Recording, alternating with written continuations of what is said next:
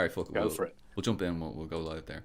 So, a mate of mine, Seaworth from the Young Communists in the Netherlands, sent me some stroopwafels from the Netherlands. These little caramel waffle things, and they're fucking deadly. And he sent them to me. Do you remember when that stream? I don't know if you remember when that stream was, but maybe someone can check that there. I think it was probably about maybe nearly 2 months ago. At this The stage. Dutch one. Yeah, the Dutch one. It was it was an unreal stream. Yeah. Great quality. Oh, really, proper good. They're really, really good. I really have a lot of time for them. And he sent me these stroopwafels, whatever, like maybe a day or two after that. And I just got them fucking like yesterday morning. Maybe it was 2 days ago at this stage. Oh my God. It took about 2 months. You see, it'll be even worse in Britain because we had Brexit. So it'll take about a year. And they'll be all like mouldy and I know it's got fur on it and it's just, you don't even want to think about it. Yeah. Actually, I didn't want to say this to Conor McSeawer, but actually I looked at the expiry date, like best before date, and it passed it by like a day or two, and I was just like, for fuck's sake, I'm pissed that the postal service in Ireland just messed everything up for us. By the way, I powered through it anyway. I still had them and they're fucking delicious, so no hassle. You speak to bourgeois. If it's not furry, if it's not green, it's fine.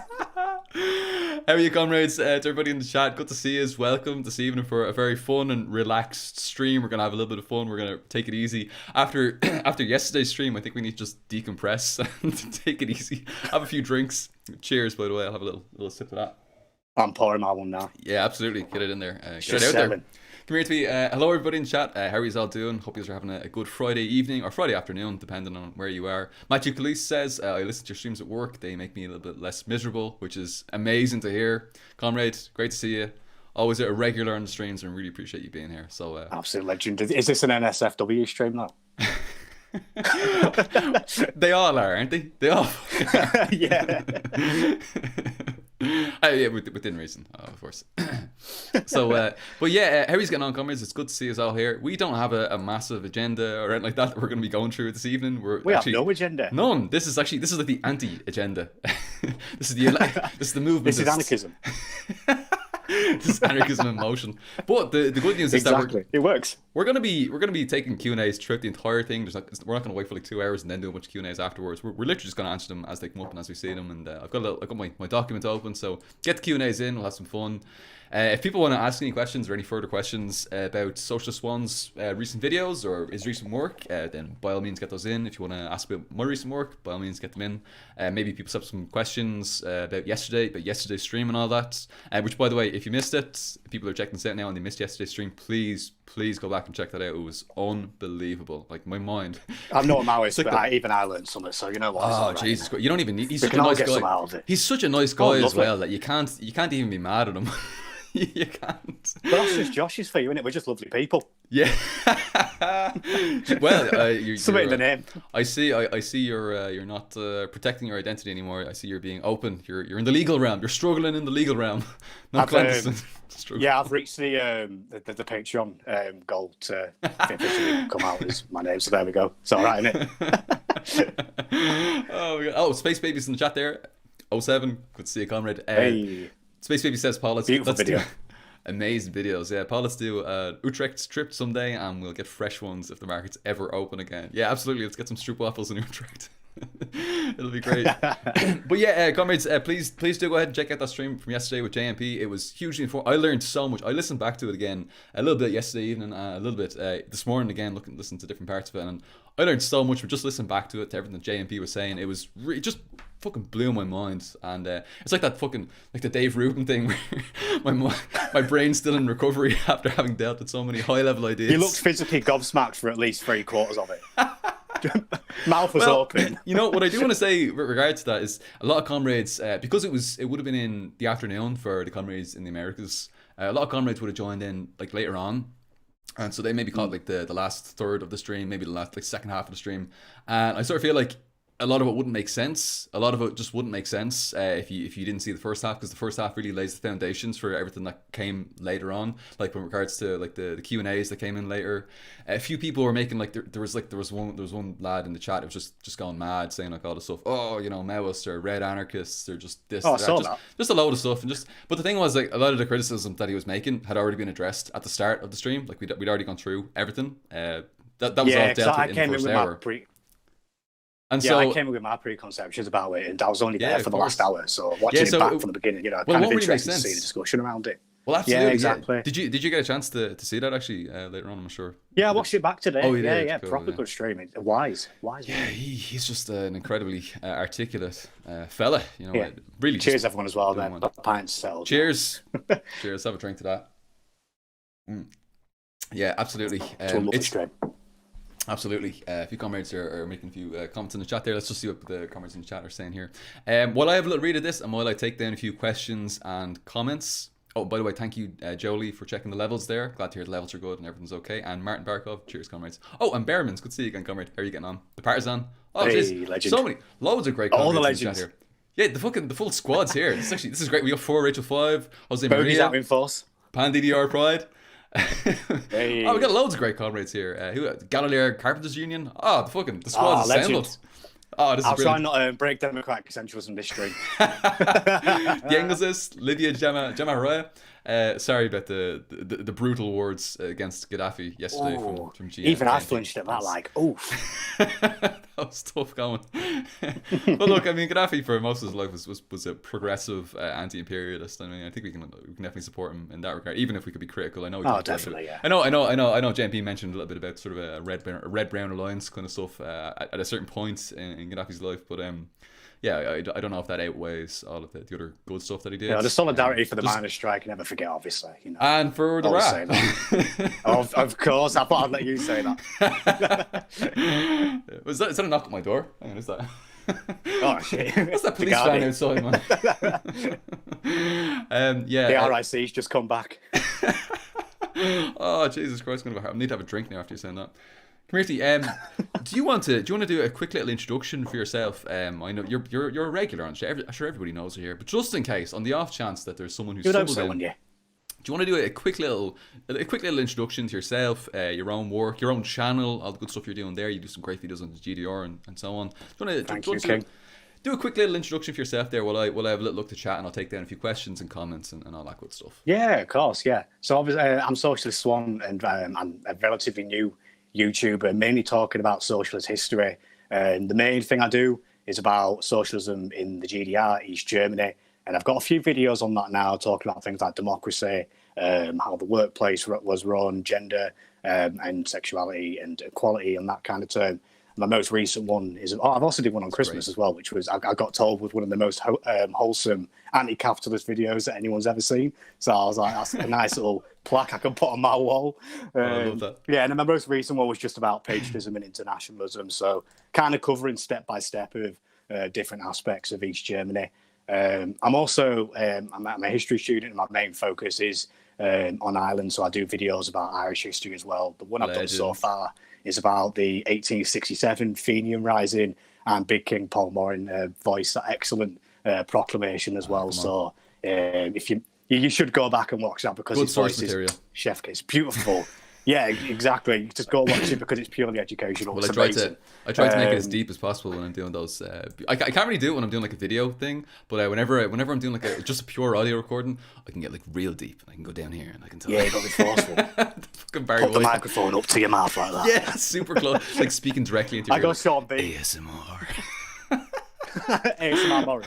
That's the new channel. We got to do it. So yeah, and I'm obviously from Yorkshire. I don't know if you can tell, the north of England. So I do videos about bits of Yorkshire history as well. So that's what I do anyway. I'm in the Communist Party of Britain and the Young Communist League as well. So I'm not just purely online. I do some things in person work as well with the bass voice. Yeah, exactly. Yeah, you know, it's all about it. Yeah. So yeah, that's what I do.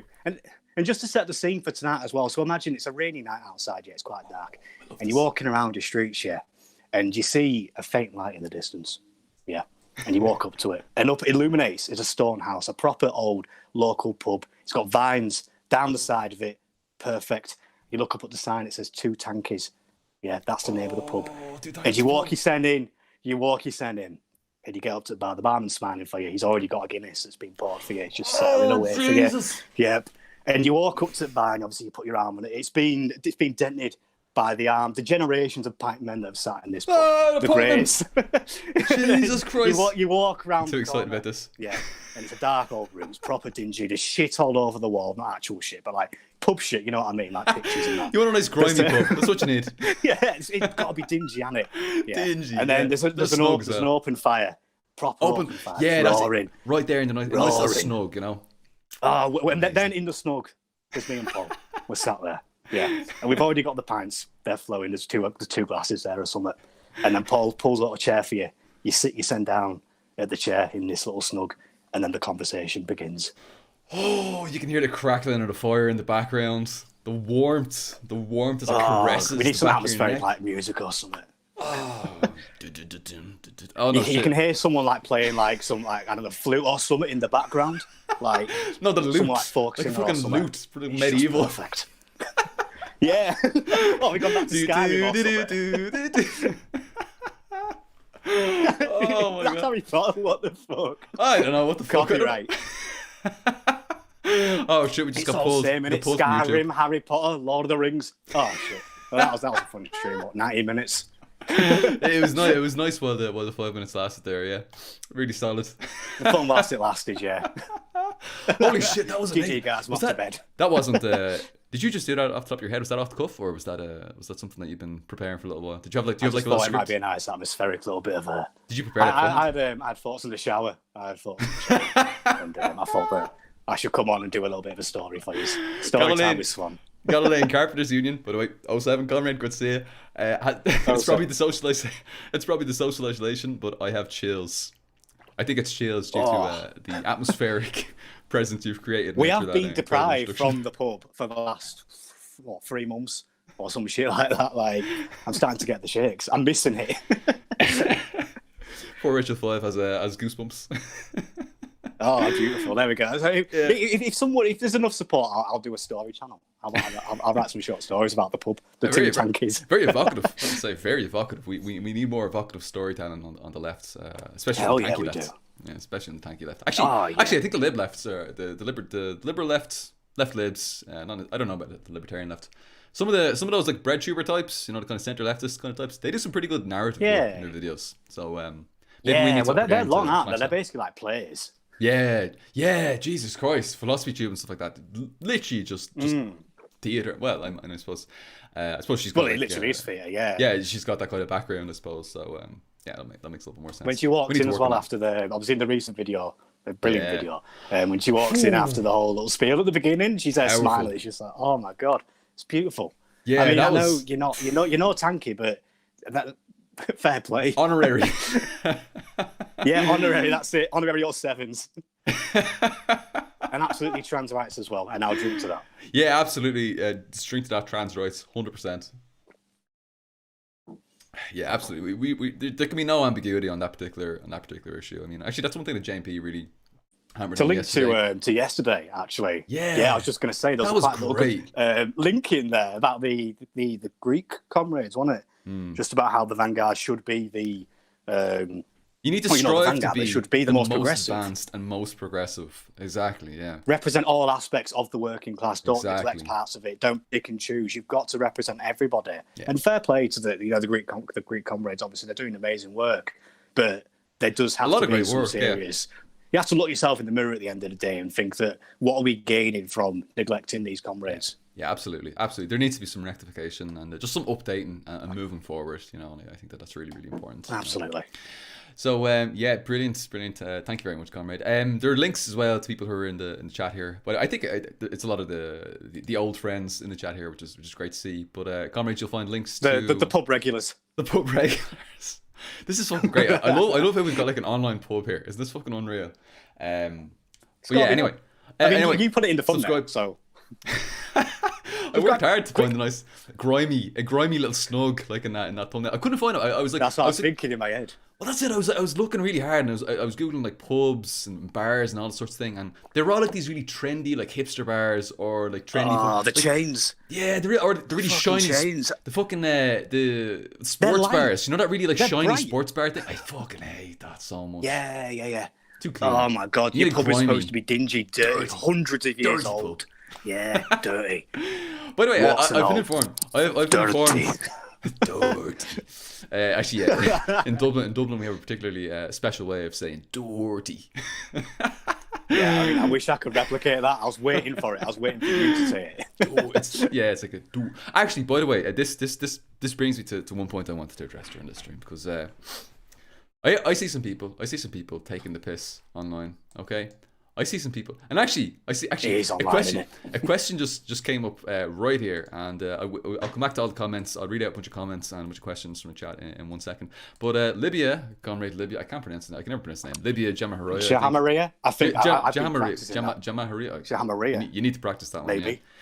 Yeah. So this. Oh shit! Hang on, just 1 sec. Yeah. Go ahead. My curtain. You're gone. Ah, he's gone. There's a. No, hang on. So what was the problem is I opened my window and it's really fucking windy here, yeah. And it's going to wind to me.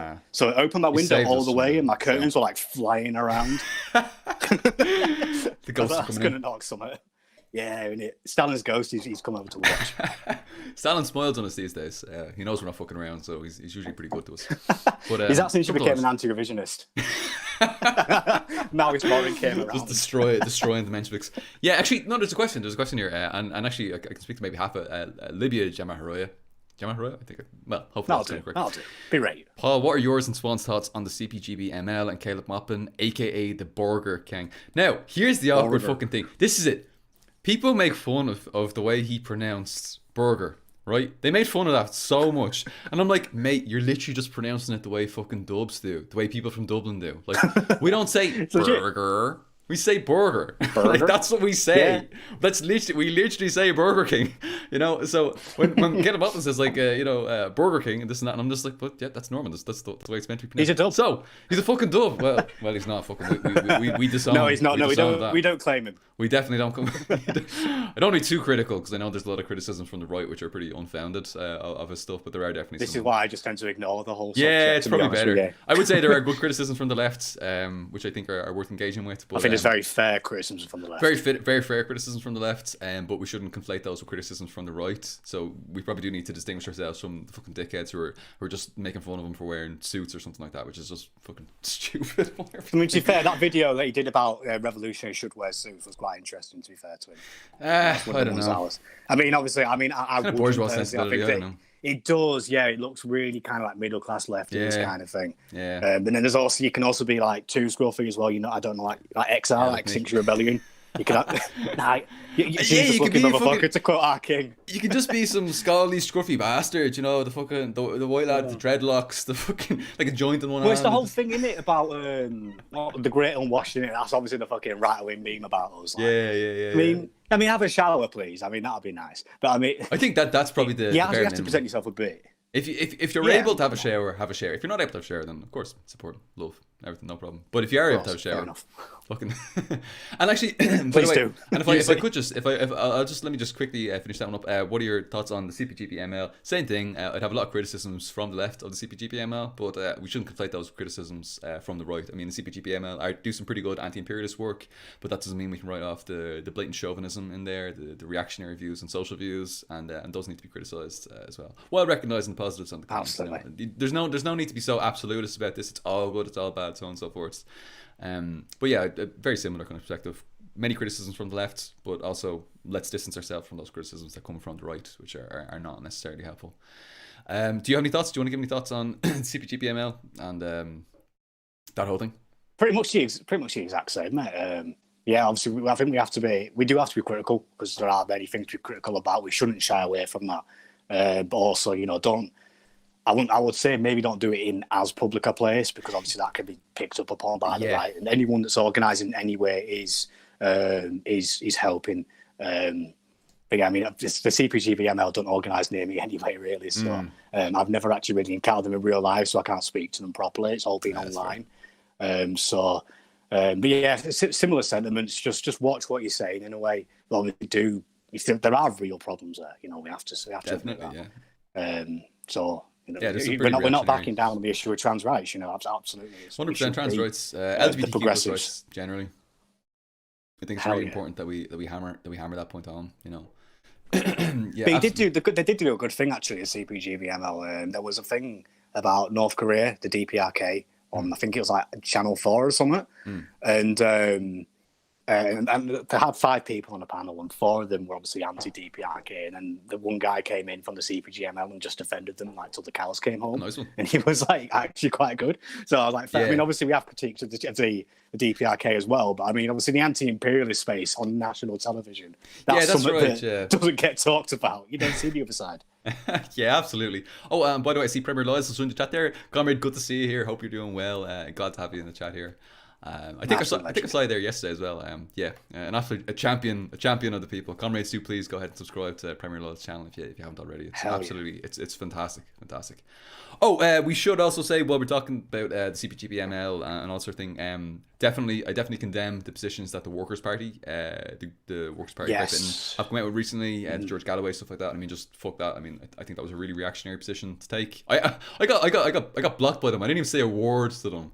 They just blocked me. I didn't even get blocked, and I called them out. You called them out? I didn't get blocked. I didn't call them out. I got blocked. I was like, what the fuck? And actually, Jody Brar follows me actually on Twitter. Jody Brar follows me. And, really? But maybe it's George Galloway and his compadres who his gang, his cronies, his squad. But it did seem they did split the party quite badly. Actually. Well, that's the thing. I think this is really important that we aren't 100% overly critical of these organizations, even though we can have many criticisms of them, because there's always like tons and tons of really great organizers in those organizations, you know. Yeah, I know 1 or 2 people. One of them is actually in Leeds, and he's quite good. Yeah, you know? Yeah, and there's loads of them. So you know, I think I don't think it's necessarily helpful to tar them all with the same brush, even though there are some harmful people there and harmful positions and stuff like that. So yeah. Anyway, criticisms from the left. I just hope that people are staying in it. They should be engaging in quite fierce line struggle. I think. Because that looked ridiculous, like publicly. It was a joke. So many people were just like, what he did. He sounded drunk anyway. Did you watch the video? I did. He sounded pissed. Yeah. I mean, if you're going to be pissed, do it in your designated spaces, like for example, like a stream on a Friday night. He didn't even have to come on the stream to be pissed. Yeah. Anyway, I think we've probably dedicated enough. I think we've probably dedicated enough. We spent enough time to talk. Can I get another pint? Because I've already fucking sawed through these 2. Yeah, go on. This is class. I'm actually really stock up. I'm gonna go through the chat here, and there's been a bunch of things that I've taken down. I want to just give it a shout out. Jolie says I would have eaten all those Stroops regardless of the expiry date too. Good stuff, Jolie. Yeah, absolutely. I've been working my way through. There's quite a few of them, so I'm still working through it. But yeah, I don't know. It's kind of hard as well because I'm trying to cut down. You know, trying to get a beach bod. I'm hoping that the lockdown and COVID will have cleared up by the end of the summer, maybe like August, September. But realistically, it's also Ireland, so it's not exactly beach weather ever here. But I do like to hope that by this summer I'm gonna finally gonna be in decent shape. So I'm gonna have to go easy on the strip waffle.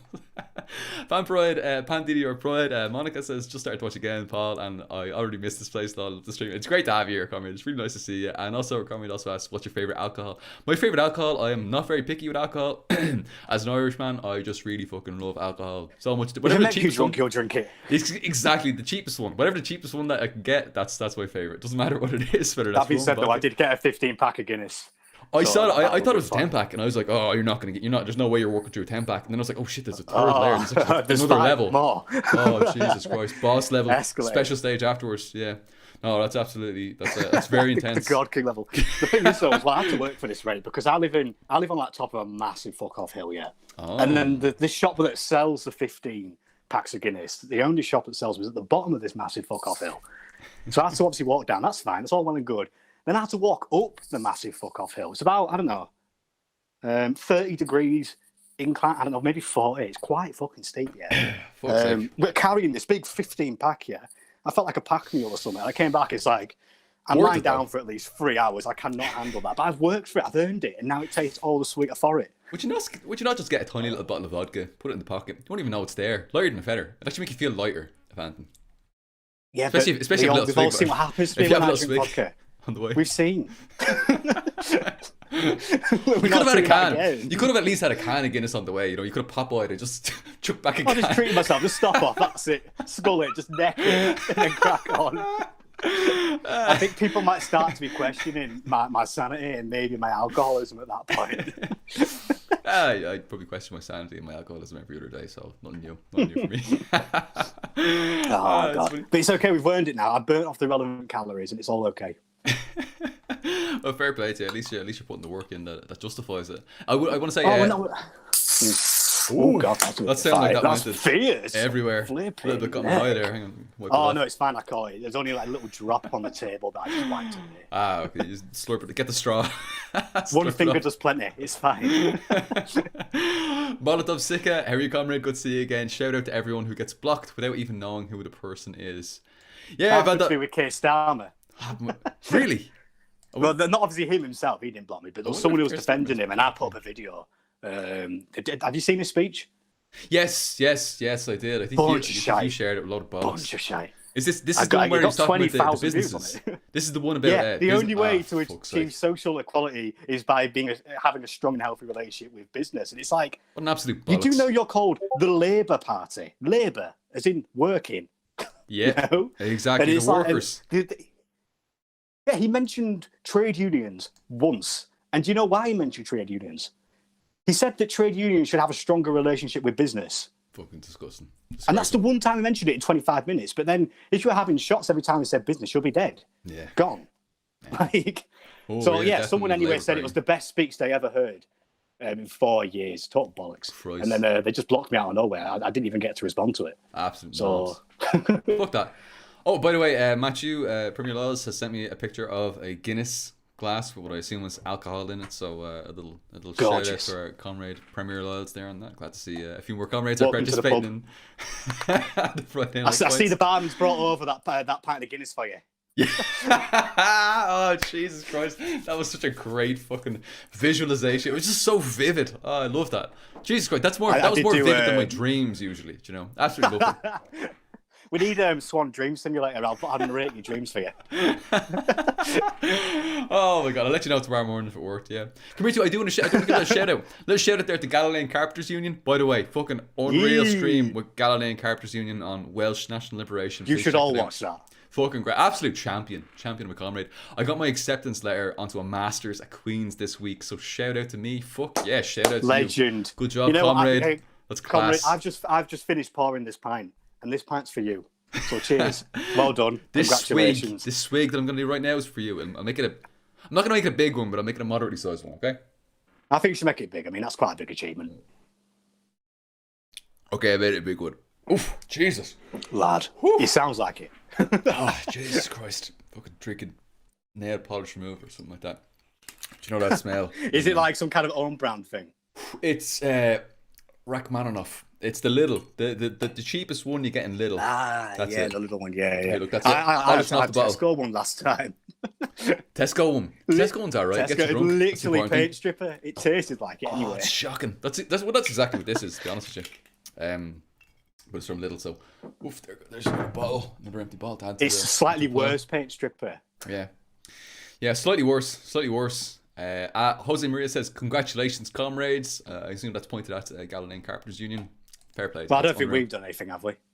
No, we're just getting pissed. Yeah. Maybe it's on your great introduction. Well, maybe it's on your great introduction to the stream. That's definitely award worthy to me, anyway. I'll set up a Patreon first on story time. Actually, come here to me. To it. Let's do the Patreon. Let's do the Patreon. Hey, okay. Let's do it. Shield time. You're good at this. Go on, shield for us. Go on. I can never fucking do it. Okay. I put the little banner at the bottom of this. That's the most shilling I can do. So Paul, shield for us. He's a good lad. Come here to me. You need one because you need a new microphone. We were talking about this on Twitter earlier on. I do need a new microphone. You're gonna get the Rode NT USB, which is the one that I'm using right now. People can see the edge of it on the stream here, and help. And I just got a message from my mate saying that he just said, my mate just said, you didn't have to walk up that hill. I would have given you a lift. And you were working off the extra calories. It's all right. I needed that. I mean, otherwise I literally would not have moved today. Anyway, so I'm here to shill. So first of all, you are more than welcome to shill for me because I do need a new microphone. I mean, right now I'm simping for Apple with my little Apple headphones, and I don't think they sound too good, do they? So it sounds pretty good now today, to be honest with you. Actually, the internet connection. Shush, Paul. Paul, you're not helping my case. Oh fuck! Actually, yeah, no, hang on. It's terrible. It sounds real. I can barely hear you. It's awful. Hello. I'm gonna mute you. 1, 2, 3. We can't hear you at all. Fuck. Okay, so you need to help me out there, please. The sound is bollocks. For Paul, Go support. And actually, there's a link in the description box below. Please do help our comrade get a new microphone. A nice Rode NT USB that can be plugged in with a USB. I don't work for Rode, by the way. I wish I did. I wish I was sponsored. The amount of times you showed for them today, I'm starting to have my doubts. Honestly, mate, I'd be so fucking happy if I was getting someone, because I swear to God, just like in the last months, I don't know what it is. Like my Patreon support has just dropped off like in the last 2 or 3 weeks. Yeah, it's not about it, because about a month ago, I reached a stage where I could finally pay me fucking bills, and I was just like, oh Jesus Christ, thank fuck, I can finally pay for it, and everything's gonna be okay. Bit of security. At least, by the way, it appeared like I could on paper. Like if you look at like the Patreon amount that I was getting, it looked like I could. But there's a lot of other things taken into account there. In Ireland, the tax on that is about 25%. So actually, it's like I actually don't like that's the number that you see on Patreon is the number that I actually need. It's to a get lie. There. But it's a lie. But then like 24% of that's actually just going basically the taxes and that. And so it's just like, oh, well, you know, I need to keep pushing forward. Anyway, I had a massive drop off. I can't live then. Well, it's a load of bollocks because like I've been working my arse off like in the last month. You know this new series that I've worked in, the Socialism 101 series. Maybe it's because I'm not streaming. Do you want to shield for that as well? Because that is an amazing series. Let's do it. All my mates absolutely love it. I love really it to appreciate bits. that. Thanks very much. They say it helped them understand Marxism. Really? Before they watched the series, they didn't understand Marxism one bit, but now they are Marxist feminists. That's classic. That is how effective the series is. That's fucking mental to hear that. I've heard 1 or 2 people have said that they've been sharing it around with people at work, you know, with workers and like that. That's really important. Legendary. I love that is when you organise your workplace. That's beautiful. I love to hear that. It's absolutely amazing. But you know, what I've started to do for these new streams is I've started using Adobe stuff. So like Adobe for video editing. The video editing software I'm using is Premiere Pro now. Are you starting to look out for the Adobe sponsorship now? Next level.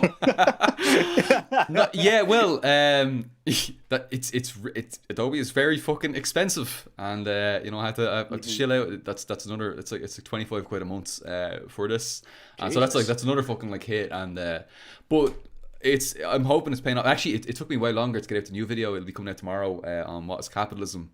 It took me way longer to do that just because I was using like new software. Only a little topic, no pressure. No biggie. Actually, I'm just after putting up the video there today. I'm just thinking back. I made it like very complex. The thing is, I'm concerned that people who haven't watched the previous videos are going to watch that and be just like, okay, what is capitalism? And I'm going to be talking about like use value and exchange value and all that sort of stuff.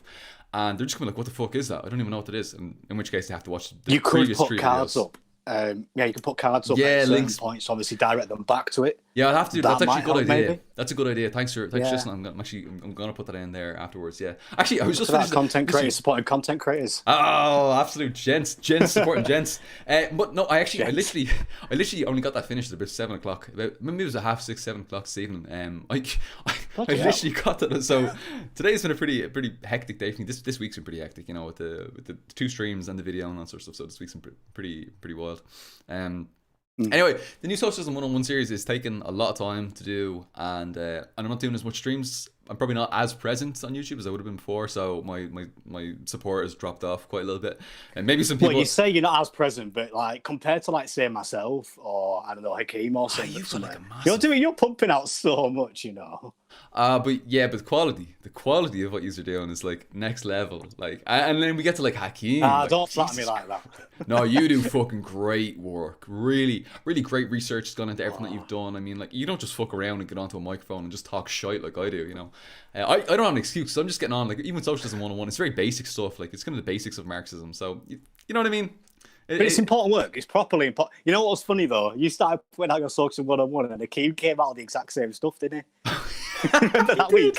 there was definitely an overlap there in the first couple ones there. Yeah, it's double revision. So we're in the school of communism. Yeah, we're in the school. Another story time. We're in the school, and then so you have Mr. Morin, Maoist Morin. He comes in, he teaches you about shit, and then you leave, and you think that you've escaped the lesson. No, it's a double lesson. Hakeem comes in, Professor Hakeem. And then he educates you as well. You through it, yes. Just elevates you to the next level, the next qualitative level. And then Mr. Swann, he's late as per, you know. So you got a supplement teacher. So you have to do your own read on Wikipedia or something this time. I love that. You can all fuck about whilst the sub's there. No, don't undersell yourself like that. You're the real deal. You're the main course. You're not any sort of fucking supplement or anything like that. No, you're the main course. I will say, I am not comfortable when people just say Maoist. When I'm not comfortable with the term just calling myself a Maoist. No, I'm not. Honestly, I'm not, because I think that MLM, I'm comfortable if someone wants to call me an MLM, that's okay. But I think it's really important to hammer home the ML there, because I mean I'm in a Marxist organization, and sort of first and foremost, like that's the primary thing. Although of course I do really appreciate MLM and Marxism and Maoism and everything that's been added to it through those struggles. But I get a little bit hesitant because there's people who call themselves Maoists who just see it as like a rupture, like a totally separate thing, and I think we need to push back and say it's not a separate thing at all. It's not. It's very much a continuity.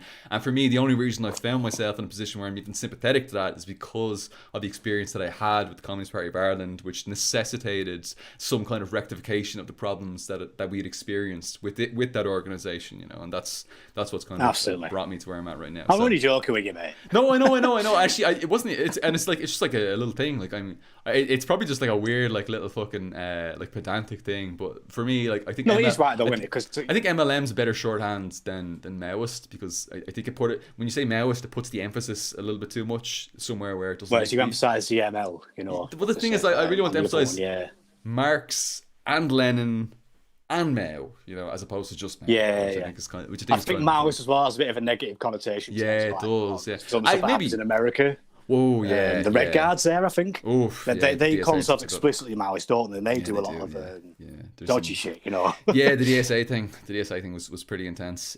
Although, look, I don't want to be too hard on people. I mean, I think we should be criticising these people from the left, not criticising them from the right. Actually, what I have noticed recently, again, the same conversation we had earlier. The same thing with CPGPML and all sorts of stuff. You know, actually, I have noticed that unfortunately, as I've sort of started to explore the MLM terrain a little bit more, I've kind of had to rethink how I understand a lot of Maoist movements historically, and I mean more like explicitly Maoist, like even things like the PCP, like in Peru and stuff like that. And I've had to kind of reevaluate: was I too hard on them just because I had this negative preconception about Maoism? And you know, like my gut feeling is that this was really too extreme.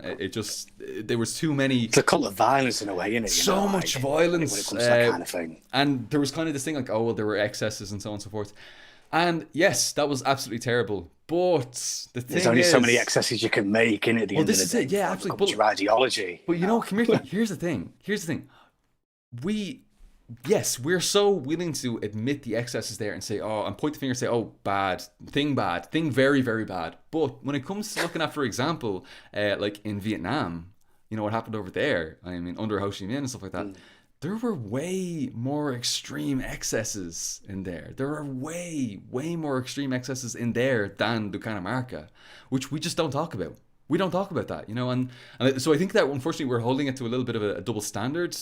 And I think that we probably need to hold it to just the same level of criticism and scrutiny that we would other revolutionary communist movements. And that's all I would say. You know, that's all I would say. You know, just let's hold it to the same level of scrutiny that we would hold other movements to, rather than holding it to undue levels of scrutiny that we don't hold other movements to. You know, we don't hold the Bolsheviks necessarily to the same level of scrutiny. I think in some cases, you know, I think a lot of us are happy to write off, and maybe it's just due to the Red Terror was a thing, wasn't it? You know, the Red Terror was a thing. It really was a thing.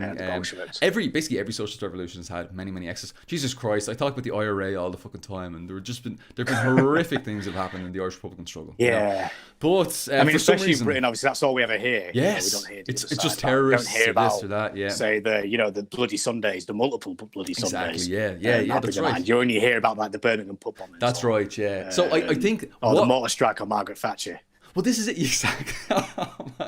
Oh man, so close. In Minecraft. Yes, so close. I'm not going to say anything on this stream until I'm drunker. You'll get a little knock on the door tomorrow. I've heard people, by the way. I've heard of comrades, by the way, getting a little knock on the door after speaking out on social media. So just do watch your words on this particular issue. Comrades in the UK, so just keep an eye out. It's time to shut down Twitter. That's it. I'm out. I'm leaving. I'm too cancelable. Hashtag cancelled by MI5. Cancelled by the British state. Help. The thing is, if you get cancelled by the British state, you don't get a public platform, do you? You don't get to go on Netflix documentaries and shit and say that. You don't. No, whereas if you get cancelled by normal people, you get all sorts of stuff going on, don't you? Yeah. I mean, there's a funny case of that, actually. There's an article that was written, I put it on Twitter, called The Case for Colonialism. Yeah. Okay. This was published by... Yeah, The Case for Colonialism. Yeah, published by an academic journal. And it was this guy saying that basically colonialism was good. We should bring it back. We should make new colonies. We should go back into these countries. The Belgium should go back into the Congo, because the Congo today doesn't have as strong an army as it did back under the Belgians, But it's like, are you fucking 5? Like, do you really think that the success of a country is based off my army's bigger than your army? Should we just ignore the 10 million that were murdered by the Belgian regime, and they chopped off people's hands and feet if they didn't chop enough rubber? Yeah. And it was so bad in the Congo that the empires of the time said that Belgium was being criminal. Like, that's how bad it was. The imperialist powers said they were taking it too far. And then you have this guy fucking in 2017 saying that, they should come back, pretty much. And then obviously it got taken down. And then he goes on to all these conservative talk shows saying, the Marxists in academia are cancelling me for my freedom of speech. Christ. And it's just like, oh my God. I mean, it's not even academically right. He said that Haiti was never colonized. And it's just like, it was colonized. That's fucking something, isn't it? And it's like, what about the Haitian uprising? It won its freedom. It won its freedom by a violent revolution, I mean, I actually just did an essay about Haiti, so maybe I'll do a video about it one day. But please do. But maybe I should. But yeah, so this guy who is historically wrong, got all his fucking facts wrong, failed to just completely neglected to mention that, empires committed atrocities, and says that, we should make new colonies because these countries can't run themselves. You should just be completely blatant and just say, I think that black people can't run their own countries, therefore the white man should come in and start a civilizing mission. Just say it. And then you can get called racist. I don't know, fuck off or something. Nobody shit. Shit. That's an argument, though, at the end of the day. That's what he's saying. At the core, like if you the subtext of it is just, it's just disgusting. Absolutely disgusting subtext. He even said that civilizing mission was a good thing. And it's like, no one has said that for the last 100 years. Yeah. So, and this got published in academia. Jesus got published in an academic text. Disgraceful. So, you know what I mean? It's fucking ridiculous. Yeah. But that's what I had to deal with in the last week of reading that shit. I just wanted to share the pain of that with everyone listening. Well, I'm sorry that you've had to go through that. You saw it, and now we have to see it too, I suppose. That's the... Exactly. I need a week off. I need a retirement early from reading that. Thank you, comrade. I appreciate that. I do want to... I want to push through a few of these... comments that I've taken down. I've written down here because I've got about 20 comments written down here. I just want to quickly... Should have some quick fire questions. Quick fire. It's not even questions, just comments if you want to go through them. The Angles says space is making me a Maoist. Not gonna lie, that Space Babies I think is making the Angles as a Maoist. I'm not gonna lie. Fair play, Space Babies. You're very influential. Space Babies. He's a king. So do you know Space Babies has the best way of pronouncing theory in the world? And actually one of the oh my god, I figured it out, by the way. I figured it out. So I'm calling you out, Space Babies. I figured out what your charm is. I'm dissecting your charm right now. And you know what it is? An analysis of Space Babies. Space Babies adds... Marxist analysis. Adds an extra syllable to theory that we don't. Right? So we say theory. We're like 1, 2. Yeah, theory. It's like 2 things. He says... You sound a bit American there. Yeah, I'm trying to make it as clear as possible when I don't want to sound smart. But I can't be like theory. You're always smart. That was nice of you to say. Well, this is the fucking... This is it. This is the post-colonial kind of mindset, I suppose, that I still need to work on. We had a nice little chat about this earlier, didn't we? We did, before the stream went live. We should have been live. Because we're intellectuals, we do have chats. But the finer things. But, the thing is, he adds a third one. 2 philosophers. He does... Philosopher, the great philosophers of our time, sitting here getting drunk in this dingy little pub of a YouTube chat. I mean, that is what Marx did, isn't it? He says theory, and that's it. That's the magic. He puts the emphasis in. That's sly. That is. Just 3. That's sly. He triples it. So you're getting triple the value. It's unbelievable. Times 3. Oh my god. Theory times 3. Mega theory. Magic. Uber theory. Oh Jesus! I think the alcohol's kicking in now, lads. I think this is Do you think? the Yuri. Actually, I can see people. I think I'm sober. Yeah, I think you need to have a few more points. Well, it's because I'm drinking vodka. It's because I'm drinking vodka. That's what it is. Come here to me. Let's fire through. Oh, actually, Patreon. We didn't finish off the Patreon. I went off on I never got to simp for you. Yeah, please. Could you do some simping? That'll give me some courage so I can finish this off, and then we'll read through a few more comments. Do you want to chug whilst I'm simping? Yeah, go on. Fuck it. Why not? I'm not gonna chug vodka, okay. But I'll have a few little sips. Just keep on going. Like reasonable waterfall, sips. You know, like Ring of Fire. Oh, just don't stop. Oh Jesus! 2 p.m. tomorrow. Okay, so obviously, big king, Paul Morin. Yeah, he's working hard. He's out there grafting for the working class. He's educating the masses, being vanguard of the movement, speaking to all these highly intelligent people, not me. And you're part of it. You definitely are. No, I'm not. And this is your time. And he's presenting all these interesting free marketplace of ideas for us to exchange ideas and develop ourselves as communists. And therefore, he is an exceptional guy. He has beautiful hair. And he has a beautiful voice, Josh. And therefore you should all go over to Patreon, simp for him hard, give him plenty of pennies. I mean, you could just give him the money that it costs you to go for a pint. The pubs are closed. I mean, I know I described the pub earlier, but sorry, newsflash, that's closed. It's not open. So therefore, you should spend the money. The money it's been shut down by MI5. So the money you could have put into the rounds. You could put into Paul Morin's channel and you can feel good about yourself. The Rap Up, hell yeah. We'll invite the Wolf Tones to come sing for us one time.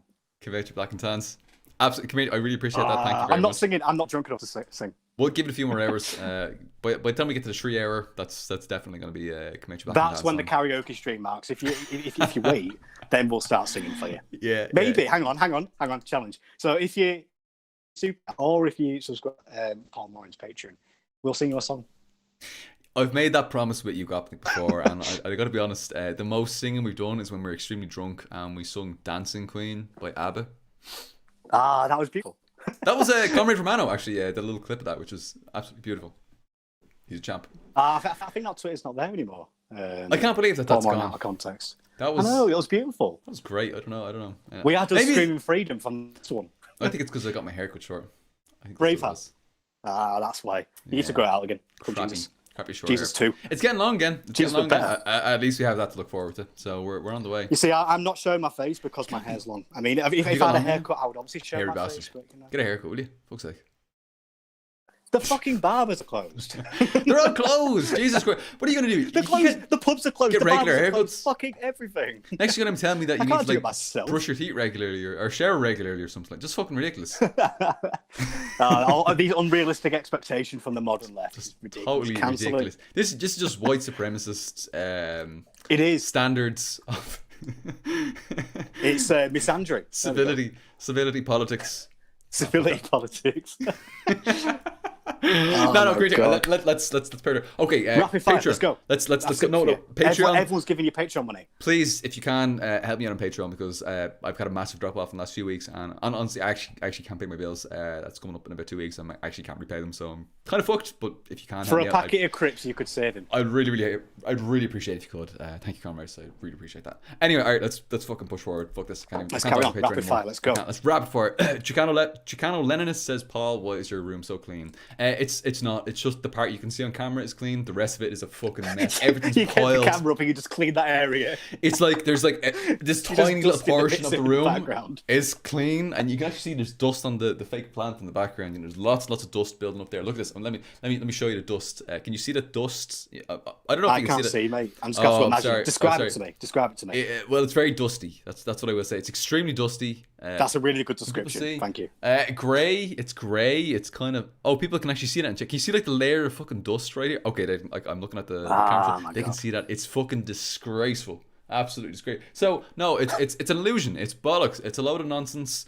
The floor's just covered in clothes. It's exactly it's a bomb site. Exactly, it's a load of shite. There's like one nice plant that I've got here. Like the wall's been painted a nice colour, so it looks kind of neutral. I've got the nice bookshelf here, and by the way, just the part of the wall that's in the camera. Just that part. The rest was just fucking brown or orange or some crazy colour. Not it's orange. Black.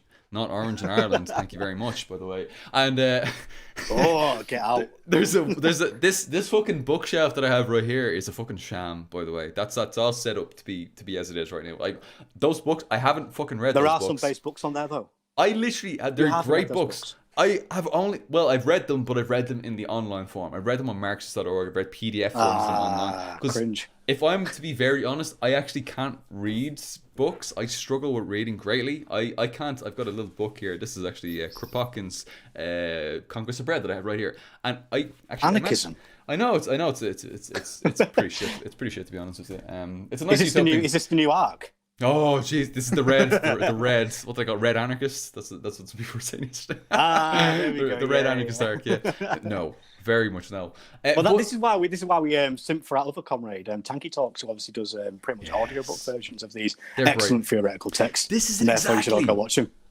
For years I've been actually watching. Tanky Talks been actually far ahead of me in this regard. I've been listening because audio. I've got two options. I struggle with reading, so what I do is I read and I listen at the same time, either to an audiobook. I used to listen to audiobooks and read at the same time. Now I have a little app on my phone that I will just read out everything that's on screen, and it actually sounds pretty good. It's not like a Microsoft site. Now we have Tanky Talk.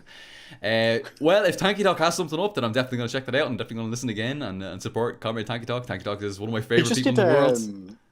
Did he just do Foundational Leninism? I think. Did he do Foundational Leninism?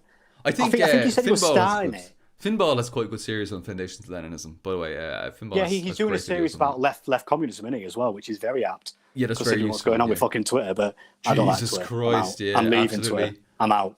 Oh, it's so fucking painful. I understand that we need to be kind of engaged in Twitter. And look, here's the fucking thing, right? What we're doing right now is working. People have joined your organization from seeing your stuff online. People have joined the organization I'm a part of from seeing the stuff that we're doing online. Not necessarily because of what we're saying, but because I joined my organization because of what you said online. I need to fucking retreat into a corner because I'm so fucking shy and bashful now after you haven't said that. I'm paralyzed. I don't even know what to say. Thank you. No, that's nice to say. With Radical Reflections. Yeah. Yeah, it was that one there. Yeah. Yeah, names. Let's be careful with names. But yeah, Radical Reflections. See, I was careful. Great. Not careful with your own name, but be careful with Comrade Rad's names. Fuck my name. Yeah. You've got a beautiful, beautiful name. Every cool person I know has your name. No, but this is the thing. People actually are getting involved with revolutionary organizations from what we're doing right now. So what we're doing is working. We have to keep doing it, but we can still complain. We can still complain. We can still have a little. I got a message once. I got a private message on Twitter once, and they were saying that your my content, not your content, my content is just playing at being revolutionary. It's LARPing, and it's just to make people feel good. And I was just like, fuck off. Yeah, I mean, obviously, ask the organization. Ask your organization. Ask the YCL if that's true. Ask the YCL if they've had applications of people who've joined the organization due to you. I mean, I know. I guarantee you there have been people who if that's happened. There's no fucking doubt about it. No, come on. That would be incredibly fucking humbling, honestly. Oh, of course, incredibly humbling. Of course, they have. No doubt about it. No fucking doubt about it. I'm going to jump to that. I've just finished my pint. I'll have a little. Cheers to joining an organisation and doing something. Cheers to advancing the proletarian struggle. That sounds much better than what I said. This is the JMP stream from yesterday, rubbing off me. My brain is you're still in intellectual mode. My brain's still recovering. Still in sober intellectual mode. Yeah, my brain's still recovering from all those high level ideas, but it's going to take a little bit of time before it's fully. We're in shit posting territory now. Okay, let me fire through a few more. We've gotten through the Patreon site. We said we were going to do rapid fire, and we're not. Rapid fire, we're not at all. Jesus Christ, we've gotten through one or two comments. Fuck's sake, no, let's power. This is like trench warfare. We're not blitzkrieging. We're just static. We're not moving. We are a joke. We are an absolute joke. Well, hopefully a good joke anyway. Hopefully people are enjoying it, find it useful. Community. Okay. Can't believe you called me a joke, rude. You're not a joke. I'm a joke. Sorry. When I said we, I was referring to the royal we. I was being a pompous dick and saying the royal we. Royal. Do you believe in red monarchism? This is my new monarchist arc. The Monarcho-Stalinism.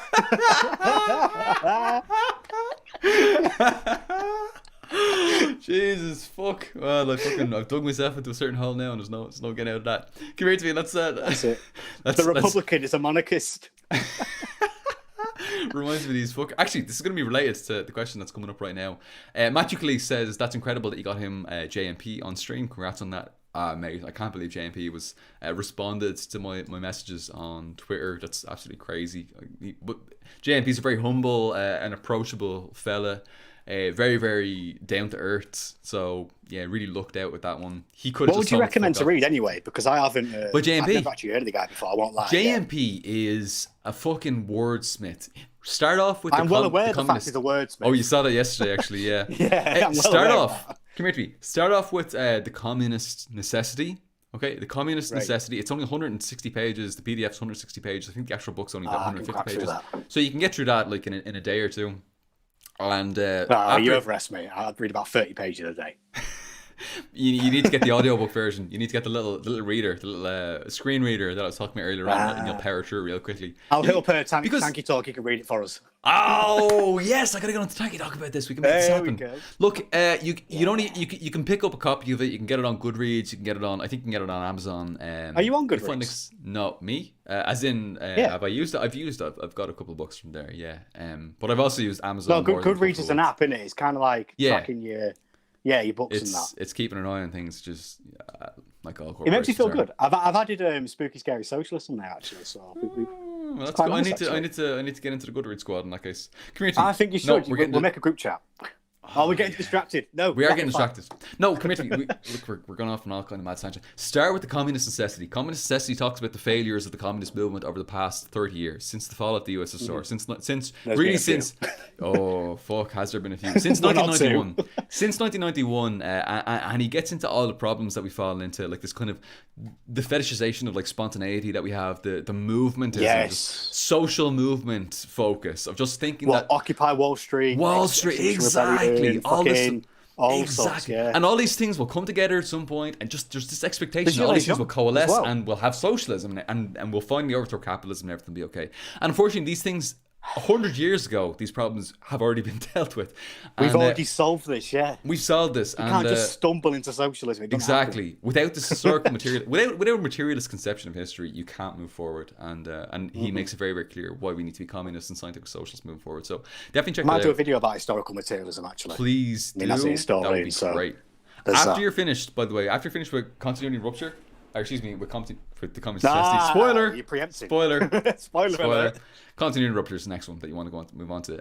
You might actually. I think when you read continuity and rupture, you're probably going to hate the first half of it. A lot of MLs read like the first half and they hate it because it's very critical of Marxism Leninism, specifically like old school Marxism Leninism. And my feeling's going to get hurt. If you're very attached to kind of the Khrushchevist, if you're very attached to like Euro communism, then yes. If you're not, I'm a massive simp for East Germany, so does that factor into it? That's going to be a part. It'll definitely color your perspective on East Germany a little bit, but it's not. You're not going to throw the baby. You're not going. You have criticism. You're not going to throw it away. Yeah. Well, I know I'm hypocritical. We all are.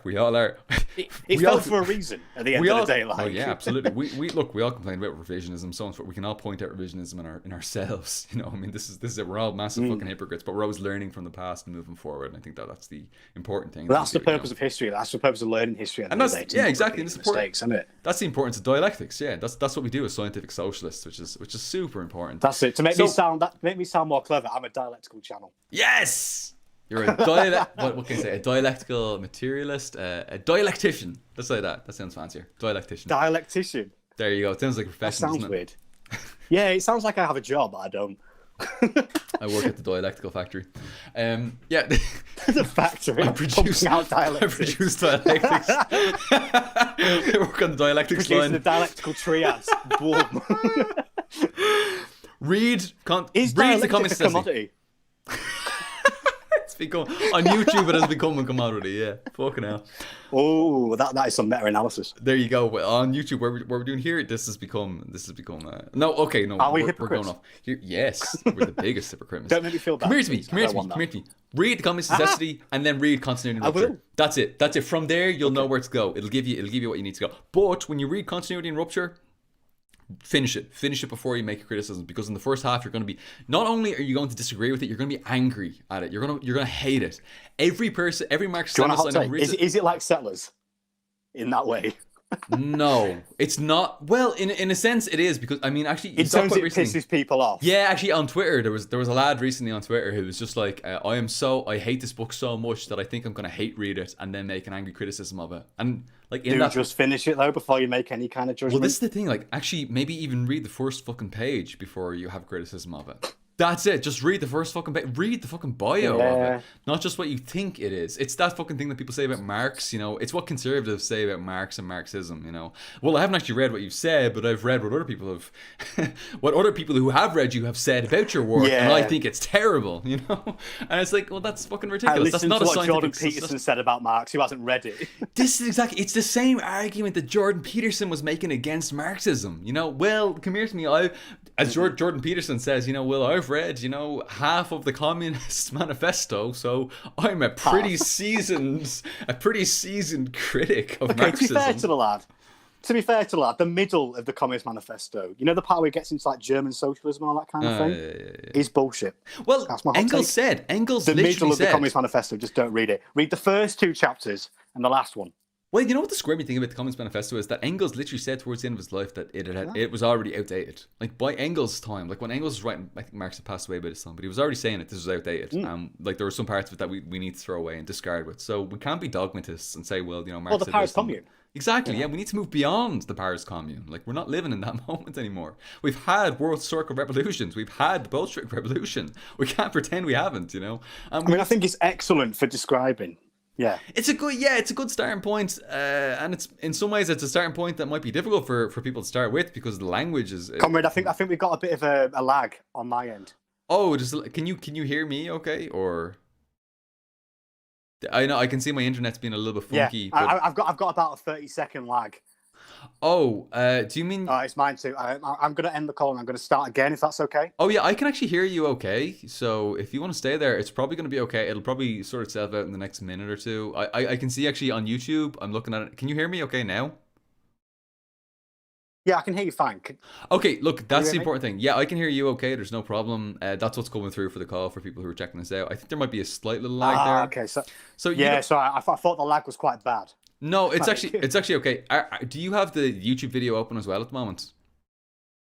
No, I don't want to tap my internet like that. Okay, yeah, just leave it. Leave it as is. I think it'll be okay. There might be a slight little lag, but it seems to be. So I didn't mean to disrupt. I just got a bit worried.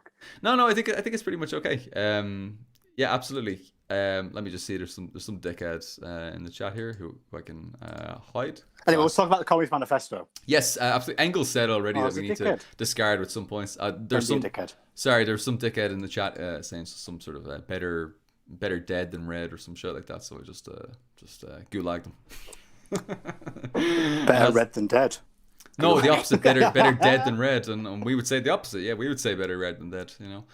So anyway, yeah, come here to me. Look, Communist Manifesto, we don't want to be dogmatists. We don't want to just book worship. We don't want to just say like, oh, this is perfect because Marx said it. Not everything that Marx said was perfect. You know, not everything that Marx said was completely scientific. You know, especially Marx's early stuff, the more liberal humanist stuff, wasn't 100% on the ball all the time.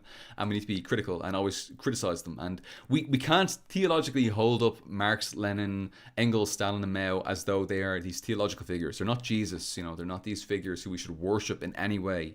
We always need to make sure that what they're saying actually makes sense and has been proven in practice and matches up with real life organizing that we're engaged in right now. So if there's something in the Communist Manifesto that you find objectionable because you've practiced in real life and you've found that actually that's not true, great, move forward with that. Proceed, correct, rectify, and proceed. Don't pull back and go backwards because you think it's wrong. No, see it, confront the obstacle, overcome it, and progress. Proceed. You know, I think that's really, really important. Improvise, overcome, to quote Bear Grylls. Sounds way better. I should have. Actually, yeah, that sounds like a. That was a beautiful little spiel, though. I felt like I was kind of referencing him there accidentally, but anyway, here we are. Come here to me. Let's. This is a terrible quickfire. It was just that little bit at the end. I was like, that's funny. But it's right. No, this is great. We go with these amazing tangents. But it's we're really bad at doing the quickfire thing, aren't we? You did mention book worship, though. I'm about to read some now. Actually, oh, your yeah, we're world's so gonna be bad. blown. We should work on this. You're gonna be your mind is gonna be blown. Thing is, everybody understands Mao. I love how Mao writes. Yeah, you know the Verso books. Yeah, Yeah, the one They're that's great. got the intro by Slavoj Žižek. Mm. Yeah, the one that's got basically fucking everything in it. I'm about to read that, so I'm about to have my fucking mind. Embarking on a new quest here. Maybe this is Maoist Swann arc. I'm gonna keep on hammering home the MLM side of that. Absolutely, so it seem to, but maybe for the memes, different. we just go full. Let's just go full on. Let's just, actually for the memes. Fuck Maoism. Let's just say Gonzaloism for the memes. Let's just go. Absolutely. We just love violence. That is it. And on that point, actually, Matthew Calise had a comment earlier on, Paul. But the Vietnamese weren't intentionally and purposefully going out of their way to revel in violence, unlike the PCPSL, who were actively promoting mass violence and atrocity. Now, this is an important point. Actually, this question of atrocity is important because... I'm going to let you handle this because I'm not aware enough of the situation and the Vietnam situation, so I'm going to take a back seat. No problem at all. No problem at all. I do agree in terms of intention and purpose that I don't think the Vietnamese intended on doing this. I do think the masses got a little bit out of control at some point and did commit crazy excesses. And I do think that unfortunately did happen. There was a lot of bad shit going on as well, wasn't there? Yes, there was a lot of bad shit going on. The fight against imperialism, like the French, the Japanese, and the Americans, and then also China as well. Well, look, China turned against Vietnam. Let's be realistic. In the late 70s. It's very... Look, it's almost in a way, it's kind of rich of us to say, like, oh, there's bad stuff going on. Oh, the Vietnamese did this.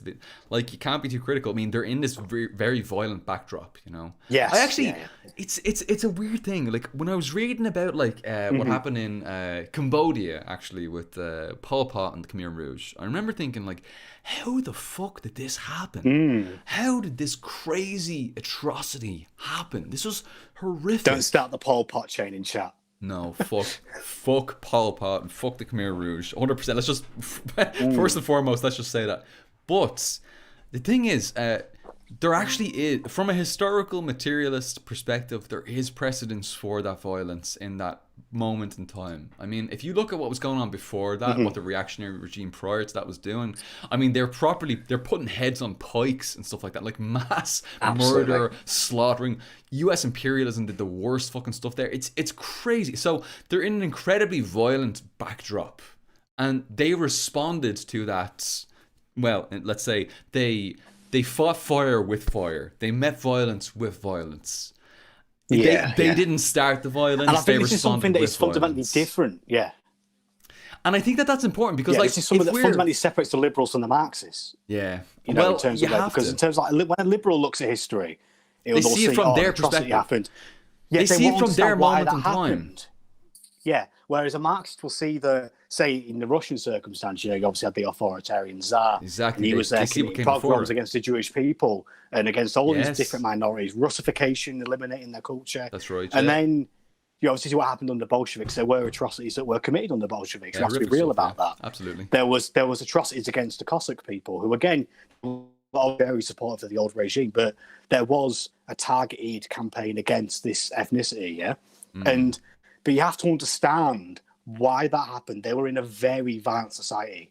They was in a society where the Tsar was shooting into crowds of civilians who were protesting, obviously engaged in the Russo-Japanese War, engaged in the Great War, in World War One. And it was just an incredibly violent time. Yeah. So look at it from our safe 21st century perspective of it's very different. Violence is bad, all this kind of thing.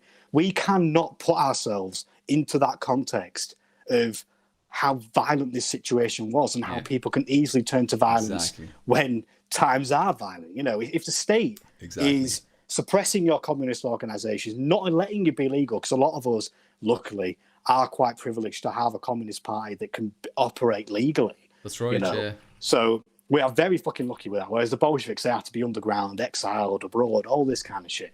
So when they came into power, and when there was such dogmatic fucking defense of the Tsarist regime, you know, that they saw him as they made him a saint after the Bolsheviks. You know, they made him into Saint Nicholas II.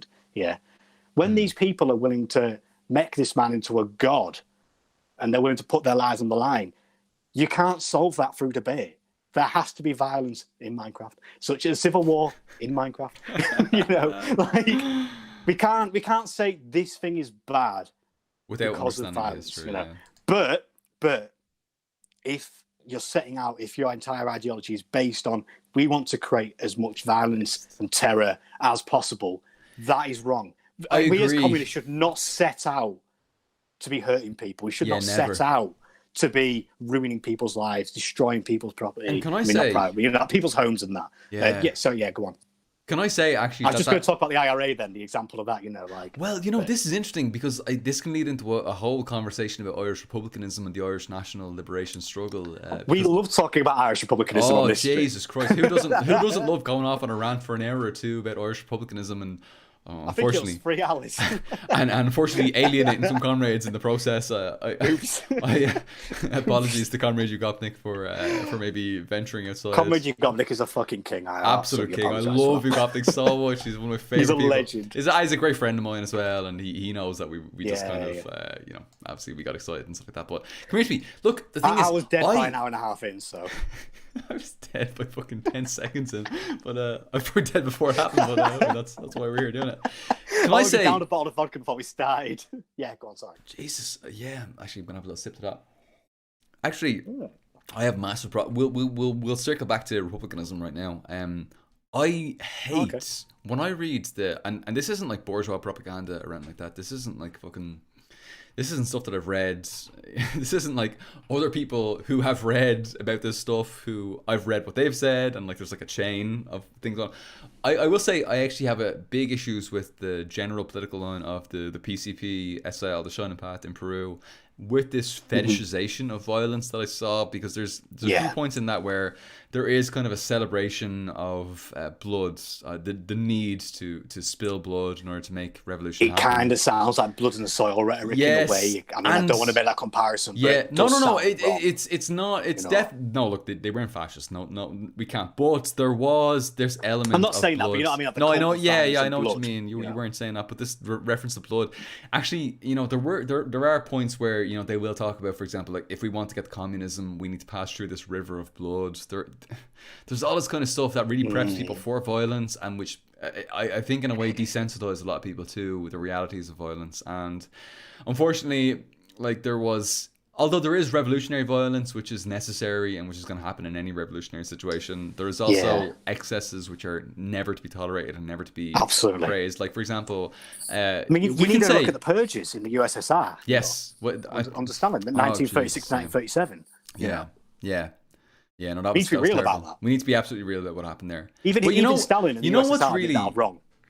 Stalin got really fucked up towards the later decades. The last couple of decades, there was some really fucked up stuff there. I think, and I uphold Stalin absolutely, but I do think that we maybe lionize him a little bit too much. I mean, like, not every fucking single word he said was absolutely correct. He was wrong to put forward the line of peaceful coexistence. I understand the context in which he said that, but like that ultimately did lead to the revisionism and the downfall of socialism, and at least that was what was used as justification for the revisionist line which Khrushchev ran with, and you know, the peaceful coexistence, the end of class, all this sort of stuff, and it caused all kinds of problems. You can understand the context of that. You can understand, obviously, after the Second World War. Going through 2 world wars in his lifetime. You can understand it, yeah, but that doesn't mean that was correct. Obviously, 27 million dead as well, you know. Yeah, of course. Great you can understand why, obviously. Red Army. Salute. That's why we By the way, salute to that. Oh, fucking hell. Red salute to the Red Army, you know, I mean, they won the war. And 100%. For every one German soldier that was on the Western Front fighting the British, Americans, the French, fucking everyone else. There was 10 on the Eastern Front. Yes, you know. That's right. Hell yeah. Yeah. Also, if you want a book recommendation about the war, I'll strongly recommend The Unwomanly Face of War, which interviews a lot of like women soldiers in the Red Army and their experience. One of the best books I've read so far. Fucking incredible. I'll have to check it out, it has a lot of anti. I mean, I think Akeem. I saw it through Akeem. It also has a lot of anti-Stalin because the author doesn't like communism. But just like reading interviews, and it's mind-blowing how horrible and horrific the Second World War was. And it does obviously, you know, we see it as revisionist, but you can understand why people such as Stalin and Khrushchev later were saying peaceful coexistence, because they just did not want a war. They didn't want to go back to it. And again, we should learn from that mistake. and we should not do that again. But Well, you this can is it. understand Learn. why, and that's You can important. criticize. We can criticize, but it's important to understand why they're there, why they've come to that conclusion. Be understanding and not be too dogmatic about these things, and be able to move forward to criticize and be open about the criticism. Actually, Donald made a good point here in the chat. Donald O'Quishlove says there were massive, grim atrocities against opponents of the French Revolution, so not exclusive to communist overthrow. So this isn't just like the Great Terror. The Great Terror. Exactly. This isn't just about communist revolution. This is about revolution. Like in revolution, also, there are excesses. But sorry, did you know as well, comrade? The guillotine was actually invented in Yorkshire. No, really? That's class. I didn't know that. Yeah. It was invented in Yorkshire. So you know what, the French, they can love it all they want. It's ours. My favourite song of all time is "The Guillotine" by The Coup, by the band The Coup, Boots Riley. I haven't heard that. You have to send it over. Oh, I will. It's like kind of a mix between like rap music and a little bit of rock music, a little bit like kind of gangster rap, rock, revolutionary music. We got the guillotine. You better run. Yeah. It's revolutionary communist. It's the Coup are a revolutionary communist organization. Boots Riley is a member of the. I think he was formerly in the Workers' World Party, which I think had some Trotskyist roots. Right, yeah. But in the US, but he's a revolutionary communist. He's not like a revisionist. He's not a Trotskyist. He's not like that. He's a proper revolutionary communist. Anti-Trox. Exactly, and his music reflects that very, very well. It's amazing. Check it out. The Coup by The Guillotine. I'll send you a link to it afterwards. It's my favorite song of all time. And apparently that originates in Yorkshire. So thank you for your contribution. Hey, there we go. Look at that. Yorkshire pride. Yorkshire White pride. Rose. Actually, separation. National liberation for Yorkshire. National liberation for Yorkshire, please. I can't say that. Democratic centralism. Excuse me. No, I'm not doing that again. Let's not break democratic centralism of the YCL and the CPB. But after the stream. Low key. Low key, yeah. Good rapper, by the way, as well, low key. But yeah. It's fucking. Anyway, come here to me. That song is amazing, and I appreciate the comrades in Yorkshire for making that happen. No, come here to me. Let's get back to on topic. Come here to me. There's this thing. Up the Yorkshire. You legend, I fucking love you. I'm reading about the Chartists, actually. They were about to declare the Yorkshire Republic back in 1848. They were about to do it. So close to so far. You know why they did it, comrade? Do you know why they did it? Why? It's because the migrants in the armed battalions of the Chartists who were in the north of England, by the way, they were Irish. So the people that were pushing for a Yorkshire Republic were Irish migrants. What year was this around? 1848, I believe it was. So it was just after the famine. Yeah. Obviously, there was a lot more people from before the famine as well. They were involved in the struggles from 1832, I believe, actually. The Irish were on the right track at that stage, anyway. But hell yeah! So the people that were the main militants in the Chartist movement were the Irish, and I think that's a perfect metaphor for this stream. Yeah. So we have the Irish militant king. And we have the Yorkshire Republican king. And then that is the stream. Good Irish blood. Symbolised in Chartism 200 years ago. That's hilarious. By the way... Comrade, I need to go get some more cans. Go! Have fun. Chiquino Leninist says, I've heard some Boots music, but is he a revisionist? To my knowledge, I don't believe he is a revisionist. I think he's a revolutionary communist. He seems to be pretty committed to historical materialism understanding of the world. I don't know if he's like a Maoist or anything like that, but he seems to be pretty committed to progressing forward. He's not committed to fucking some Khrushchevite line or some shit like that, so he's definitely worth listening to and definitely worth engaging with. I did want to finish this off, this particular point, while our comrades grabbing another can there. This purposefully reveling in violence. The thing is, I kind of alluded to this a little bit earlier on. We apply, I think, an undue level of scrutiny to the PCPSL, and I do think that the PCPSL did fetishize violence in a way that was probably excessive and too far, and we, moving forward, can never do that again. The CPI, Maoists, the comrades in the Philippines don't fucking do that. You know, they don't fetishize violence like this, you know. Actually, the comrades who are engaging in people's war right now don't do a lot of what happened in Peru. You know, they don't engage in Jeff Achora, you know, this great leader kind of thing. They don't engage in the militarization of the party necessarily. not exactly the way it is as before. They don't have the same concentric organization. So look at the MLM organizations and how they're organizing right now, and see what they've taken from the comrades in Peru, and what they've maybe left aside as being more particular applications of ML and MLM, rather than being more universal stuff. The thing is, this is an important question for me, because if I look at what we call like the great leaders of Irish republicanism, look at like one of the main figures, Pádraig Pearse, Patrick Pearse, for people who want like more of an anglicised interpretation of it. He talked about the necessity for a blood sacrifice for national liberation. And he got in some weird territory. If I'm being 100% honest, Patrick Pearse got in some pretty weird stuff. Pádraig Pearse got in some pretty weird territory that I wouldn't be 100% comfortable with all the time. He got a lot better after 1913. He, of course, he died during the 1916 Rising in Ireland. But 16 Rising. Yeah, absolutely. Good time to come back in, comrade. Prior I treated to myself 1913, to a hey, while you're at it, you might as well give it a few extra shakes for us. No, I get 4 shakes just for use. Any more than 4, and it's not for utility That's anymore. revisionism. Well, the thing is, Pádraig Pearse actually had some pretty intense lines on violence and the need for like. We talked about this after the first stream we did, didn't we? You and I both talked about this after the stream in private. We didn't talk about this publicly, but Pádraig Pearse had some harmful lines. An hour and a half, didn't we? Yeah, hour and a half after the stream. After like a 4-hour stream, we were just like chatting about this. And nobody holds him to the same level of scrutiny that we hold the PCPSL to. Nobody said. People just say, "Oh, cool, he was an Irish Republican. Good for him. Great."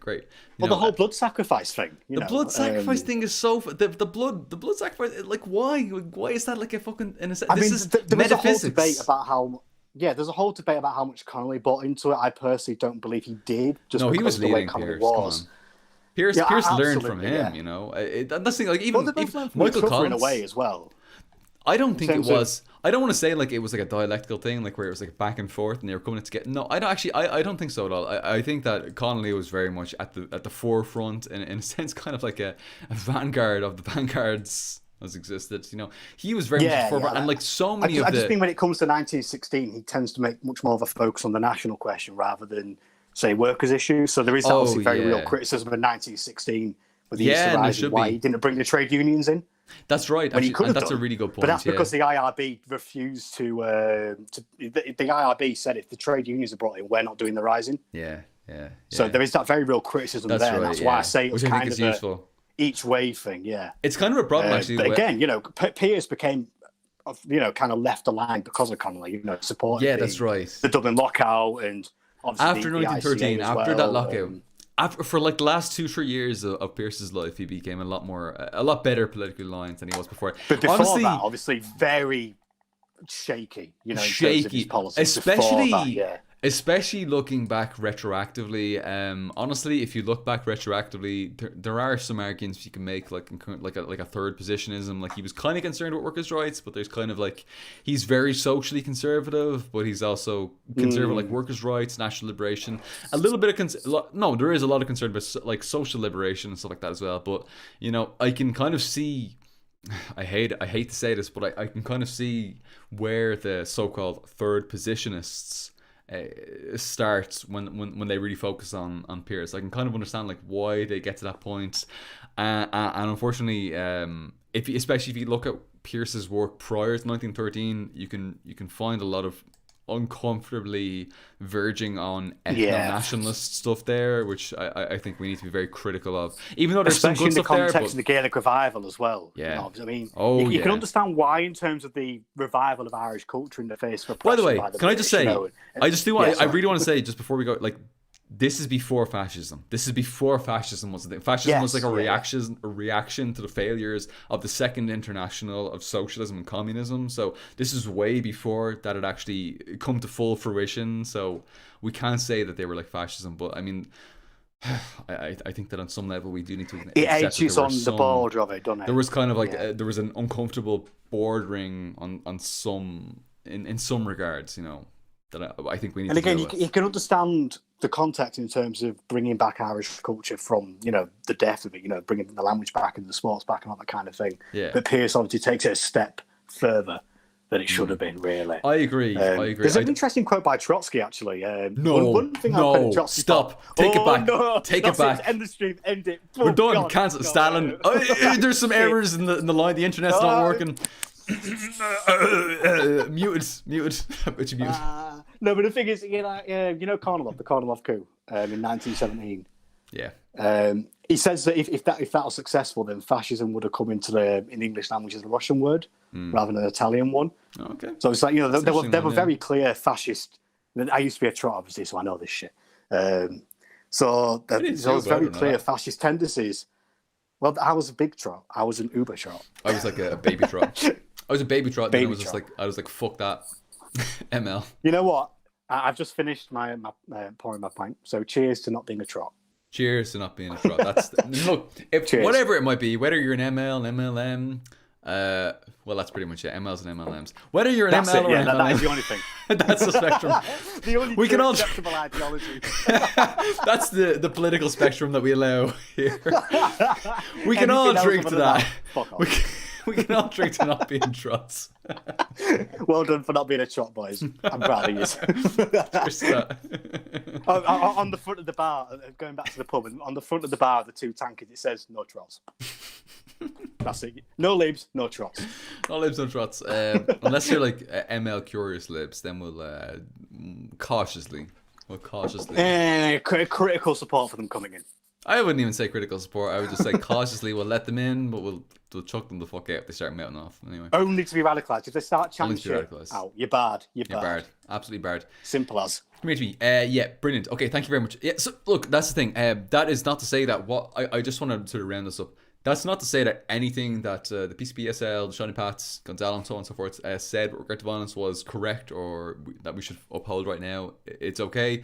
I'm just saying we should apply the same level of scrutiny to that we apply to all other revolutionary movements, revolutionary Republican movements in Ireland and revolutionary communist movements all over the world. Just apply the same level of scrutiny, and I think you'll come to very different conclusions about these situations than you would before. Well, it's been dialectical, isn't it, at the end of the day? Well, this is exactly... You've got to assess the past. Exactly. Be very critical of this and continue. I'm not saying don't be critical of what happened in Peru. I'm saying be more critical of what happened in our own struggles, in the Republican struggle and in the communist struggle. Well, we gain nothing by glorifying history. Exactly. And I think that's something that I try to show in my channel anyway. Obviously, I do.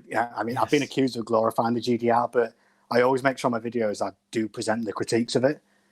I noticed that in the recent video. Actually, were very real things. You actually made a point of going out of your way to present those critiques, and I really, really appreciate that.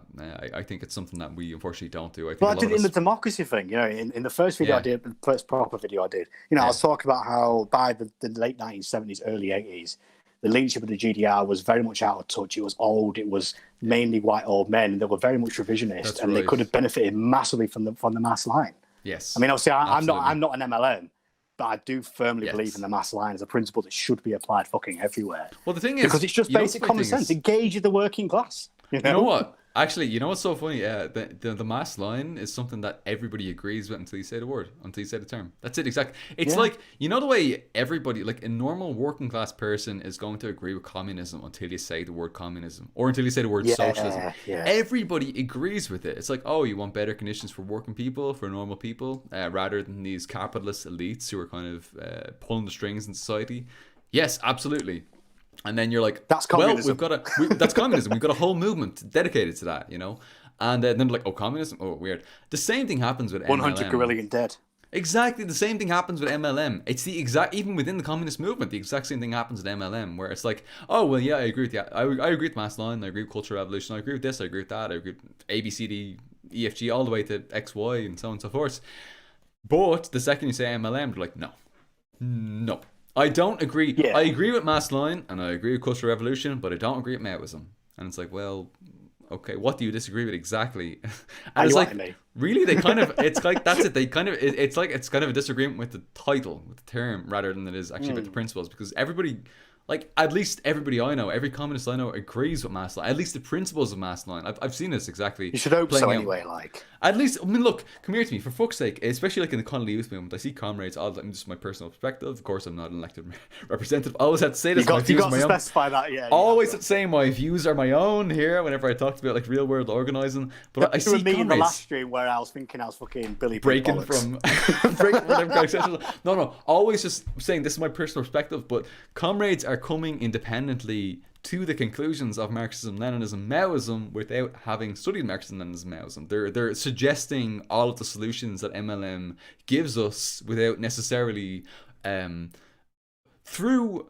This is coming through real life, real world organising and the real problems that we're faced up with. And that's what it should be when it comes to picking an ideology. It should be from what you're working through. Yeah, not just read. Not just it should be response. Supermarket, just choosing an ideology, that kind of stuff. Not that. Actually seeing, what works, what doesn't work, what are some problems, and I think that's useful. And I think in the case of Ireland, it's very justified in terms of what's happened. It's very justified that the CYMs tended to take that turn. Yeah, exactly. And it should be very clear, like there's a certain number of us who are very much on board with like Maoism and MLM and all this sort of stuff. There are also other comrades who are very uncomfortable with that, so I don't want to make it seem like as though everybody in the CYM is like a full-on Maoist or something like that. Well, it's united by Marxism and Leninism, but we're united. Other stuff, exactly. But again, at the end of the day, the MLMs and the MLs are united. I feel like we basically agree on almost everything. Oh, Jesus. Absolutely. Almost. In terms of actual practicability. I mean, yes, we disagree on, let's say, like China or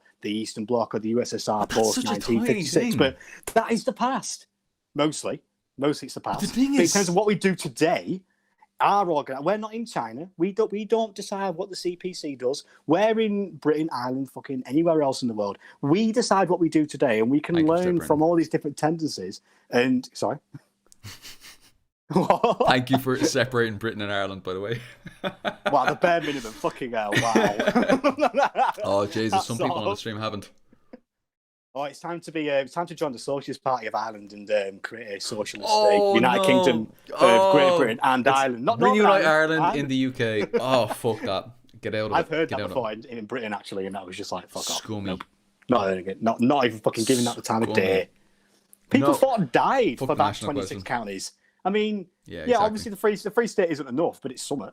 It's not fucking in the UK. It's semi-colonial. It's semi-colonial. It's not fully colonial. It's semi-colonial, which is. Well, a lot of the businesses are still owned by Brits, aren't they? At the end of the day, and I think a lot of the land is as well. The land question was never solved.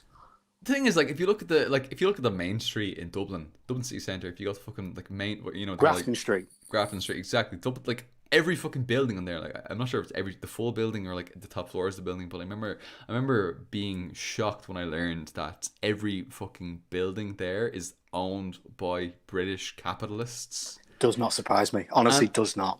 Look at Dublin. It surprised me. Look what Dublin looks like. The Georgian townhouses everywhere. It looks like the rich parts of London. It does, exactly. I mean, well, yeah. It changes when you get to Tala, but obviously like city centre. Exactly, I was going to say that because like I don't want to make it seem like Dublin's this like bourgeois fucking enclave or anything like that. Like no actually, it's very working class. Where the investment was, Exactly. It's crazy. They were talking about how much, how I was going to say shit up, but how awful it was in 1913 under Jim Larkin. Yeah. And how like there were slums and stuff, and obviously that's not where the British investment was. That's where the real Irish working class was. The working class loved that, by the way. We fucking loved. And by the way, in Tala, right? Actually, the big thing is like the people in Dublin. We were all living in tenements, like really enclosed flats. It's almost like there are some capitalist places where they're living right now where they're making the conditions smaller and smaller and smaller, and everybody's living on top of each other, and there's like co-living and sharing. Everybody's kind of together, and there's all these like, co-living spaces and stuff like that. We have this new kind of understanding of like co-living that's kind of being disseminated under neoliberalism. But this it's very similar here as well, actually, because I had no chance of getting a flat on my own. Yeah, it's rolling back of capitalism to the late 1800s. It's just going back to where it was. It's not like this isn't a new thing. This is like going back 150 years. This is. Genuinely, look at what Jim Larkin was saying about Dublin in 1913, and it's so similar. I mean, obviously, we're not quite to the point of an actual slums yet. But, we're getting there. What I love? Labour is very casualised. Dockers back in the day, basically like an Uber driver, you know, like, and that's right, what do we have today? The gig economy. It's we're going back. And do you know why? Yeah. It's because the USSR is fucking gone. You know, Maoist China is gone. The Eastern Bloc is gone. The socialist countries are not there to assert pressure onto the imperialist cause so to give those concessions. Back. So now it's gone. We've rolled back. We've gone back to the Victorian times. Yes. And you know what? In Britain, we've got fucking rickets again. A disease that was wiped out in the early 20th century. We have rickets because our country is fucked. We've got polio. I won't be fucking surprised. We've got smallpox back. You know, Black Plague. I don't know, fucking cholera, Black Plague. It's all fucking coming back. And that's because the socialist fucking, what was it called? Pressure on the imperialist court is gone. They don't have to pacify the working class anymore because we are already pacified. Yeah. We're not unionised, or we can't unionise, even if you fucking wanted to. That's right. We can't have secure work. We can't get pensions. We can't fucking have proper healthcare because it's either underfunded or you have to pay for a licence or some shit like that, depending where you're from. And it's just like we are going back to the 19th century. I mean, as a mainly historian of the late 19th century to the early 20th century, the parallels are insane. We actually have a lot more in common with 1917 Russia than we actually think we do. Absolutely. I totally have more technology, but we're fucked. Yeah, this is it. There's been many technological developments. There have been some moves towards automation, but of course, unfortunately, they haven't been used for the benefit of the working class. That's the problem. Exactly, only for the benefit of the capitalists. So what the fuck difference does it make to us? The 99.99% of people. And actually, I will say, sorry. No, say you go ahead. I was just going to say, like, we have the very same problems today of finding a house, we're finding a home. And young people, we're not going to get on the housing ladder ever. We're probably fucking not, unless you're rich. I mean, myself, I'm probably not going to get on the fucking housing ladder for a long, long time, if not ever. You know, this idea, housing ladder. Imagine that, like a housing ladder. Like, oh yeah, you get a nice small house start, and then you move up, and then you start going up and up and up. Yeah. So I'm buying into bourgeois ideology. Imagine, you know what I mean? Imagine if that was like a conception that was actually normal for like people in their 20s. But that was the thing that you know. I mean, obviously, for all the faults of capitalism back in the 60s and 70s, you could do that. You know, I mean, you won't end up in a fucking mansion, but you could end, social democracy. You could end up in a decent kind of house, you know. Obviously, you're only getting crumbs. You could demand. We were pacified by imperialism at the end of the day. So it's just like, you could build your way up, but, you know, we don't want crumbs. We want the whole fucking factory that makes the cakes to give us the crumbs, you know. Exactly. That's a really good way of putting it, actually, yeah. Come here to me. And right now, we're only left with the crumbs. We don't get anything fucking else, and we're not fighting for anything else. Jesus, we don't even get the fucking crumbs. I'd be happy with the crumbs, I swear. We get half a crumb. Oh, yeah, I'd be fucking chuffed with 3 crumbs, you know. Can you imagine getting a few crumbs? Jesus Christ. Come here to me. God. This is the worst rapid fire in the world, I swear to God. No, come here to me. How long have we spent on this one question? About 3 hours, probably a decade. Jesus. No, come here to me. Let's push forward. Thank you. Let's carry on. Let me just finish that one up. Unlike the PCPSL, who actively promote mass violence and atrocity, I don't think the PCPSL promoted atrocity. There definitely was a glorification of mass violence, what they would call revolutionary violence, which I think is problematic. Even though I do understand that, I mean, obviously in a revolutionary situation, we need to defend our revolution, and things are going to happen, you know, with every revolution, not just communist revolutions. But yeah, let's apply the same level of scrutiny that we apply to revolutionary Republican movements, revolutionary nationalist movements, you know, like in Ireland, movements in like Palestine for liberation, all these sorts of things. Let's apply the same level of scrutiny to those. Well summed up.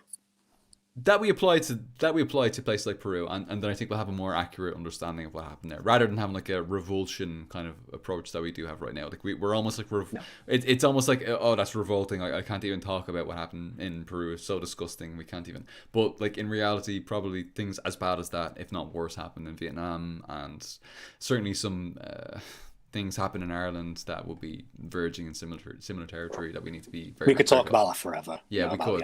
So exactly, let's crack on. Yeah, so let's just apply the same. Let's apply the same standard to all of these revolutionary movements that we apply to the Maoists, and I think they will be on a much fairer playing field. Great, thank you very much, comrade. I appreciate that. Crack Elf says, "What is the class character?" Oh, legend. Crack Elf is great. I adore Crack Elf. Really, really great comments. I'm really insightful. Beautiful name as well. I love it, yeah. I think our comrade is from the 6 counties, actually, the occupied 6 counties. So what is the class character? Nice. What is the class character of violent drug gangs of Ireland, North and South, the ones who burn people alive and cut people into bits. Oh Jesus, there've been a few stories of that. And how do they relate to other classes? Well, this is the kind of lumpen proletariat thing. This is kind of the lumpen proletariat thing, and unfortunately, sometimes they serve a reactionary agenda, and sometimes they can be utilized to the benefit of the working class. There have been many organizations in Ireland who have gotten caught up in that, who have engaged with drug gangs, who've been engaged in all kinds of crazy stuff, and it is.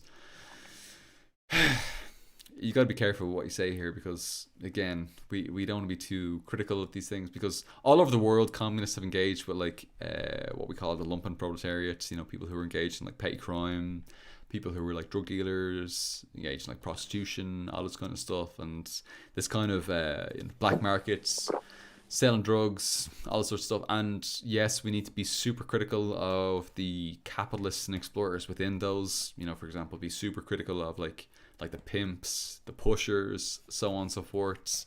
Maybe not quite as critical and harsh with the people who've been forced into those circumstances economically. I think we need to be a lot more empathetic and sympathetic. Almost like economic conscription in a way, like exactly. About, you know, you have no other choice other than to do it. You know? No, that's exactly. I could talk about the British Army as well about that, but you know, it's very exactly related. The same principle. Well, it's very related. Yeah. Exactly. Like we can't be too critical on people who joined these movements because they were economically incentivized to do so. Target the target, you know, the pimps and that, and the tops of these people. Exactly. But don't target the lumpen proletariat who have no other choice other to engage with it. Exactly. And everyone as well should read Economic Conscription, because I genuinely think it's one of Connolly's best works. Absolutely amazing. It doesn't get talked about nearly so much, especially in the context of, I mean, I don't know how it is in Ireland now, but I imagine not as much because of the Irish Army not being as massive. But in terms of Britain, it implies almost 100%, pretty much 100%, because I've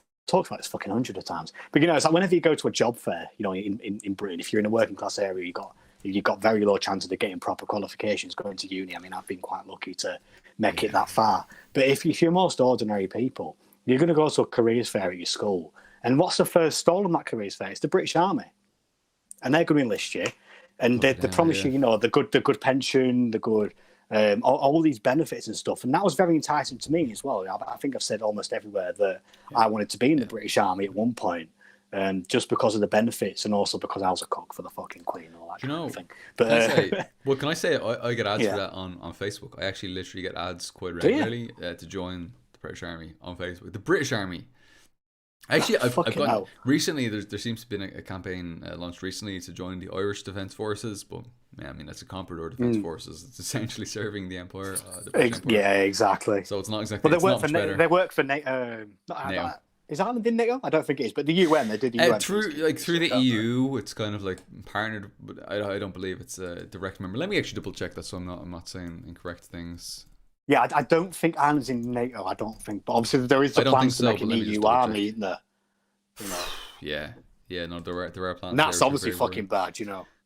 Let me just see. Since 1999, Ireland joined as a member of the NATO Partnership for Peace and signed up to NATO's Euro-Atlantic Partnership Council. To date, Ireland has not sought to join as a full NATO member due to its traditional policy. But basically, NATO. You know? Yeah, like and obviously the fucking Shannon Airport as well. Oh, for fuck's sake, basically a US military base. Low-key member of NATO, but we don't want to admit it. So yeah, it's fucking. And that's why fuck the 26 counties. Fuck the 26 counties and fuck the Free State. Fuck the 74 counties. the Greater Irish Empire. Yeah. I know. Hell yeah. Imperialism but based. Social imperialism, as they say. No. Getting some rugby territory. No, we can mad one. I'm not debating that. Yeah, no. We'll be here for all night. Come here to me. All right, let's push forward. This is the worst rapid fire in the world. Rapid fire. Jesus. Boom, so boom, boom. We're firing our machine gun, but it's jammed about 7 times. Like shit, why is it not going? We're getting stuck on this one. Oh Jesus fucking Christ, that's hilarious. Oh my god. All right, no, let's push forward. Come here to me. Queers QUE. But by the way, thank you very much, Krakel, for the question. I think it's a really important question. Legend. I would say lumpen proletarian, and the same way the communists have always related to lumpen proletarians. And I would say that like post Marx, there was a lot of work done there. Black Panther Party did a lot of great work there, moving forward. That Hell analysis, yes. not in a way that doesn't disregard the lumpen proletariat as though like they're useless. And actually, I think if you look at the etymology of the term, like lumpen, it means kind of like useless, kind of like layabouts, kind of like they're not actually going to. But they are often useful. very revolutionary. It must like be said. The most revolutionary. I mean, look in Britain. In many cases, look the in Britain. most. They're the only people that have guns. Exactly. You know, like, that's right. They're the only people that could stage an armed uprising. Yeah. Actually, there's been studies. I don't have a fucking gun. Well, me neither. And the thing is, like, there have been studies like in Ireland as well, like looking at like who's going to be engaged in revolutionary Republican activity. And I'm saying revolutionary Republican activity because like revolutionary Republican activity is kind of, it plays the role of the revolutionary communists in Ireland in a way that maybe in the international scale may not be understood as quite as clearly. In Ireland, the communists kind of, like, the Republicans kind of play the role of the communists, and the loyalists kind of play the role of the fascists. It's not that they're exactly the same, they're exactly aligned, but they play the same roles historically if you look at them from a class perspective, you know, and I think that's important to keep in mind, you know. So when we're talking about like republicanism in Ireland, this is very much the analog to communism that we have here, that revolutionary progressive movements that we have that unites the most oppressed groups within our society. And there have been studies of this. There have been actual like academic scientific studies of who engages most in this Republican struggle, and they've shown that it actually is people from very impoverished areas like Tala, like the people have nothing to lose. Exactly. Nothing to lose. And there's a lot of people in my we were talking earlier on about like the tenements in Dublin, and a lot of them would have been relocated. The tenements would have been like smashed down, and they would have relocated people out to like the outskirts of Dublin. And Tala was one of the sort of, it became like a suburb. But it was like comprised of people from the tenements. So like we here. Well, it didn't exist in 1867 anyway, because it was a field, wasn't it? Well, it was a fucking field. It was rural. It was like the countryside back then, and even like fucking 50 years ago. And the site of a fucking revolution. Ah, Jesus Christ! Yeah, let's not even go back to the fucking like the fucking Fenians. Let's not. Watch go my back video. Check it out. By the way, you'll understand exactly what we're talking about if you check out Socialist Swann's channel, and the video which I may have had a little piece in, may have read out a few words here and there. You'll have to collaborate next. The next video after I've done the next GDR video is going to be about Ireland. So please, welcome to voice some of there as well. Let me know what I need to read, and I'll make it happen. Let's move forward. Actually, this is a question. Send it over, King. Please do. We'll make it happen. Quers, Queurz. I apologize if I'm not mentioning that correctly. How I like the one that does the clips for the streams. I think that's Quindy. Quindy, exclamation mark, question mark. Ah, that's it. Yeah. Oh, Quindy's great. I adore Quindy. Absolutely legend. Absolute legend. But Quers, Queurz asks, or Qz. How effective do you think is the strategy of protracted people's war in the imperial core? I can't really see it happening right now without alienating 99.9% of the working class. Now, this is a cool question. I love this question because whether you're a Marxist-Leninist or a Marxist-Leninist Maoist, this is still debated, okay? This is not, there's no full... We could talk about this for hours. Exactly, and the thing is, we can't reach a conclusion. Even the most advanced sections of the various sects, if you want to call them that, of Marxism, we haven't proven either way in terms of the imperial core. It has been practiced, has it? It has been practiced in semi-feudal, semi-colonial situations, but not in the imperial core. But not in the imperial core, exactly. So we don't know. We don't know. But what we can say is that there have been protracted revolutionary armed struggles in imperial cores, which honestly, for me, as someone who has been engaged in the Irish Republican revolutionary struggle, that kind of strand of revolutionary Republican and physical force Republicanism, the question of whether or not it should be like one big party celebration insurrection, like the 1916 Rising, like a big thing, like we're going to call it a battle. I just read an excellent book about that, by the way, if I can come back on that. Well, can I ask you to put a little pin on that and come back to that, because I'm going to lose my train of thought otherwise. Yeah, so put a little pin on that. Sorry. We'll circle back to that in a moment. But the thing is, if I look at that and then I look at like what happened in terms of the more guerrilla warfare action that happened, like for example, like with the Provos from 1969 onwards throughout the Troubles, stuff like that. To be honest, the low intensity struggle seems to be the way forward to me. There can be no doubt about it, because unfortunately the insurrection, you lose so many. You lose your James Connollys. You know, these great leaders. You lose them all. Massive tragedy. So many Huge tragedies. tragedy. But if you have like this low level, ongoing, undefeatable strategy like Protracted People's War is, then like you can't be defeated. You can just keep going. I mean, you can be going for 50 years and still, like for example, in the Philippines, and we see this is actually working right now in the Philippines for over 50 years. And they're growing in that, and still growing. But they're still growing. They had a little I bit think of JMP made an excellent point about that, by the way. Go watch it. Yeah, absolutely. plug. Because obviously the world is fucked right now. It's very hard to grow as communists, and they're, even under the most intense pressure, they're still growing. But I'll let you finish your train of thought and I'll come back on it. Yeah. Honestly, that's such a good point, because even in this situation where they don't have comrades in this socialist bloc or this anti-imperialist progressive bloc to support them, there's no GDR supporting them. There's no GDR support. There's no proletarian internationalism. They need to do this fully on their own, fully independently. And they've still been able to keep the torch aflame, you know, alive, and pushing forward. So I think every ML should accept that and be proud of that. And definitely be proud of the struggle of our comrades in the Philippines. 100%. I mean, it's a great struggle, and we need to learn from them. No matter what, they're part of the international meeting of communist and workers' parties. I mean, we need to be engaging with their struggle 100%, no doubt about it. Oh yeah. So that's the thing. We're not being sectarian. We're communists. We should be fighting for the working class at every single fucking point. Exactly. And if a different tendency is winning, I mean, say if an anarchist. Jesus, imagine if Trotskyism I would support them. If Trotskyism won, we'd have to support them. It pains me to say I would support them. Could you imagine? They won't win. They won't. They will not win. But I would support them. Imagine if Maduro, with his and Chavez and like with their sort of allusions to Trotsky here and there, and their weird movementist kind of reform strategy. He's been quite. Latin America as a whole has tend to be fairly in favour of Trotskyism. They have, they've got kind of a weird leaning towards Trotskyism. Because he moved to Mexico, I think. You know, so probably that. Yeah, there's definitely some elements there, and there've been some seeds sown. There are Trotskyite groups in Cuba, and I remember when I was in the SWP, they were agitating for these Trotskyite groups to overthrow the Cuban government, and even then I was like, big. Didn't you guys say when the Berlin Wall fell that these socialist countries would become Trotskyite? You know, didn't you guys say that? Oh Jesus Christ!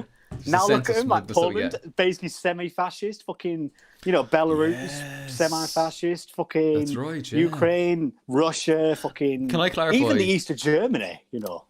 Can I clarify as well, when we say Belarus being semi-fascist, I would say still critical support for them as well. I would say in terms of anti-imperialism. Definitely against like the right, definitely against like US imperialism, and definitely against like the color revolutions. Definitely support in terms of that regard. Of course, it's right to rebel. The people should. Neoliberalism would be objectively worse. It's definitely to the movements that have gone on there are to the right of what we have now, and I think that's important to recognize. But at the same time, when we say like potentially, I'm very hesitant to call places like this semi-fascist.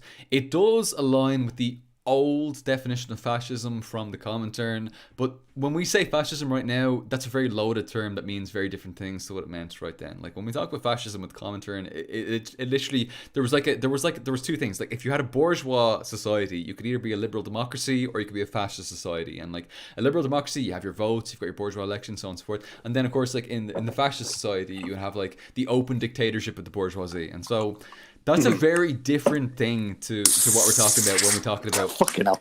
Cheers, by the way. That's a very different thing to what we're talking about. When we start talking about like Hitler and Mussolini and stuff like that, and like the Holocaust and all that sort of stuff, that's kind of a different thing to what we're talking about right now. And I think that it's very important that we draw a line of distinction. That's not what we're talking. We're not saying that. So I should clarify. I meant social conservative. Definitely.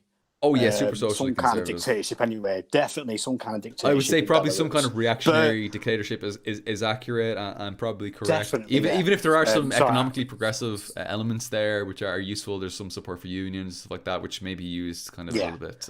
Sorry. When I say semi-fascist, I was mainly referring to Ukraine and Poland. No, you're right. You are right though. Belarus just kind of came to mind. Well, you are right in terms of that old communist definition. Belarus is much more complex. But it is more complex, and I do hesitate. Like, you know, for example, there are comrades. But that must be said. Yeah, that's it exactly. I think it's really important, like, because there are comrades who will just kind of take that old kind of definition of fascism prior to the actual rise of like real world fascism, like the Nazis and stuff like that. And of course, this was happening in tandem with like Mussolini and stuff like that, but it's been complicated in the wake of that. And I would have some problems with saying, for example, like Khrushchev, the sort of post-Stalin USSR was like a fascist dictatorship. I would be very. That's ridiculous. I think that's very extreme, and unfortunately, it doesn't really take into account what we understand of being fascism right now in 2021. It dilutes the term. It dilutes the term, and so. Yeah. I just think we need to be very careful. If we want to say it's an open dictatorship of the bourgeoisie, that's one thing. But to call it fascism with the connotations that entails right now is a totally different thing. And I think we need to be quite careful with how we approach these things. You know, that's what I will say. Just apologies. I will clarify. I did mean mainly Ukraine and Poland. And I think that there are some. I'll completely hold my hands up to that. I've got pints in me, so you know I failed to make the distinction.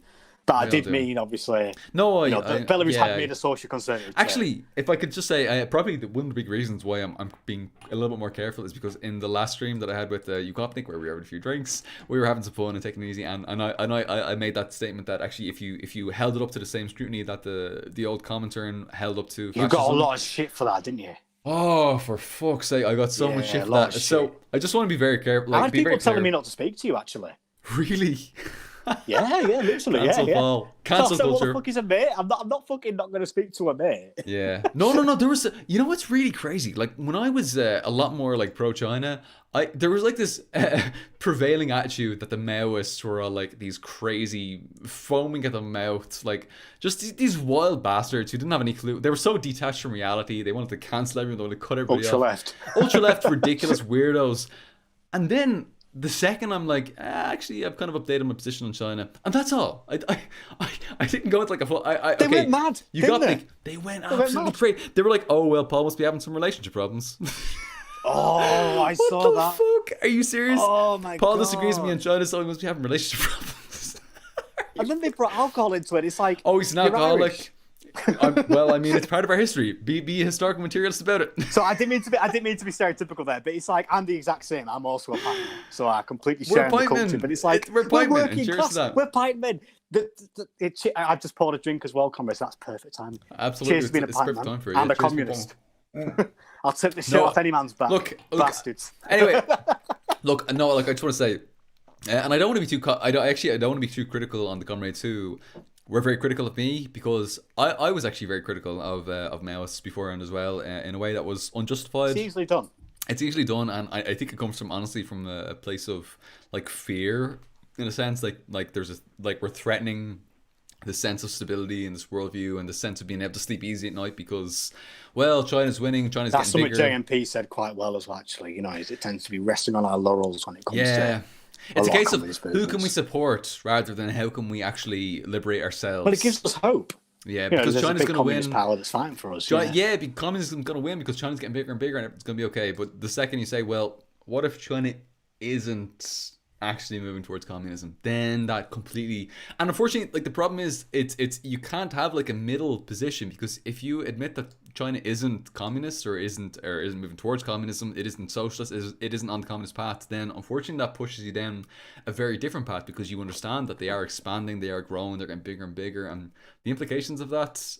And I'm not going to get into the whole imperialism thing and China imperialism, because I don't want to talk about that too much. No, we don't need to, because that's like a whole conversation that'll, and I will be talking about that, by the way, with Premier Laws will be joining the stream next month, and we'll get into that whole thing at that stage. But I don't want to suggest that what I'm saying right now is like the whole argument for why China's imperialist. It's not even like a fucking fraction of it's not even 1% of the argument. But if you don't think that China is socialist or don't think it's communist, then you very quickly realize that you've been lied to. And the fact that you've been lied to, and they're saying this and they're saying that, that can very much push you back in the other direction. Like, hey, they're fucking lying to us, and they're doing this and they're doing that, and then that, it kind of spirals and it sends you in a very extreme other direction. It's very difficult to stay on the fence and have like a very kind of like sort of middling kind of perspective. There are some people who are like, okay, I'm cautiously optimistic about China, and that's a cool position to be in. It's difficult to be in that. I mean, it's difficult to be in that position. I'm like cautiously pessimistic about China. I wish somebody could prove me wrong about China. I wish somebody could be like, by the way, Paul, you're wrong about imperialism. They're actually going to bring about world communism. They're genuine proletarian internationalists. Everything's going to be cool. We don't have to worry about it. Communism's inevitable. Great. I really want to believe that, but unfortunately, looking at the real world communist movements, like with the CPP in the Philippines, CPI Maoists in India, Nepal, so on and so forth, the real world revolutionary communist movements, I'm just not as hopeful. I'm kind of cautiously optimistic. I'm not super optimistic, but I'm cautiously optimistic about it. I don't think it's going the direction that we want to go in. And but just having that kind of like even like kind of slightly negative perspective was enough for like all these people like cancel me. There was like all these threads on it. There were people like on Twitter saying all this. People on Twitter shit on Reddit. Shit on Reddit. People were saying crazy stuff on Twitter about me. Reddit. Fuck Reddit. Fuck Twitter. People on Twitter were just saying like really crazy stuff about me as well. Good. But like people were saying just really crazy stuff about me, and like it wasn't related. It wasn't anything about China. It was out of order. It was just really crazy, ridiculous. It got personal. It got really personal. Like, oh, you've got a drinking problem. You've got you're probably having problems with your relations. Absolutely fucking minging. It's just really crazy stuff. And I was just like, wow, this is really intense. I've never seen anybody. They started bringing in the unemployment as well, didn't they? That was that was minging. Because that is victimising unemployed people. It was so fucking like I hate to use the term, but it was. And like, as somebody whose family is unemployed, a lot of my family is unemployed and has to rely on benefits and shit. Like, as a working class person who has to fucking deal with that daily, that's not right. Communists should not be victimising people like that, and I think that is a disgrace. Yeah, I'm sorry, I think it is. I think so as well, why are we not standing in solidarity with our class? Exactly. Yeah. Are you a communist or are you not, or are you fucking just dogmatically following China? I mean. I'll state my position on China. I am cautiously optimistic. I've talked to this, which has been cool. I think you've acknowledged that. I mean, it's not exactly socialism. It's kind of more social democratic. It's more capitalism, but hopefully being geared towards communism. So I think that's what I'm genuinely hoping. It's kind of like again, if I'm proved wrong, I'll be proved wrong. Yeah, I think he's going to see it as like a good kind of counterweight to imperialism, not necessarily socialism, but kind of like a progressive force globally. And I think that's a fair argument. But again, I guess just saying what they're saying is in like primary stages. Again, it's at the very fucking start. They're not say 1928 USSR. They're not Stalin right now. That's right. Yeah, they're NEP Russia. Yeah, and that's the way I'm kind of seeing it. Yes, it's been there for a longer amount of time, but China was in a very bad place by the end of the 1970s. We have to admit that. By the end of Mao's, can I send you? But have you read Mobo Gao's premiere? Have you read Mobo Gao's book? Sorry, who? Mobo Gao. It's a fella named Mobo Gao. Is that neocolonialism? No, it's not neocolonialism. Is that the same guy? It's about the Cultural Revolution. It's about Mao and Cultural Revolution and the battle. I do want to read more about the Cultural Revolution. Let me send you a little PDF on it because it's been kind of rocking my world. No, recently. Please do. Yeah. A lot of what we understand about the Cultural Revolution and that sort of period, like from like the late 60s, late 70s, so on and so forth. A lot of that is pretty much the way we understand like bourgeois propaganda about the USSR.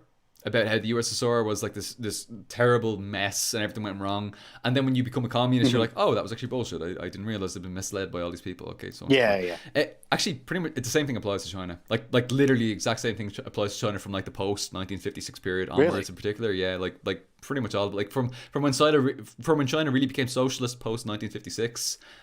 Like the same, it's very much the same thing. Like there's this kind of dichotomy between like early Mao, who's this great like national liberation figure, and helped usher in like capitalism, the kind of new democracy period, state capitalist period, and then they moved into socialism a little bit later on. And when they moved into socialism post 1956, everything got really fucked up and terrible, and of course the Cultural Revolution was horrific and wrote atrocities, and it was just the worst thing ever.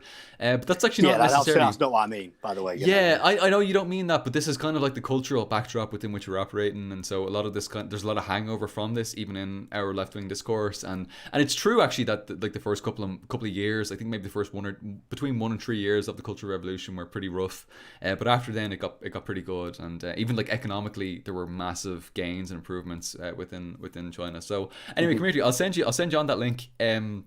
For people who are curious, no, please do. I definitely need to read much more about China. Have a little bit more read. China is a book I've been keep on meaning to read.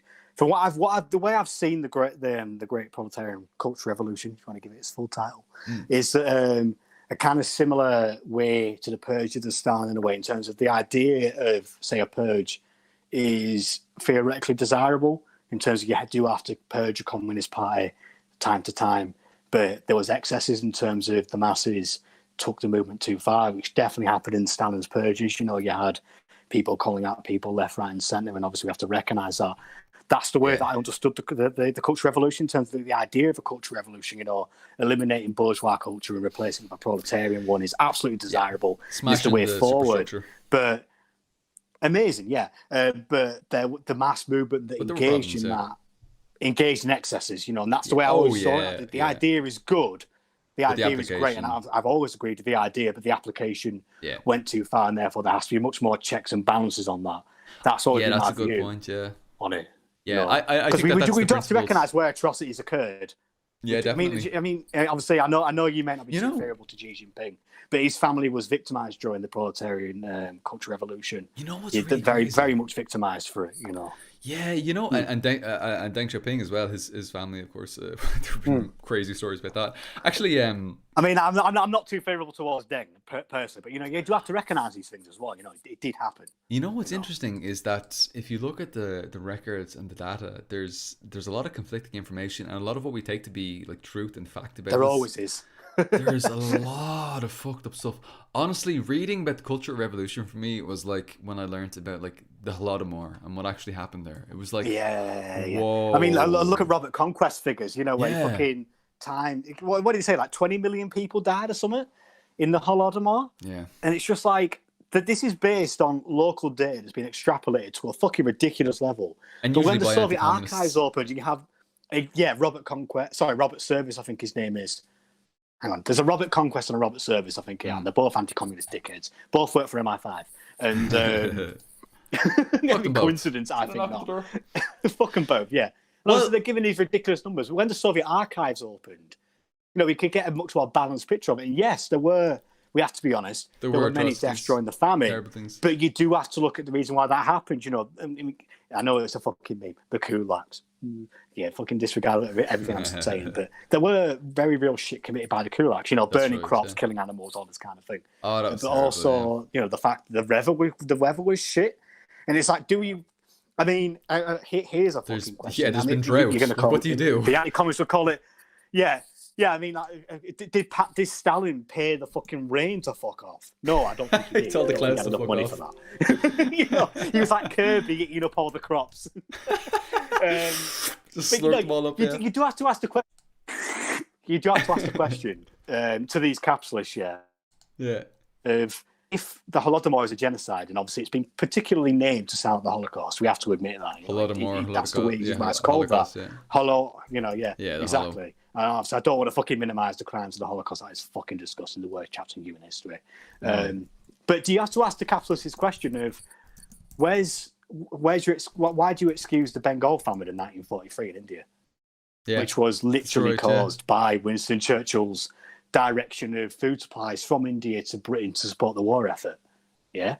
And he deliberately starved those people. And I think it was 3 million people that died, which is objectively more than died in the Holodomor. And also they say it's a fucking Holocaust against Ukrainian people, a particular genocide against the Ukrainian people. Then why did this famine spread throughout Volgograd, the area around Stalingrad, the southern part of Russia, and Kazakhstan?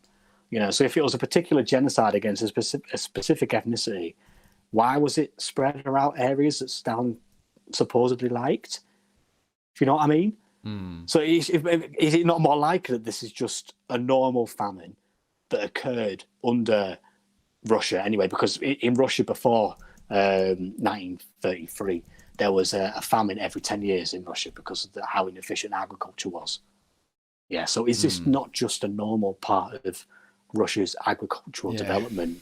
And then you also have to ask the question of, that's what I was just going to say. How come there was no famine after 1933? Yeah. Where was it? Where were the famines? What did they do to and then they say, it's collectivization that did it. Collectivization actually fucking worked. Yeah. That's really important. Yeah. And also, if you want more information about that, please watch Spooky Scary Socialist video about it. It's fucking it's great. Spooky Scary. Shout out Spooky Scary Socialist. I can't pronounce the name very well, but I've had a few drinks. But amazing channel. Can I just say as well, like whenever we look at these, I want to upload again soon. I hope so. It's been like a million years since they've uploaded, but hopefully it'll be. I've been speaking to him though. He's a good lad. He's fucking great. To speak to. Really amazing. Class. I'm gonna go for a while if that's okay. Like. I need to go as well, but you go. Let me. No, you go. Well, I'll very finish off. gentlemanly. I'll finish off Very this question. generally. So anyway, Aquarius was asking, like, how do you think the strategy of Protracted People's War in the Imperial Core will play out? I can't really see it happen right now. To be honest, I think it's already played out in the Imperial Core. I think it's played out in Ireland to a certain extent. There's been protracted revolutionary armed struggle, not necessarily Protracted People's War following the exact strategy, although there were many comrades engaged within the revolutionary movement, even in the Provos, who would have taken up a Maoist strategy and been very much interested in proceeding through the three levels of Protracted People's War. You know, the revolutionary defensive, equilibrium, and offensive, progressing through them. And I do think that it's already been played out, you know, in the last few decades. So we can progress with it.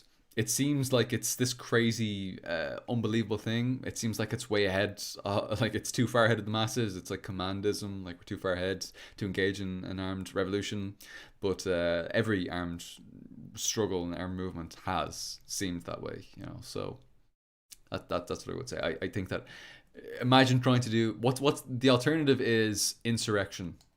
Okay, how do you think a low level armed struggle over decades will play out versus an insurrection, a big blow up violent insurrection that happens next week?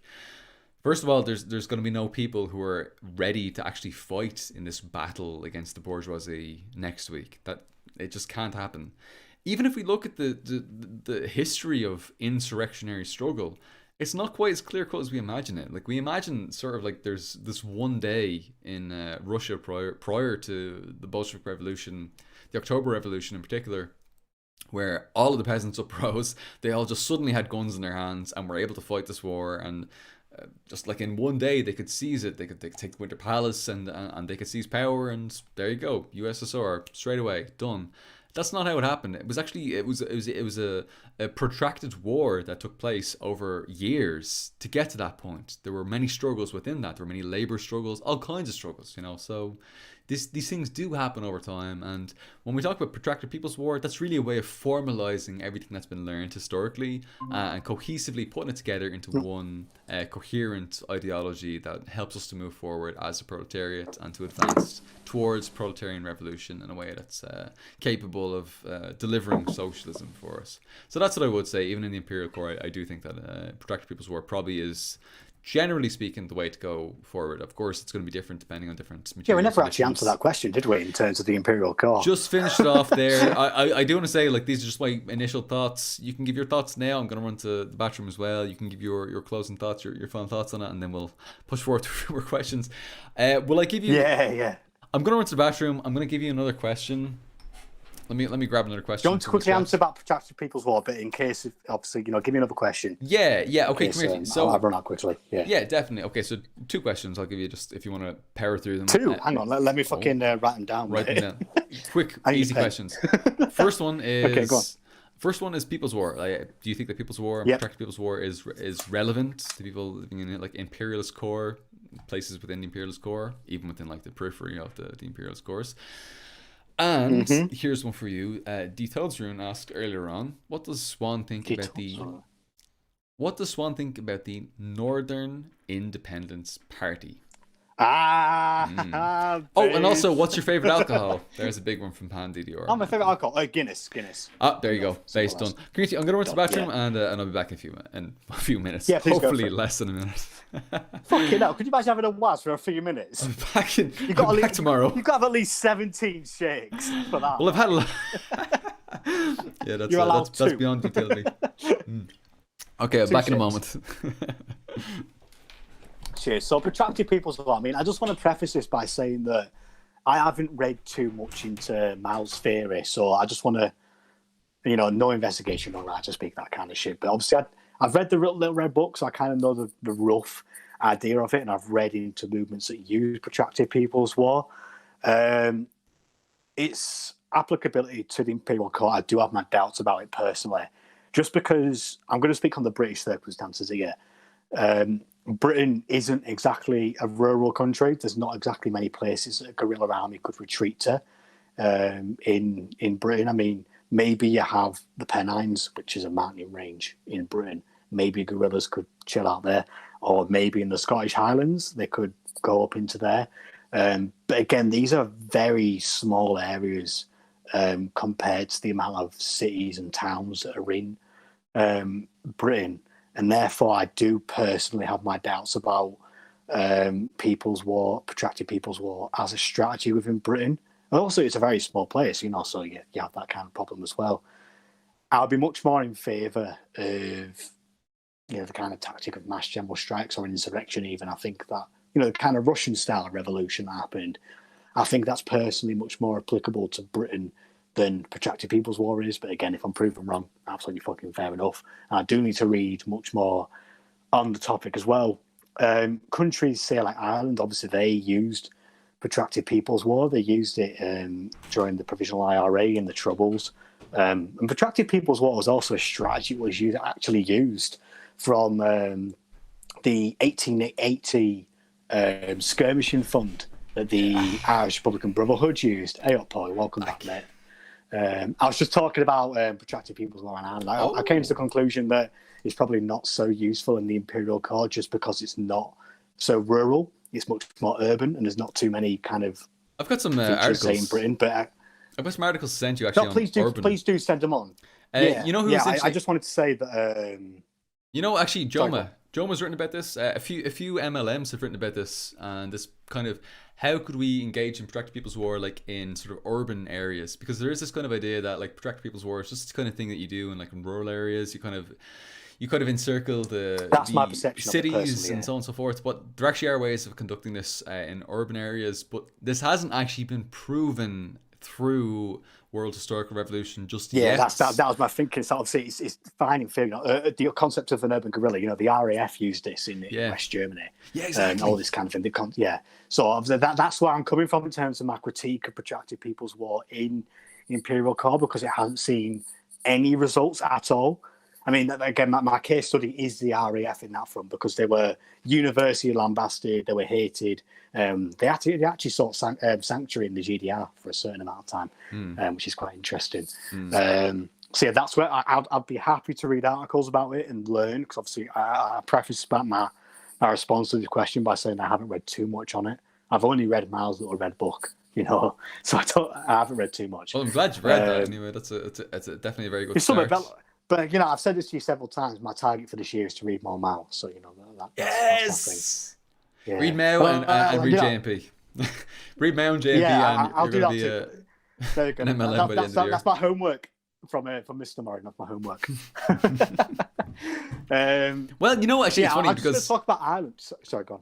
Well, it's kind of funny because like you're probably going to end up being, because even like from talking to you, you seem to be kind of the same mindset where like you're one of these people who like absolutely accepts the rectification of the errors of 20th century socialism. And so you're kind of like me for an extremely long time. You're going to end up being this person who, like, in terms of like what we actually agree with, like in terms of struggle and tactics and strategy, actually agrees with Maoism and MLM like completely, like 100%. No doubt about it. Well, pretty much everything we've talked about, I agree with. Yeah, exactly. This is the thing. So but we haven't had a major disagreement. We don't, and like we don't, and like with most, like between MLs and MLMs, like we generally don't disagree until this it is what comes I to was the saying. titles. We basically agree on most things until you get on wider things like China. We just don't talk about that shit. Just fucking ignore it. We can't change it. So why talk about it? We can't change it. I can't fucking influence the CPC. I will say, can't influence the CPC. I will say, let's focus on ourselves. Well, I will say that the one difference, the one thing that I think we probably do need to take into account of, if we do have any kind of platform like online, there is kind of a reverberation like effect where like we'll say this and a few other comrades might hear us saying this and they might end up kind of saying that to other people, and it might kind of like reverberate out, and like there might be sort of some like aftershocks from that, and that could in some small way influence the positions of certain organizations, and people who are attracted to those organizations might in turn be influenced by what you've said and what we've said, and it can create kind of a feedback loop. And so we need to be careful. Like, can I preface this by saying that I am pissed and therefore you should ignore everything I say? Well, yeah, like me in too. South Park at the beginning, everything where it says like everything in this show is just not legit. Just ignore it. You watch the stream at your own fucking thing, yes, everything we say, we do not represent our organizations. We don't represent the absolutely not. Nah. popular opinion of the organizations, and that's why when I broke democratic socialism, I didn't mean it. Exactly. It was just like a personal slip up. It didn't actually. It wasn't like a real thing. Didn't count. And But no. But I will say no. Honestly, 5 hours and a half in. Like. In fairness. And I did have a whole bottle of vodka and 2 pints. Fuck. Yeah. Did you not know how much I drank that night? No, I remember the day after, actually. We were talking about this and we were just like, oh shit, I can't remember yesterday. That was one of the 3 nights out Amazing that I and threw terrible. up after. Oh. I've been out on many nights out, and it's one of the only 3 that I've thrown up on the day after. Whew. So that's kind of like the scale. And obviously, you know me, I'm a pipe man through and through. Proper point. So I don't do that kind of shit. So when I do throw up, it's serious. Don't fuck around. I don't fuck about. I'm here for the pints, and that is it. Boom. End of. Yeah. Yeah. Should I get back onto what I was talking about anyway about protracted people's war now? Oh, PPW. Yeah, I'm going to send you some articles on urban. Please do. The potential for urban people's war. Actually, you know what really changed my perspective on PPW was just dropping the protracted parts. Because if you drop the protracted part and you just think of it as people's war, then you see how clearly that maps onto all socialist revolutions historically. And then they were doing it in Germany in 1921. You know, yes. They had the Red Army of the Rogue. You know, they literally had basically a people's war. Vietnam, of course, yeah. Massive. But you can even apply that to Russia. Even to Russia, you can actually apply the People's War terminology to Red Russia. Guard. Exactly, and the like Red how this was applied over many years. And then once I understood that these were all people's wars, I was like, oh, okay. So the only question is like whether it should be in like a short period of like a month or 2, or whether it should be like fucking over a couple of years or a couple of decades or whatever. Like it's really just a quantitative difference rather than a qualitative difference. So actually, we don't have a big difference, and there's no real reason for us to have this massive separation between MLs and MLMs on one side, on the other side. Like there's no reason for this massive division within the communist movement that we have right now. It's actually, we pretty much agree. It's just kind of terminologically we're kind of scared by the Maoists in many ways, and we don't need to be, because most of them are very reasonable people. They're not all like these crazy bastards who are just like, okay, let's run off right now and declare people's war in the mountains with like 2 of our mates. Follow the babies. Fucking hell. Oh my god. Fucking Power Pierce stuff right there. Apply the same level of scrutiny to the Irish Republican struggle that you do to the communists in Peru, and you're going to have a very, very different perspective on what happened. Would you mind then if I got onto the question of Ireland and PPW then? Yes. That's please. okay. Yeah, so I recently just read a book called The Dynamiters, which refers to how the Irish Republicans responded to the failure of the 1867 rising. Between then, would you mind just talking a little bit about the Fenians and how they had that kind of firm class basis, and just for people, because we might have a little basis in that, but maybe other people are a little bit confused and don't really know. No, of course, how class based it actually the Fenians, was. Yeah. So the Fenians, the Irish Republican Brotherhood, emerged out of the failures of a movement called Young Ireland, which was mainly confined to the middle class. It was much more focused on culture, and it had next to no mass support. Yeah. So it was Irish nationalism, but applied to like the middle class. A lot of them were Protestants as well, which is quite interesting. Yeah, that's right. You don't see that later, but again, it was much more educated. At the start, I mean, sure, look, fucking Wolf Tone. Wolf Tone, yeah. Even when you get to later, I mean, Parnell obviously is a dick. I don't like Parnell, but Parnell obviously was a Protestant, but obviously he was a huge part as well. Had a part to play, yeah. Yeah, exactly. I think there was O'Leary. He was a Fenian, a proper Fenian. He was a Protestant, I think, as well, and a landlord. You know, so that's that. But yeah, again, so I'll get back on track. So basically, the Fenian movement, Fenianism, arose out of the failures of this middle class movement, and they tried to apply Irish nationalism to the working class and to the poor peasants and farmers, and that was the mass basis for Irish nationalism, Fenianism at that time. It was a huge shift from talking shops to actual working class groups. You know, they had societies all across the country except for the northeast. You know, what is now the occupied 6 counties. So yeah, it was a mass movement. You know, I think the leaders of the Fenians actually claimed to have about 80,000 members, which is huge in the context of Ireland, considering the population of Ireland at that time after the famine was about 4 million, I think, about there. It was double that before, wasn't it? It was obviously it still hasn't recovered today, has it? So yeah, the Fenians were Irish nationalism applied to the it still hasn't recovered today. It's ridiculous, even when you include the occupied 6 as well. Yeah. So yeah, Fenianism is Irish nationalism applied to the working class and the poor peasants. So in 1867, they staged an insurrection, basically seizing key points in cities to try and win over state power. And that failed, sadly, in 1867. And the leaders were locked up in 1865. Their paper was shut down. And all the leaders that were locked up, they were actually... Tallehill, fuck yeah. 1,500 Fenians stood strong against the British Army. Base as fuck. Fucking Tala, rising up. As always, working class. That's fucking Paul's territory, that. You know, you don't mess with Tala. My fucking home. Swear to God. Hell yeah. Fuck with Tala. So, yeah, but the leaders that were locked up, actually, they were actually arguing for guerrilla warfare. They were arguing for a protracted People's War in 1867. But when they got locked up, they brought in people from America. So Irish Americans in America who had just won the American Civil War. They brought them over and they were arguing for insurrection. And that was obviously the wrong tactic. But the main plan was to conduct guerrilla warfare, protracted People's War for months, if not years, before seizing state power. So you see this trend in Irish republicanism of protracted People's War. Yeah, that's right. And then people start to question this again. Yeah, people start to question this again after 1867. They assess the failures and see that insurrection didn't work. It failed us. We were easily crushed. So let's try we weren't organised enough. We can't stand line to line against the British Army. They tried it in Canada as well. They tried to do, old-fashioned times. They stood in lines and they shot at each other. Yeah. But it's like a rebel group isn't going to win against an army on that front. You have to fight differently. So that's when the ideology of skirmishing came in, which meant that dynamiting. So it meant bombing in Minecraft.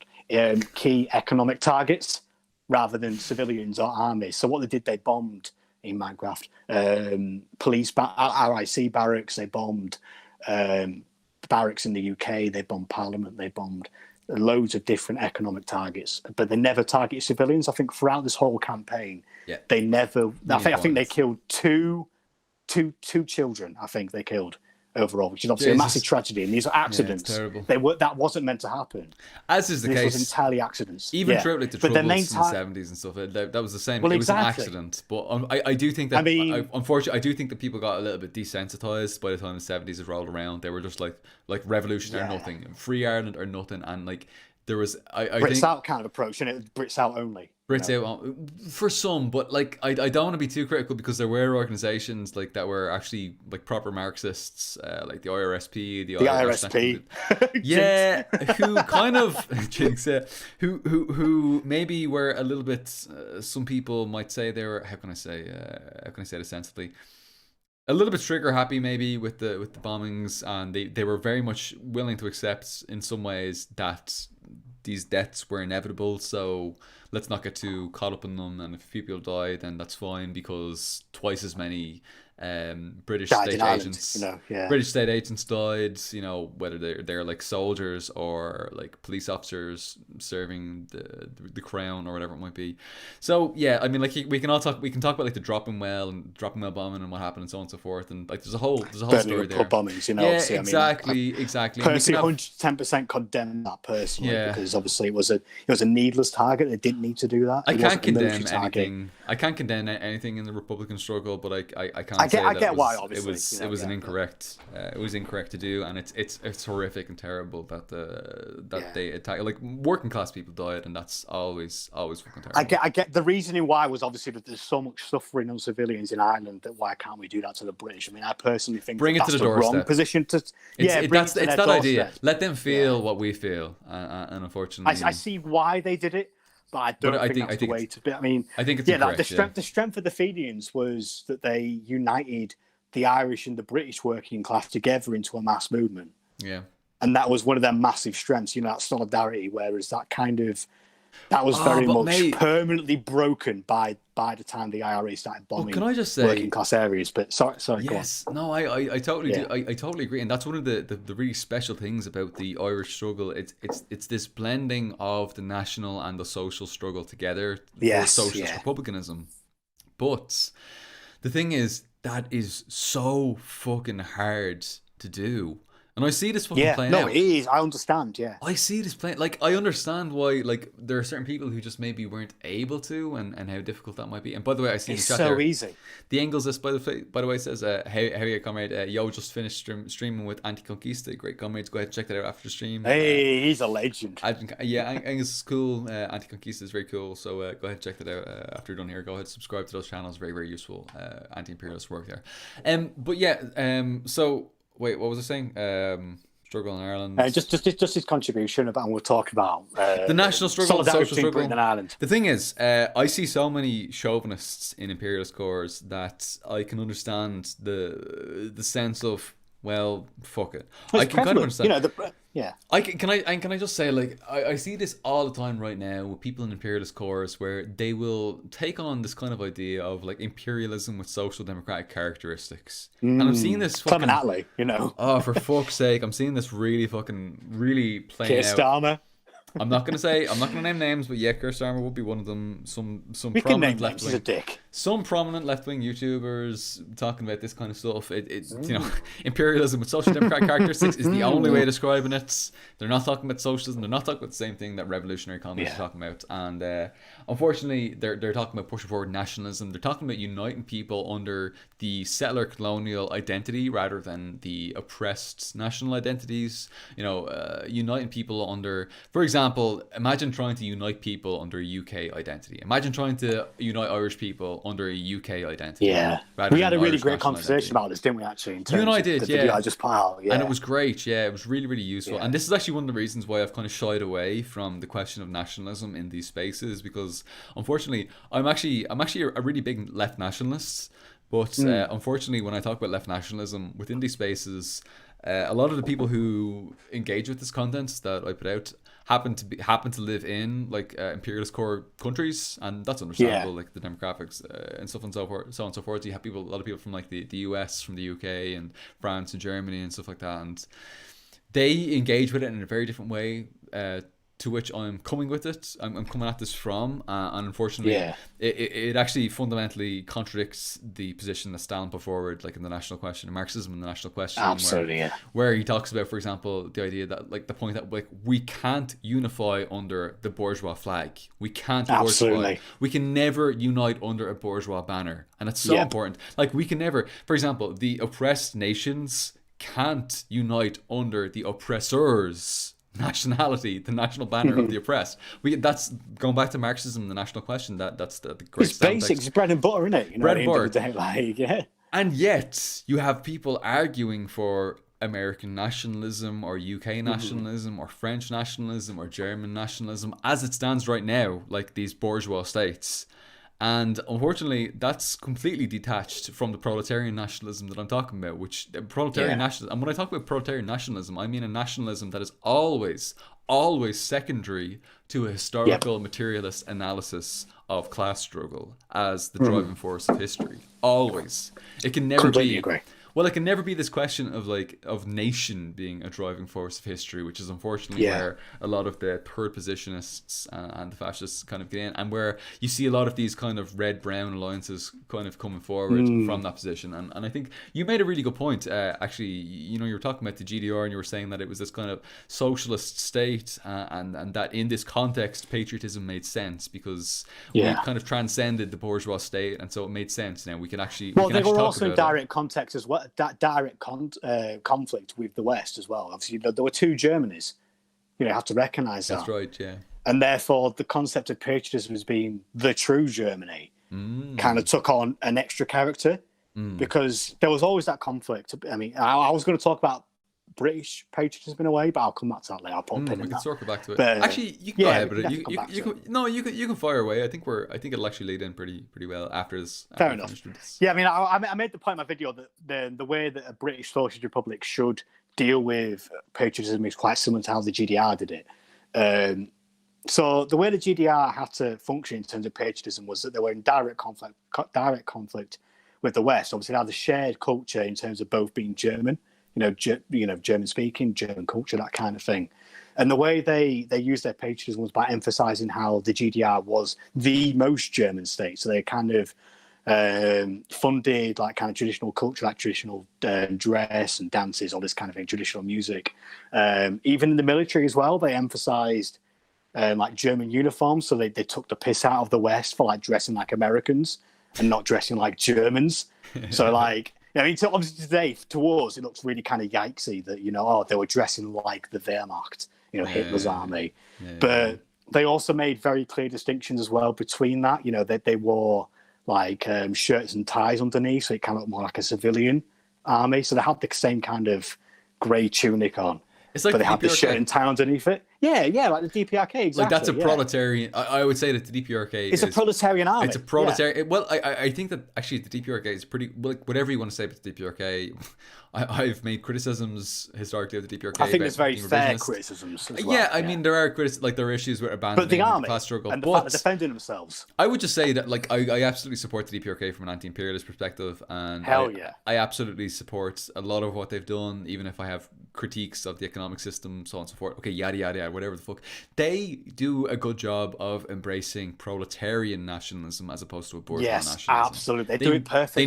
They nail it. You know, they're the distinction, and people who don't see the difference between proletarian nationalism and like a bourgeois nationalism call the DPRK fascist. They say it's a fascist state because they talk about nationalism. It's ridiculous. It's a fucking ridiculous claim. And this, when you call the DPRK fascists, that is fundamentally misunderstanding class and what class is. Yep. You know, and how that functions in the society, and how this functions as part of a global system, a world system. And I think that people who are kind of trying to understand like proletarian nationalism, I think the DPRK is a good case study. It's not perfect. There are criticisms, but it's a good case study, you know, for people to check out. Yeah, so I completely agree with that. Again, so, you know, the fact that the GDR tried to make itself look like the most German state out there, but also a socialist state, you know, it completely emphasized that 110% every single step of the way. You know, so whenever there was like a speech in like the German parliament, the Volkskammer, or like when a soldier took his military oath, the GDR was always mentioned second to the international community. Oh, I love that. You know, it's amazing, you know, so like, it's a small little thing. Yeah, it's always a small little thing. So it said, we swear loyalty to the socialist community of nations and the socialist fatherland. You know, the socialist fatherland came second to the wider socialist community. I just think that is like a small touch, but it's so emblematic of what the GDR did. You know, I mean, if you want to see full details, watch my video. You can do that, and I'll go into full detail about what they did there. But yeah, you know, they aside from the USSR, the GDR was the most committed to the international struggle. And in fact, in terms of like, you know, the size of the economy, you know, how big the GDR was compared to the USSR, if you level it out, you know, what was it per capita? The GDR was the biggest investor in international struggles per capita amongst the Warsaw Pact. That's class. And it's like, you know, by the way, we should mention that you know, we should mention that Gaddafi and Libya didn't get into the war. They did want to get into the Warsaw Pact, but they weren't. They unfortunately weren't able to. They weren't permitted entry. So I think they would have probably. He should have said he was a communist.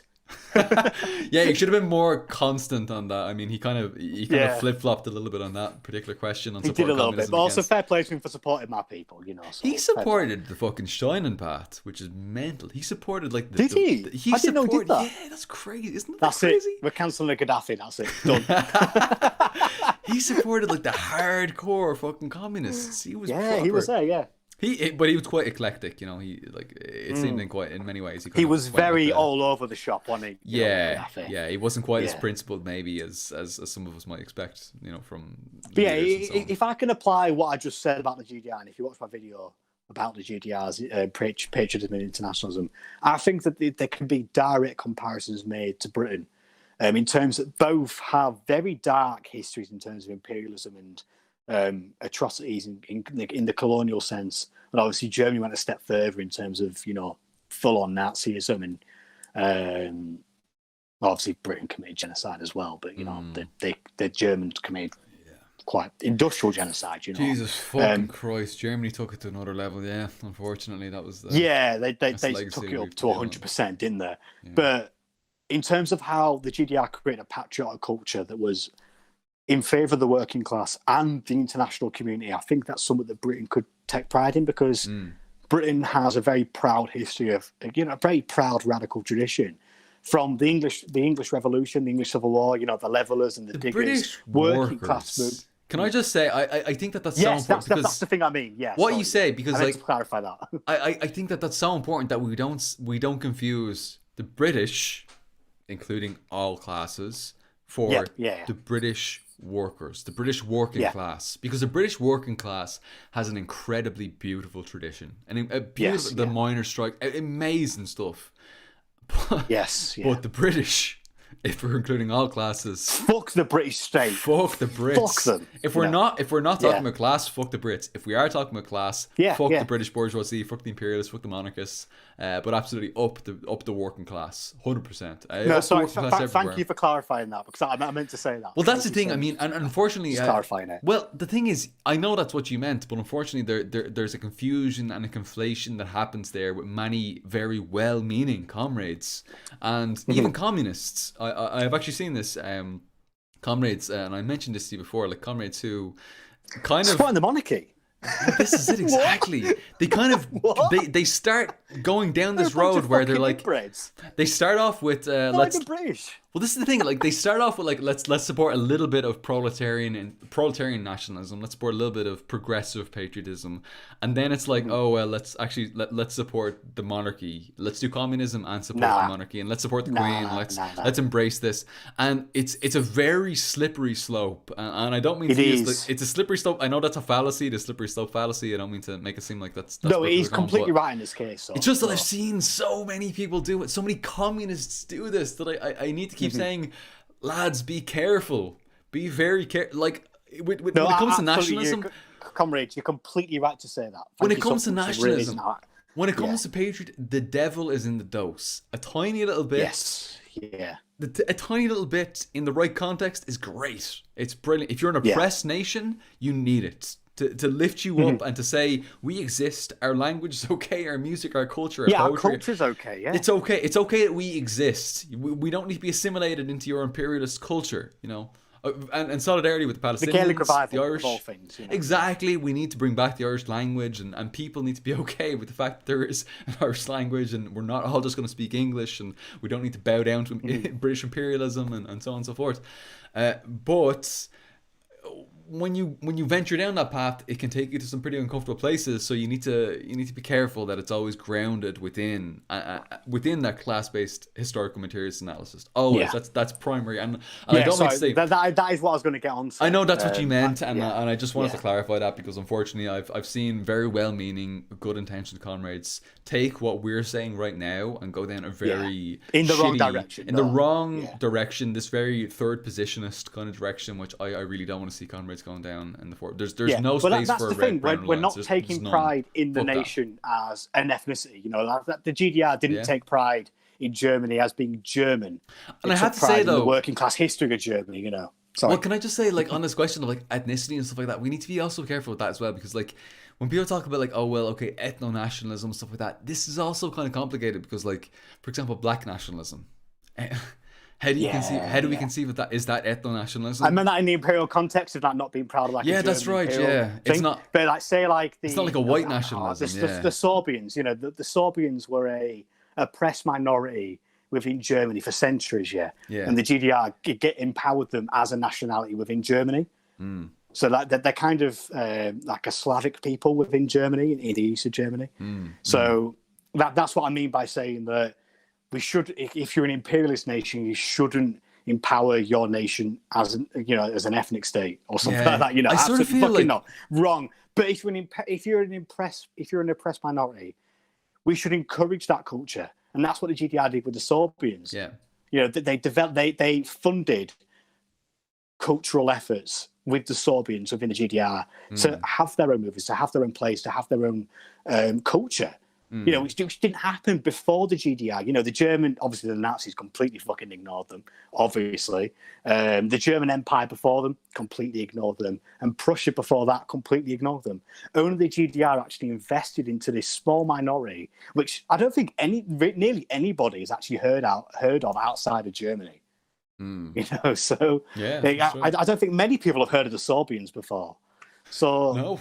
And that's what I mean. Like, so obviously if it's You know, like, if you're the majority ethnicity in your country, so say like a British person, yeah, in Britain, don't take pride in yourself as an ethnicity. Take pride in yourself as your class. But if you're a marginalized, take pride in the class, exactly. Yeah, unless you're a marginalized. Yeah, that's what I'm getting onto. If you're a marginalized group within that nation state, say, I mean, it's not really the same, but say if you're Cornish, and obviously if you have your own culture, you should encourage your own culture and develop that and become and embrace your culture, but on a internationalist scale. Don't be chauvinistic about it, but being internationalist as well. You know, and that's what I mean. That's what I'm saying in terms of the comparison of the GDR and Britain. So say if a British Socialist Republic happened, we would take pride in our working class history of the Levellers, the Diggers and English Revolution of 1700s. Sir Gerald Winstanley, he was basically a proto-Marxist. If you ever read him, he's fucking amazing. Obviously the Chartists, who are fucking incredible, started in Leeds. Fucking big up White Rose there, Yorkshire, Leeds. Big king shit. I'm going to make a video about that. Jabs. So big up the fucking Chartists. And also the Chartists led by an Irishman, Fergus O'Connor. Get me in there for the overdub. For the audio. Oh, you're reading Fergus O'Connor when it comes to this, like... Deep voice. It was a fucking... Oh, the deep voice reading. Very close to the microphone, right into your ears. So when I read my Yorkshire, I go full Sean Bean. That's unreal. You know Sean Bean? I'll go full Sean Bean. Oh, bastard. Can I just say, one of the comrades in the chat just pointed out how the Vietnamese were fiercely nationalists. And yes, absolutely, the Vietnamese also... Again, in the anti-colonial context of facing the French, the Japanese, and the Americans, socialist patriotism, proletarian internationalism. As Stalin said, as Mao said, as the GDR said. It's a well-affirmed principle in socialism to do that. And I think if it's done right, it is a very progressive force. You know, because you're placing the working within class limits, at the center of your nation's history. You know, absolutely. They made the history. I'm always, since I've seen people kind of take what I've said and run with it in kind of chauvinistic directions, I'm always super overly cautious. Let's say just like way overly cautious with these things, but it can be. I can't wait to get cancelled. It can be a progressive force in the case of oppressed nations, and that's important. And also what we consider to be a nation, like a valid nation or stuff like that. I mean, this is obviously there's very clear characteristics of it. Well, there are clear characteristics, but there are also some which are open to interpretation when it comes to, like, for example, like a common language. Well, here's the thing, like a common language, like in Ireland, like are the Irish nation, like, do we have a common language? Okay, we do, but I mean, how do we distinguish ourselves from other nations and so on and so forth when our language has been squashed and squelched out of existence by the imperialist forces? The thing is, like, when it comes to like Stalin's, but is that where culture comes in, though, in terms of? Yes, Irish but culture can be kind still of exist, you know. They do still exist, but I mean, like, I'm not part of a Gaeltacht. Like in Tala, like we'd be much more. It's mainly middle class, isn't it? In terms of people who speak full-on Irish, you know, it's mainly the middle class, from what I can tell. Outside of the Gaeltacht areas, it's very middle class. Yeah, it's a lot of middle class. There's a lot of bourgeois nationalists. Very Porrick Pierce. Yeah, exactly. Very much the bourgeois nationalists are able to speak Irish. Like I wouldn't be able to speak Irish. I'd have about 10 sentences here and there that I'd be able to use in a few different contexts, and that's Agus Slongafol, Chucky Ala. Exactly. Just the essentials, you know. Chucky Ala. That's all you need, isn't it? That's all you need. Yeah, exactly. But like the thing is, like we wouldn't like I suppose. The social struggle would be a little bit more, to quote actually Comrade Gallagher, Carpenters Union, who when he was talking a little bit about the great guy talking about the Welsh national liberation struggle and so on and so forth. The social struggle would be a little bit more pronounced than the national struggle for us in working class communities, and I suppose that's really important because we don't speak Irish necessarily, and so does that mean we're not part of the Irish nation? That causes all these kinds of problematics that people, unfortunately, some chauvinists have used that to exclude us from that, and have just said, like the Trotskyists and Trotskyites, who just say we should be part of like the 32, how can I say, how many, 74 county. Hang on, the 74 county republic, but under Britain. Under Britain, and like. For fuck's sake, like it's not even a republic. It's just a monarchy. You know, it's just a monarchy. A totalitarian, an absolute monarchy. And but it's when people don't even fucking place their centre of struggle in Britain against the monarchy as well. They just kind of neglect it. Yeah. It weirdly, fighting against the monarchy isn't in the mainstream in Britain. Like, even if you're a socialist, you don't say the first thing that you're against the monarchy, which is so fucking It's very weird. radical to say that you're anti-monarchist in Britain, yeah, which is what. I mean, you do have a small liberal kind of group that's against the monarchy, but again, they're basically kind of intellectual, pretty much. Yeah, it's an intellectual thing. Like, if you speak to them, they speak in posh accents and that. Yeah, and I hope I haven't come across in a posh accent because. No, I always do online. Actually, I had to learn to speak in a posh accent in order to be more accessible to people. We've spoken about this. We were talking about this before the stream went on. Like, I have to, even like yesterday, like, all listen the time. To me speaking. If you listen to me speaking yesterday, like, I wouldn't speak like in my own like Dublin accent that I speak to my neighbours with, because I don't know. Out now.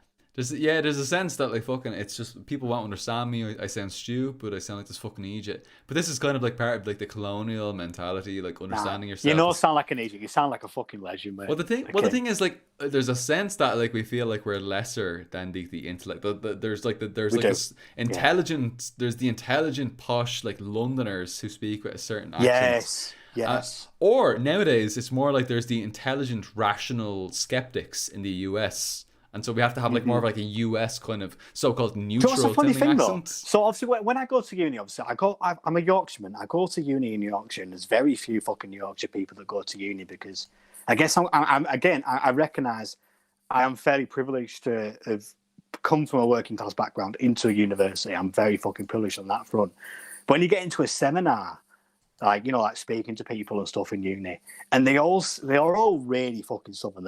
You can tell they're all from the home counties, you know. So the posher parts of London and around London, the rural bits and stuff. And when they're speaking, you can look up to them as being like, oh, you know what you're on about, you know. But when you actually listen to the words they're saying, they don't know jack shit. Genuinely, they don't know jack shit. It's just a posh accent, right? So they sound very they sound credible. Through the accent, they sound credible. A posh accent can obscure. It's like a fucking rich sauce over a shitty dish. Oh, you know what I mean? Like, it can obscure so much. That's such a good description. Do you know what I mean? Oh, but that's such a good way to describe it. At the end of the day, the chips are fucking undercooked. You know, you can't change that. It's still bollocks to the core. That's such a good way of describing it. That's such a good way of describing it. Like, I feel like if I speak, cheers, have a little drink to that. I've run out of drink. Do you mind if I go get some more, King? Go. Actually, just before you go, I'm just gonna say I'm gonna answer your question. Actually, there's one of the comrades have asked me about my own political development, and I'm just gonna answer that while you're doing that. Okay. Yeah. So, what's the question quickly so I can think about it? And I can come back sure. Yeah. Frank Woods asked, Paul, why didn't you become an anarchist? I used to think you were an anarchist. We could talk about this forever. Yeah, I love this conversation. Comrade says, I used to think you were an anarchist, but what made you become an ML instead of an anarchist? It's really weird how Britain and Ireland just didn't bother with the anarchist stage. You know? Yeah, that's right. Like, anarchism just isn't really... I'm going to go for a drink. Yeah, go. Actually, I love anarchism, I have to say. Like, I absolutely adore anarchism. I think anarchism is really cool. I love what it brings to the table. For me, anarchism is this kind of stage where you've moved beyond the limits of social democracy. You realize that you need to be anti-capitalist, you need to move beyond capitalism, and we need something better. And not only do we need something better, like in some sort of social democratic way, like we kind of need a vague socialism, like a Bernie Sanders or Jeremy Corbyn style socialism. We need communism. We actually need a stateless class of society.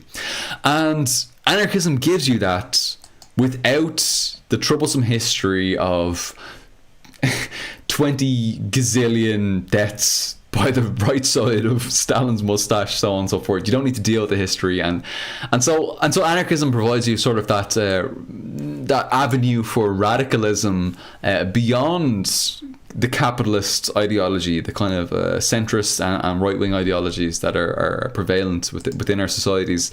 And so I think anarchism is really great in that regard.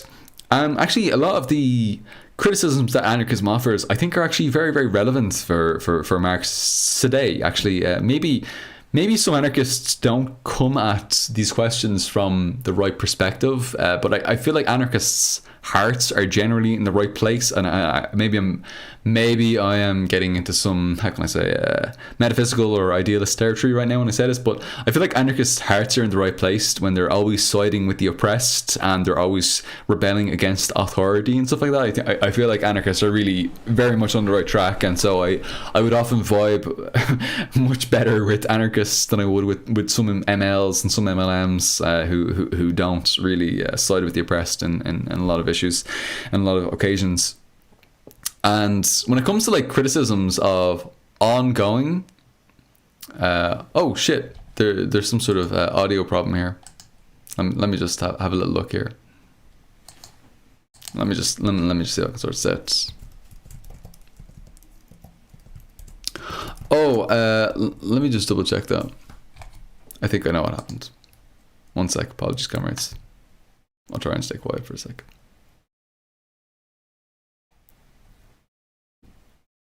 Bear with me.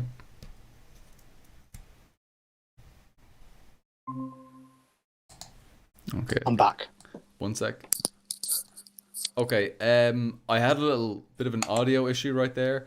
Comrades in the chat, if you could let me know if everything's okay right now. I think something happened. I think I accidentally clicked into an application which altered... Yeah, I hear that can there. Which I think that altered the way the audio was coming through. I think it may have diverted the audio from this microphone. I think it may have... I think it did something funky. Anyway, hopefully it's okay. I hope so. Do you want to have the question about the NIP as well, the Northern Independence Party? Yes. Let's come back. I'm kind of. I've just I never started, got around to that. Yeah, let's circle back to that because I've kind of gotten into this thing on anarchism and we kind of yeah. But Roman says the audio's okay in now. Yeah. Let's put it. I'm just gonna take that down. I'm just gonna highlight the NIP. Yeah, but so as soon as we finish with the NIP, we'll come back to anarchism. Oh, you want to do anarchism first? Oh, sorry. What I meant was, as soon as we're finished with the NIP, we'll come back to anarchism. Okay, yeah, go ahead if you want. That's all right. I don't know that much about the NIP, so if you want to go ahead and talk about the NIP, and then I will circle back. So the Northern Independence Party, I think the basis of that comes from the fact that Thatcher and the Tories completely decimated the north of England, absolutely fucking decimated. They ripped our industry. We were basically deindustrialized. Yeah, they ripped up our communities, our working class communities. They took away our jobs. They took our jobs, that kind of thing. Yes. They took our jobs. I love that. No, but like legit. We had very strong communities in the north of England until Thatcher fucking took it away. The witch, the bitch, anything like that. Wicked, the first gender neutral wicked itch bathroom. Of the West. Yeah, that's it, the wicked itch of the West. So yeah, all that kind of happened.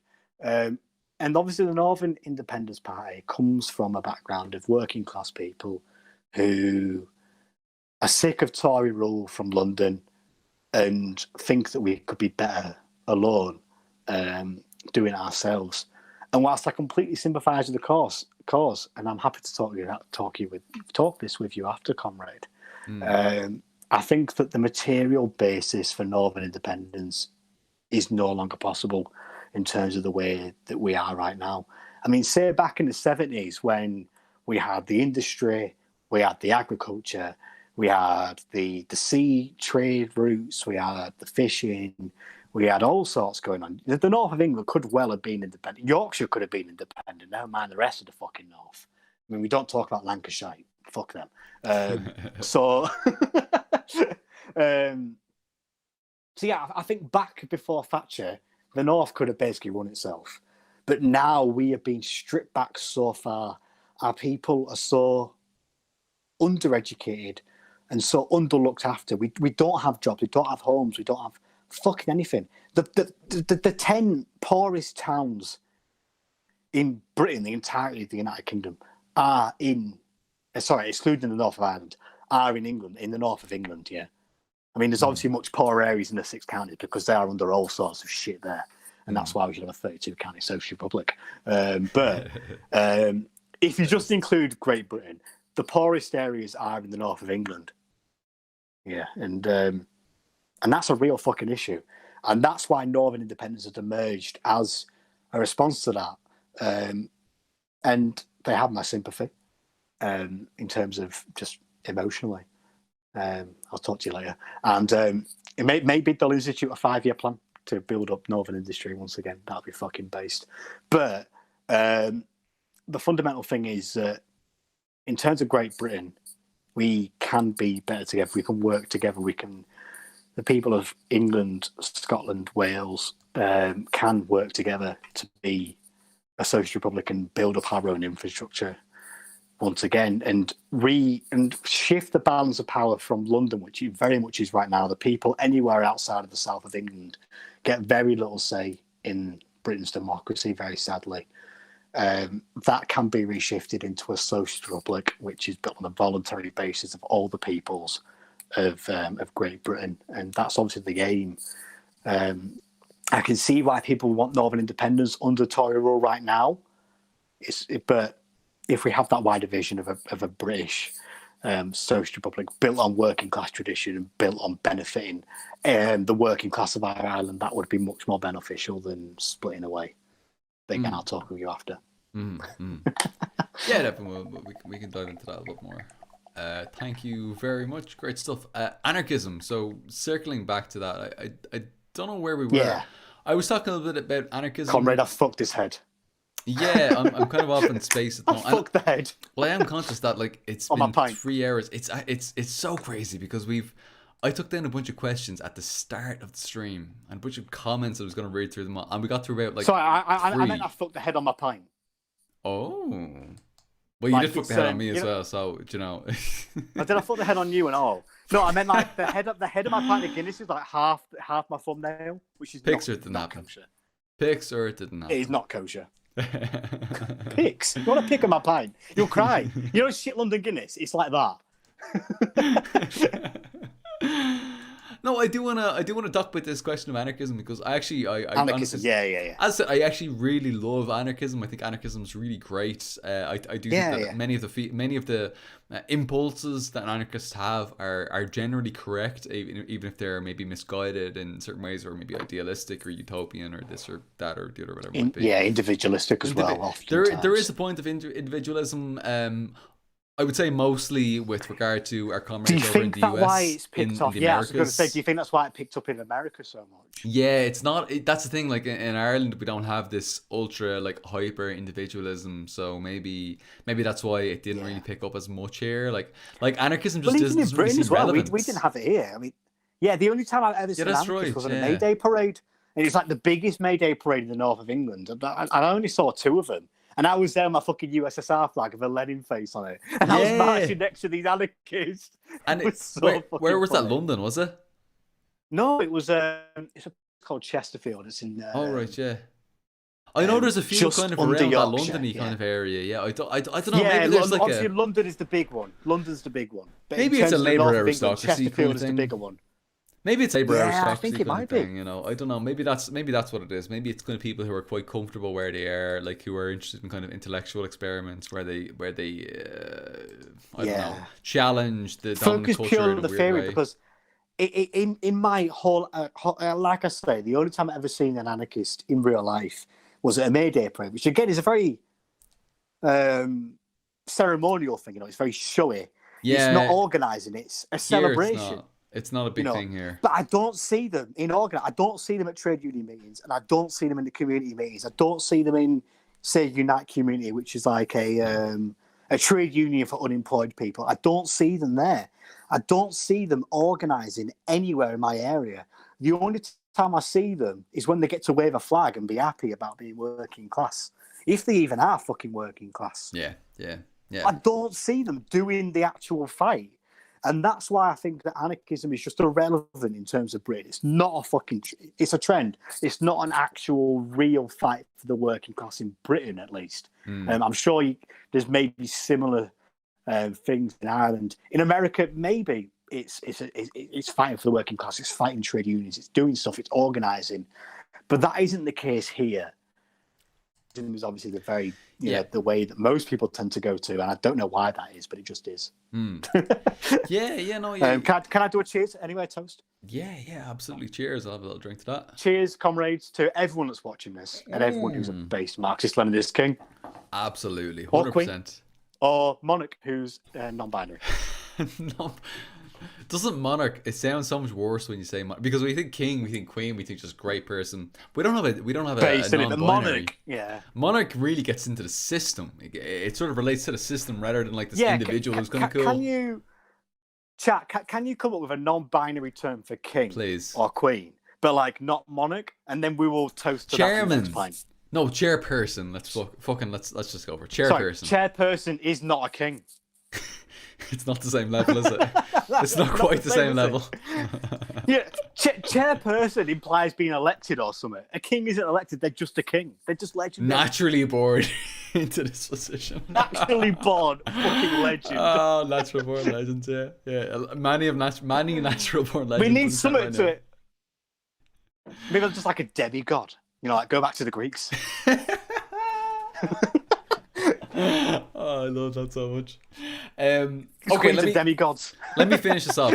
Why didn't you become an anarchist? I fucked at anarchism about 2 years ago. No, it's a bit later. You're fucking with it now, reading Conquest of Bread.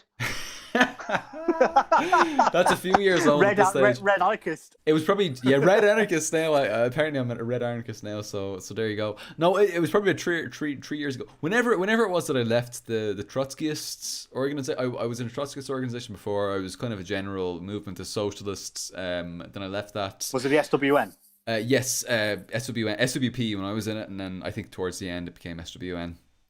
And then when I left after the abortion referendum in Ireland. They became the SWN. John Molyneux split, didn't he? Yes, that's right. Yeah. Actually, but I basically got burnt out after the repeal the 8 Amendments work that was in there, and I just need to kind of step back. Some good stuff was going on there. You know, obviously the war there's good stuff. There obviously repealed the 8th and stuff. You know, there were a bunch of there was some good work done there, and I do have to commend the comrades for the work that was done there. But I drifted away after that, and from then onwards, I kind of because when I was in this kind of Trotskyist organization, there was a lot of talk about the left anti-communist talking points in there. There was a lot of like the anti-authoritarianism that you see with like anarchism and stuff like that. So I was kind of in that space. I was in that kind of libertarian socialist space where you're kind of like anti actually existing socialism, or what's called actually existing socialism, whether you agree with that or not. You know, it was very much anti-Cuba, anti-DPRK. You retain that liberal kind of notions, don't you, with actual socialism? That's right. Yeah, I did very much so. And my critiques were very much coming from the right rather than coming from the lefts at that point, and so I still had this kind of anti-authoritarian sort of bent that I was traversing, and so I very much kept that through. I proceeded then into Marxism-Leninism because that seemed to be for me the logical path forward for republicanism in Ireland, because there's no way to really conceive of Irish national liberation and independence without understanding how we can like defend ourselves under, for example, a vanguard party leading the working class and bring us to emancipation. And like in terms of like if you want to be kind of like a Bookchin fan or something like that and get into like communalism and all that sort of stuff, how the fuck is that going to defend us when imperialism starts to attack us after revolution? How the fuck is anarchism going to save us from the onslaught of US, EU, and UK imperialism the day after the revolution? The triple lock. Exactly. You know? How the fuck is that going to help us? And so it was a very natural drift into Marxism-Leninism from there. Even if I had like let's say libertarian socialist sympathies. And I think probably one of the misleading factors earlier on, if people subscribed to my channel in like late 2018, I had like a kind of a gradient. It had like some black in it. It was like red, but there was like kind of a shade, and it was kind of like red to black kind of gradient. And I just thought it looked really cool. But the thing is that it looked like the anarchist flag, the anarcho-communist flag, like the red to black. And because I was in this kind of Trotskyist kind of mindset, I was talking anarchism about, for the aesthetics. This is the thing, like it's a great aesthetic. I was kind of talking about like authoritarianism and hierarchy and all this sort of stuff, and so people were just like, "Oh, you're an anarchist, okay, fair enough." I wasn't really an anarchist. I was never really That's there. how you start, though, isn't it? Yeah. Well, but the thing is, like, I'd been on a political journey for like probably a decade before that. That wasn't really where I started. I was probably more kind of in a left liberal place for a long time, and very, very sympathetic for republicanism, but probably kind of left liberal generally. But I had this kind of like black and red aesthetic, and I thought it looked really kind of cool. I watched a lot of horror films when I was growing up, and I really liked it. But it does look cool. It does. It looks cool. It's a good aesthetic. Kind of thing, you know, the fucking anarcho-syndicalism. Yeah, it looks great, and I will say, like, people taught me like I used to think you're an anarchist, but what made you become ML instead of become an anarchist? It was because basically like anarchism really can't secure the liberation for Ireland, and I was always situating our struggle within this, like, how can we free Ireland? How can we have a socialist Ireland? And so unfortunately, I mean, what was again IRA never anarchist? Exactly, yeah. Even though there were some elements of anarchism, like in terms of some decentralization, some cadres, Yeah, some the little New parts. Ireland program by Sinn Féin and stuff. That was very, very kind of federalist in Almost. its perspective, yeah. And we can have criticisms of that, and there were some. Yeah. I mean, like, the Provost did. There were certainly kind of maybe 2 to 3 years after the Provost was formed, after that split in 1969, maybe around the 1972, 1973 period. Certain intellectuals in the Provost were very much putting forward that kind of libertarian socialist line, libertarian Marxist line. You know, very, very clearly socialist, not. Definitely not capitalist, very much in the socialist train, you know. Well, they openly claimed they were socialist. Yeah, they actually said it online now. Yes, but there were certain people who would say it, but there were certain people who shy away from it. There were many comrades, for example, in the prisons. You know, he seems many to rank hunger and strikers. file mostly. Here's the Bobby thing. Sands. Bobby Sands was a socialist, no doubt about it. No doubt about it. The heroes, most of the heroes of the provisional movement were socialists. I think there's some arguments about like Jerry Adams and stuff like that. People like Jerry Adams. He was amazing in organising his community. Early on, I think I think that probably during the 70s and 80s, you can make an argument that Jerry Adams was probably aligned with Marxism and so on. I don't know. I mean, he did have some quotes here and there, but actually, he was pretty much a rightist and a reformist, and he went down that path. I think he sold out. He sold it very much. Whether or not he was always on that path is debatable. Some people can say this or that, but anyway, there's. Obviously, they have the whole thing as well with his brother, don't you? You know. That's a whole different. That's horrific. No, that was terrible. Yeah. Terrible. It's a massive smear on the provisional movement. But Bobby Sands, you know, obviously, Bobby Sands was great. Was fucking heroic for his community organising. Yeah. Oh yeah. Oh, I mean, I strongly recommend the comrades. What was he? 27, 28 when he died. Yeah, he was only 28 when he died. He was a baby. He was he was proper young. He could have been a fucking heroic. He was heroic. Never mind how young he was. Yeah. But I would strongly recommend that comrades read his writings from prison, but also a book called Bobby Sands, Nothing But an Unfinished Song, which was written by a guy who organised black comrades in America. And the comrades read this book about Bobby Sands, and it inspired them as black people in American prisons to go on hunger strike and fight against the American prison system. Yes. Also the same in Turkey as well. People read this book and they were inspired by Bobby Sands' example to take his tactics up and win. They won the struggles. So read, obviously, Bobby Sands' writings himself, because honestly, it'll bring a tear. It's one of the only books I've ever cried at, genuinely. It's fucking incredible. But also Bobby Sands' Nothing But an Unfinished Song, because it's details his life and his community organising and his role as a Marxist, but also that book has had massive radical potential in prisoners across the world. Yeah, that's right. Yeah, and we can never downplay that, and the significance that his legacy has had for anti-imperialist movements and progressive movements all across the world. Absolutely essential to our struggle. So thank you for that. The Republican movement is replete with socialists and communists and progressives of all kinds, and we can't just throw the baby out with the bathwater. I am seeing there's a slight little bit of lag on the stream there. Can you hear me okay?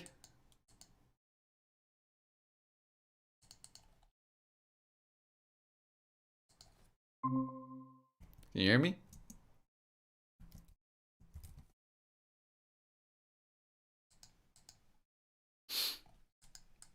All right. I think I'm back on stream, but I think the internet might have lagged for a little bit. I don't know what's the story with my internet at the moment. I'm paying a lot of money for this fancy internet connection, but I've got a Virgin.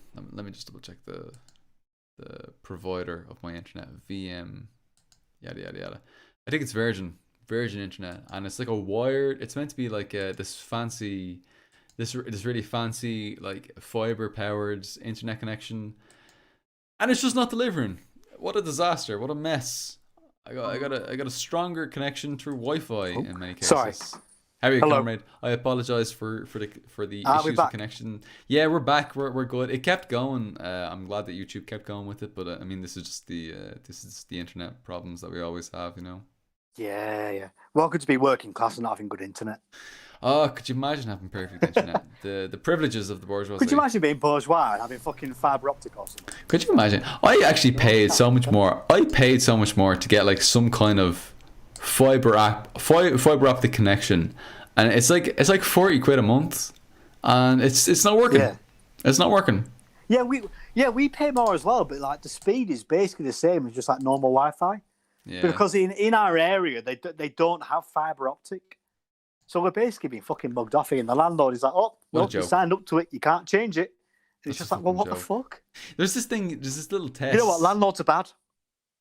Whoa, wait a minute. Except for pub landlords. Are you trying to tell me pub landlords are okay? Whoa. For all this time I've been studying communism and socialism, and I've been thinking that landlords are great and capitalists are great. Are you telling me that landlords are in fact not working in the interests of the working class? I hate to tell you, comrade. I hate to break this. It really pains my heart, but landlords don't care about workers. Well, I'm really sorry. Look, I'm really sorry. I'm gonna need a minute. I'm gonna need a minute to just take process. At least 4 swigs of vodka just to process that. Yeah. Okay. I understand, mate. Yeah. I'm really sorry, everyone, for disappointing you. It's just my radical new theory that I just don't think landlords are good. Dude, I'm having little sips because I'm fucked already. How much have you had of that? How much have you had of that half bottle? How much have you had?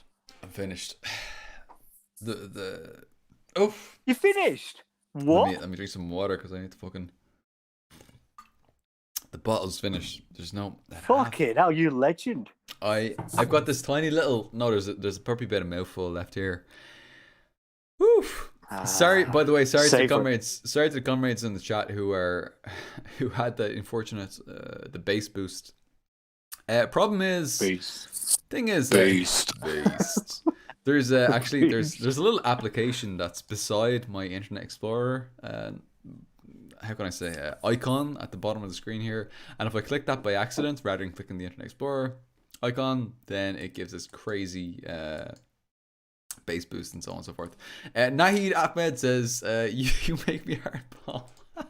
Nahid Ahmed is hilarious. Holy shit, the shit that Nahid Ahmed the simp is on every single fucking video, and this guy is great. My simping? I don't get the simping. I want it. It's so funny because Nahid comes out and I'll be honest. No, let me be honest. Nahid's been fucking around. Nahid's been playing the field a little bit. I mean, I've seen Nahid he's been leaving messages at a few. It's not just me. He's not just simping for me. I've seen a few comments. Maybe that's Space Babies. Maybe that's Ugopnik. Maybe that's Hakeem. Maybe that's a few different people. Hakeem. I mean, of course, who isn't going to simp for Hakeem? Okay, we're all simping for Hakeem. Who isn't going to simp for Hakeem? All of us are. Oh my god! But the shit that he leaves is fucking hilarious. He said that Maoism makes his dick hard. I was just like, what the fuck? I'm like reading through like random shit. I'm like reading about like the fucking the struggles in the Philippines, and I'm like, okay, let me check out YouTube for a minute. Okay, this is so inspiring. This guy's saying that his dick gets hard when he listens to me talking about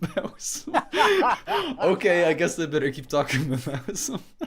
Where's mine? Where's my the GDR makes my dick hard? Where's that? Wait, I mean, making mine right now. No, okay, alright, fuck. Where's my wedding ring? Let me show you. NSFW. I'm sorry, comrade Star who said he was listening to this at work. Nahid's gonna jump in at any moment and give you some love right there. Honestly, it makes my day a little bit brighter because it's so fucking funny. Give me some loving. That's like when you go to like the toilets in the pub and there's just like that lad there who's fucking desperate and he'll flirt with anyone. That's him. Fair play to the lad. Absolute so you see, he's a trier. God loves a trier. God loves a trier. So like, I've just ordered the pint at the bar, and you know, obviously the Guinness is pouring. It's just settling. I've gone to the toilet, and then this lad there is just like, let's fuck the Guinness. My dick hard. Hanukkah makes my dick hard. And I'm just like, okay. All right. So wise, and I go back to the bar, and then obviously the Guinness is done. I come back and sit down in cozy corner, and we're carrying on with our day. The snug. We just carry on. Oh, we just carry on in our nice little snug. The warmth brushing up against our ears, the back of our necks. The fire is roaring, and we're absolutely fucking loving it. Okay, so that's kind of the major things. I think I talked about basically the anarchist struggle in Ireland. It hasn't gone anywhere. I wasn't. The thing is, like, we're scientific. So as scientific, looking back retrospectively, I could say, okay, well, anarchism hasn't really advanced the proletarian struggle, so it doesn't really get us anywhere. So yeah, we can learn certain things from it, but it's probably not going to advance us towards communism, because it hasn't so far, and it hasn't gotten us any further than anything else. And we know that scientific socialism has gotten us further than anything else, so we should probably continue down that path. Now we can say that, but I didn't really necessarily know that quite as clearly before. But I could definitely tell, kind of intuitively, that's this thing, anarchism, sounds good, but it hasn't really worked. So I should probably investigate the things that actually have worked. I should probably investigate republicanism. I should probably investigate Marxism. I should probably investigate these kinds. I should probably investigate James Connolly. And James Connolly was nothing. He was nothing close to an anarchist. Everyone should read. Nothing close to a Trotskyist. Yeah, people who say he's a syndicalist is fucking ridiculous. It's just stupid. I mean, he died in a fucking a vanguard. He basically died in a fucking revolutionary vanguard. I mean, to say he's a syndicalist is just ridiculous. I'll be honest. He went through the phase of syndicalism when he was an American in terms of the IWW. Yeah, he came back to act the Marxist-Leninist. Like a proto-Marxist-Leninist. Yeah, obviously proto. Yeah. Because it's ML before ML.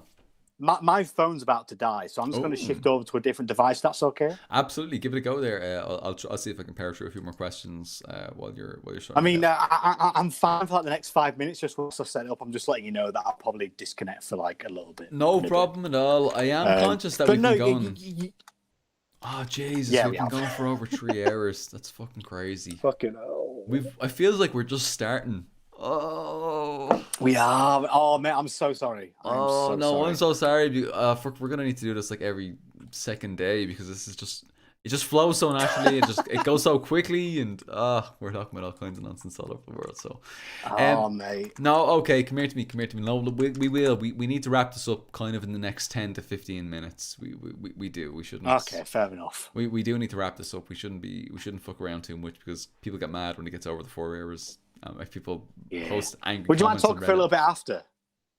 Yeah, I can talk a little bit after. Do you want me to talk a little bit after the stream? We can chill out for a little bit. Yeah, I mean, I don't want to keep you too long, because obviously I know your missus will probably chuck you in. Yeah, by 12 I'll probably be getting chucked out of the gaff and. Yeah, just a little bit, just like a little bit of chill. But it'd be very nice to do this much more regular. Yeah, definitely. I don't know how you feel about it. Yes, definitely. Yeah, we can definitely do this. Like you Gopnik and I do this every couple of weeks. We can definitely do the same thing. Do this every couple of weeks. If I have an off week, you Gopnik, I love this. This isn't like I'll pop in. What I will say is, with these streams that we're doing right now, I think that it's really useful for comrades, because it's not like a super formal situation. Yesterday's just a vibe, stream, kick back and just chill, Yeah, exactly. And the thing is, like, we can be wrong here. You and I can be wrong, and we can work it out, and we can probably made at least 60 mistakes across tonight. That's a generous estimation right there. I'd say there's probably a lot more than 60. Yeah. but like, this is fun, this is enjoyable, this is vibey, this is great, this is beneficial to everybody wins from this. No, it's so good speaking to you, mate. It's always an absolute fucking pleasure, love these. It's so always much fun. A pleasure. And I think that this is useful for both I think that this helps us as a knock-on beneficial effect for the YCL and the CYM, for our own organizations, because people kind of get to know us a little bit, and they get to hear what we think and have some conception of what it is the communists think. We're people, just as normal people. We don't represent the organizations when we're talking here, but obviously hugely important, and we should highlight that, obviously, because there might be some misconceptions, but we don't, of course, represent. I don't want to get cancelled by my party once again. Democratic centralism, asterisk. Democratic centralism. Oh, yeah, that's a thing, isn't it? Oh my god! I say all the time on videos, but yeah, that is a thing. Oh, we need to start. It's like every fucking video. It's like, I am not speaking in the capacity of. I'm not speaking on behalf of my organisation. Every 5 minutes, just reaffirm it. My thoughts are my own. All those sorts of stuff. Yeah. I speak in a personal capacity. I sound like a slimy fucking politician, though. When I say Jesus, that. You do, don't you? Yeah. I do. I shouldn't say you do. I mean, you in the general sense. Like, we all fucking do when we say that. But I mean, yeah. Like, you're trying shit. Do you hate me? What's that? Is it just me? You, specifically you, Josh, when you speak about this. Just you, Socialist Swann. You are the only one that sounds like a slimy shit when you say that. Can I just say, I apologize. You never sound like Smile Sheet. You're a fucking legend, and I absolutely adore you. Let me just. I want to quickly answer this question. I'll just finish this. You're an absolute legend. I adore doing this. I love doing this. This is a ton of fun. It's a great way of kicking back every couple of weeks. Yeah, we can do this anytime we want to. We can jump on, whether that's like weekday, weekend, whatever it might be. We can always. Mate, just let me know and I'll be there. Yes, let me definitely. know. I'll be there. Likewise, even like yesterday. Yesterday was like a very like intense stream for me because. Excuse me. It was an important stream. It was very important. It was ideologically very, very important and very formative and very formal, and obviously dealing with like an author, a philosopher, someone who is incredibly advanced in a way that an intelligent man.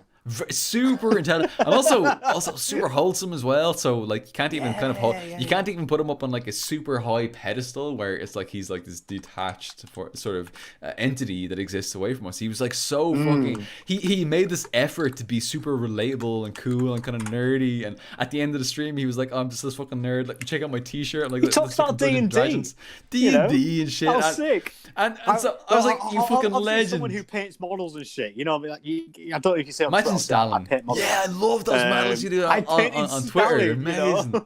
Oh, they're so good. I am really fucking nerdy with models and stuff. I love that. I appreciate that, you know. Yeah, it was really nice. It was very humanizing. Mate, hang on, mate. One day, hang on. As a present, do you want a painted Stalin sent over to you? Oh, yes. Yes. Would you want that? Yes. Yeah, so much yes. I'll get that sent to you. Do you want him sent in his white uniform, or it's like his more normal uniform, like his grey one? I think the white one was kind of dignified, wasn't it? I don't want to get too. I know Tito was quite big on the white, but actually, I really like the white on. Yeah, but Stalin did it first. Yeah, he did. I think Tito was. He did. I'm like low key. Revisionist. Yeah, no, the white. I think the white suit was just chef's kiss. Oh, beautiful. God King. Yeah, well, mate, hang on. I'll get one on it. I'll paint one up for you and I'll send one to you. Oh, I love that. I absolutely love that. How about that? I love that. Yeah, because I painted models for my mates. I painted an international brigade with like the international brigades flag for the Spanish Civil War. So I painted one of them for him. I painted a Bolshevik from the Russian Revolution with the Soviet Union flag, and I painted a GDR soldier for my mate because he studies Spanish, German, and Russian at uni. Yeah. So I painted like a socialist from each of those languages, and it's quite cute. And do you have an artistic kind of background? Like, did you do a bit of art when you were growing up? Never have. No, I've always been shit at art. Proletarian artist. I got organic artist. Culture Revolution. No, I got into this just by like. No bourgeois bullshit here. You ever heard of obviously Sean Bean? He did this TV series called Sharp, which is about British riflemen in the Napoleonic Wars in Spain. So obviously British soldiers fighting against Napoleon in Spain in the 19th century. And I really fucking love that as a Yorkshireman who was obviously on telly and that. And then I found models that were to do with that. And then I started like just painting models to do with that. And then it kind of grew from there. I painted like Lord of the Rings stuff and, the typical Warhammer and that. Cool, yeah. And then I got into like proper... Yeah, I got proper into history, and then there was something called 1938, a very British Civil War, which was kind of like a civil war occurs in Britain in 1930, and you have like your communists, you have the fascists, you have all these different factions. It's kind of like the Spanish Civil War, but in Britain. So that's how I kind of got into like massively into like painting models and stuff. And then it was only during the lockdown that I thought that I think Stalin's all right. Maybe I should do World War II stuff. So that's when I started painting like Soviets and stuff, and then I got proper tanky. I've got T-34s that I painted up and stuff, like proper Soviet tanks. Again, this is the nerd time of the stream, and yeah. So hand down the camera to the T-shirt, whip out the fucking D&D. The T-shirt that I've got on right now is the Order of the October Revolution. I did have my Leeds shirt on, but No. I did have my Leeds shirt on because Leeds played tonight. I haven't checked the scores yet, actually. You know what? I put this stream over Leeds United, so I hope you feel honoured. I feel massively honoured. Jesus, fuck. Massively honoured. I put you before side. I don't even know what to say. I mean, yes. I feel like I need to deflect from that because as an Irishman, like I can't accept compliments, so I just need to deflect from that. So, I put you before my own football team, so there we go. But yeah, so Irish people are wankers. obviously when I was deflection. no, they're not. They're fucking base as fuck. Space Kings, legends. Yeah, so 1867. Oh, 1867 base. We ask not only for your passive support, but your arms as well. And to you, workmen of England. Right in the Fenian uprising. Oh, fucking legend. Class conscious republicanism. Oh, so beautiful. Oh, over 150 years ago, they're way ahead of where we are right now. Okay, no, okay. Yeah, mate. Come here to me. You're a legend. I love what you do. It's amazing.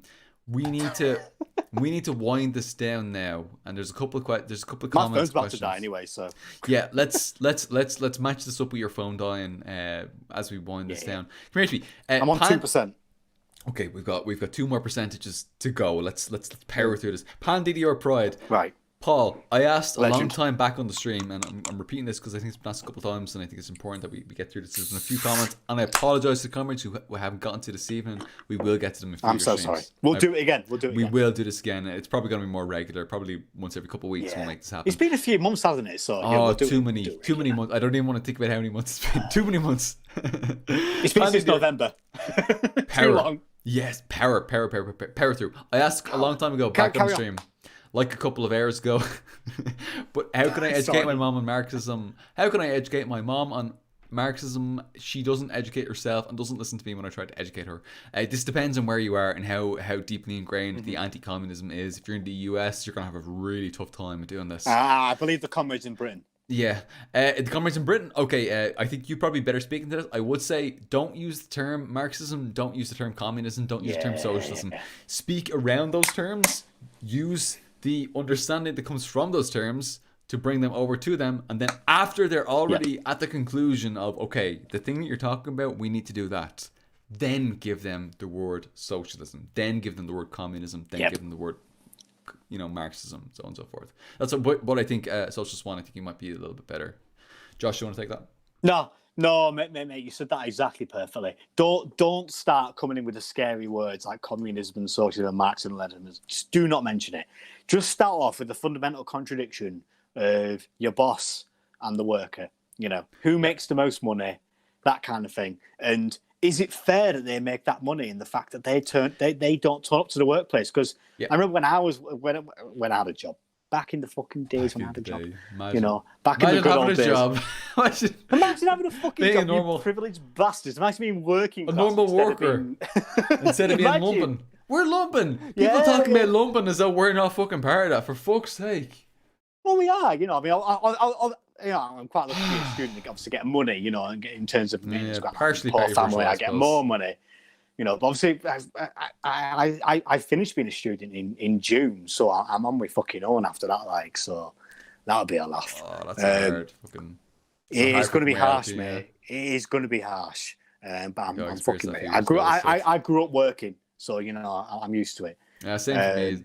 All through school, all through college, and then fucking. Jesus Christ, once I left college. I was working from when I was 14, so 14? I'm used to it, mate. Jesus, 14, that's young. I started at 17, 19. I started off with doing, like martial arts. I was a black belt in martial arts, so I started off as a teacher for martial arts. Oh, was it like a part-time kind of thing, like maybe a couple times a week? Yeah. So it's just like the weekends. I'll just help the kids learn martial arts. And then when I got to 16, I became like a waiter, like basic shit. And just go waiter and obviously do that, That's what I did, and then, same myself, Yeah, and then during the pandemic, I lost my job through that because obviously, they're all fucking closed, so. Of course, so there's that, but I'll be right. I'll be fine. I'll work my way out of it. You're a smart lad. Anyway, to answer your question. Patreon. Simple, please. After June, I'll be on the streets. Simple as. I won't know what I'm doing. I need help. Please. Give us a few quid on Patreon. We don't need to be mega all-stars, but... I'd like to get a flat where I'm at right now in Yorkshire. I'd love to, because there's more jobs here where I am right now for uni. There's much more jobs where I usually live. What's the rent? Town. What's the for somewhere reasonable to live? You don't. It doesn't need to be like exactly where the amenities are. Like just If well, the rent that I'm paying right now is £89 a month. Is the rent I'm paying right now for student accommodation. But it is a shithole, you know. So like the bathroom has mushrooms going out of it and shit. It's really bad. That'd be fun time. It's really unhygienic. I mean, but you know, with students will deal with it, you know. Oh yeah, of course, I just £89 a month. With a mate, you know? It's about like 100 quid. Jesus Christ! I'm just thinking like you'd be lucky to get for €500 a month. You'd be lucky but you're in Dublin, aren't you? Like, you know, it's like say if I was studying in London. So it's like kind of like, well, obviously where I am in Britain. Yeah, London's kind of like next level up, but it's same. It's a similar kind of thing. Yeah. Well, honestly, I feel like Dublin is much more expensive than London. Really? To be honest with you. Well, like, it seems so. I mean, just judging off the price of a pint, Dublin's more expensive. What's a pint in London? So a pint is, I used to go to London a lot when I was a trot. I haven't been since. It's about £5 a pint. Whereas in Ireland, in Dublin, euro. It's about €6 or €7. There's good pubs in Dublin. The same. So it's about the same. What I will say is that I've heard the housing market is worse. The housing market is just outrageous in Ireland. Especially, I will say that like there's like it's like a 5-minute walk, like a 5-minute radius that you can like walk from one side to the other of, like in Dublin city centre, where everything's crazily priced. Like pints are about £7. Temple Bar, exactly. Here though, mate. I don't know if you've ever been, but in Temple Bar there's a pub called the Dame Tavern. Yes, and that is one of the best pubs I've ever been. Have you been there? Of course I have. Jesus, mate, no way, you've been there. Yeah, of course. I've been all night. Fucking hell. Fucking amazing. Tourist traps. It's fucking amazing. Young, hang on. Young lads, tourists. Yeah, the Irish experience. Got off the plane. It's embarrassing. I a lot got of off young the plane. Irish guys go there. I got off the plane at 9 o'clock in the morning. By 11 o'clock, me and my mate, we were in the Dame Tavern, yeah? And like, we got in, and the lad there with the bar, he was just like, you know, sit yourselves down, we'll bring you 2 pints of Guinness in a sec. And it's just like, he brought them over, and it was like, it was cheap as well.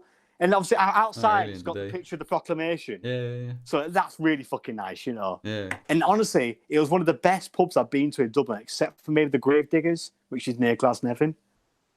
Actually, I haven't been there. I've heard of it. I've heard people talk about it, but I haven't actually been there myself. So yeah, Glasnevin is really famous because I've been to Glasnevin. On Netflix. It's like the graveyard. Sorry, the pub called the Gravediggers.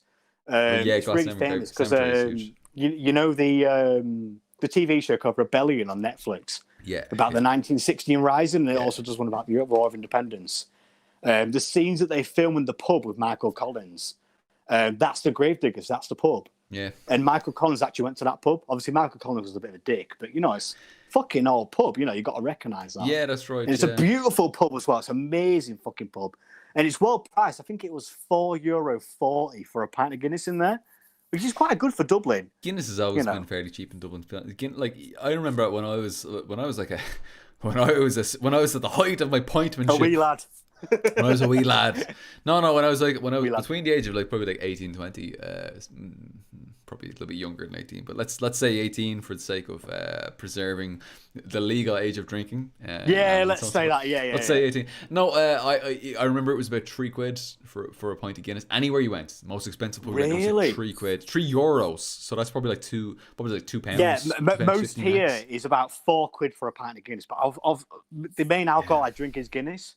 So I kind of fuck myself over. But also with Guinness, you kind of like reach your natural limit. In terms of like, when you've had enough, you've had enough, you can't drink anymore. It's because it's so you can't like be sick or anything. It's like a meal, isn't it? It's a Sunday meal. It's like a proper spuds and steak and like everything all together. Like it's a proper when I was in Dublin feast. Back in 2019, when I was back in Dublin, like I think we only had, I was there for a week, 7 days. And I think we only had about 3 meals because we're just drinking Guinness all the fucking time. It was incredible. It is your meal. Your shits aren't nice. Oh, the next day you're gonna pay for it. Gee, black shites for fucking a week after. Oh my god! You sat there for about half an hour. Mate, just fucking wipe, flush, and don't look down. That's all I say. Yeah, do not fucking look at it. You know, put some over your nose as well. No, okay, yeah. Moving on, because we can talk about Guinness shites for move on, about you know a week. What I mean? Yeah. Oh, I know what you mean all too much, but yeah. Oh, anyway. I wish I was back in Dublin, mate. I mean, last year, back in summer, I was planning to come to Belfast. We're gonna make it happen. Last year. Oh, mate, please. I want to come to Tala. I've got a perfectly fine couch with your name on it. I'm just saying. Nobody's sleeping there. And it's a nice. It's a Has very. It got my name on it? It has. I'm sure there's a Josh somewhere in that. Put the plaque on it. Put the plaque. You know, a little folded piece of card. You know, this fucking couch. When we moved in here, right? The couch. We looked in this couch and we found all kinds of crazy stuff in it. We found fucking like old nappies in it and stuff like that. It was just the most disgusting thing. I know, it was the most. Yeah, we have a really shitty sofa. We've got fucking like just bubble wrap inside of it and that. Oh, so yeah. We were just watching Breaking Bad. We're rewatching it again. Yeah, Breaking Bad. I was pissed. Yeah, so I tried to stand up, and when I tried to stand up, the bubble wrap all like cracked. And everyone thought I was fucking like farting as I was getting up and that. And I was just, oh my God, I swear down that wasn't me. Like, so we opened up the sofa and like all the side of it was just covered in fucking bubble wrap. Jesus. And I was like, look, it wasn't me. I swear down, you know. I didn't fucking shit me pants as I was getting up out of the chair. Standing up is pure ultra leftism. It's pure. It's red anarchism. Armchair. Hey, mate. You know in the thumbnail. You know in the thumbnail. Yeah. You're in the armchair in the thumbnail, by the way. You're actually in the salon's little fucking wicker armchair up there. So you know, you got that to enjoy. Are you there?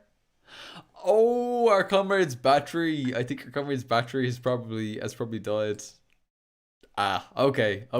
No, that's probably a sign from the gods or whatever may exist that it's probably time to go to bed because it's nearly 12 o'clock for me. It's probably been going on for long enough. It feels like we're only starting the stream. Jesus Christ, need to come up to 4 hours. All right, I think we'll probably have to wind down there. Maybe our comrade will jump in a couple of minutes as I'm doing a few shout outs. But yeah, I think we'll probably wrap it up there. Apologies for not getting to all the rest of the comments. Let me just do a quick see if I can power through a few of them. Alana Montero, hi everyone. Alana Montero, great to see you again there. How are you, comrade? Howdy friends. How are you, comrade? Good to see you. Ben Totes, a lot of great comments. Jolie, D Toads Rune, 4 Rachel 5, James Williams, Pan Didier Pride, Michael Parenti, Gus Hall, Libya Jamaharia, all the comrades. I hope you've all found this useful. Did I hear some words from Socialist Swann there? Solidarity, comrades. Hey, there you are. Is that my phone died, so I'm on my computer now. Okay, all right. Well, it's good to have you back. It's good to have. I see a different thumbnail. Maybe. Comrades, I just want to thank you so much for tuning in throughout this entire talk. It's much appreciated. And I hope you enjoyed the drunken ramblings of myself in Maoist Morin. I know you don't like that, but that's Morin. Let's go with that. Thank you very much for doing that. I hope you go and support our big king. Oh, Paul Morin on Patreon. No, wait. What? Whoa, I just saw Jessica just sign into the chat there, and Jessica is a great support. Jessica asked a really fucking important question a little bit ago. Jessica asked, let me see here if I can pull it.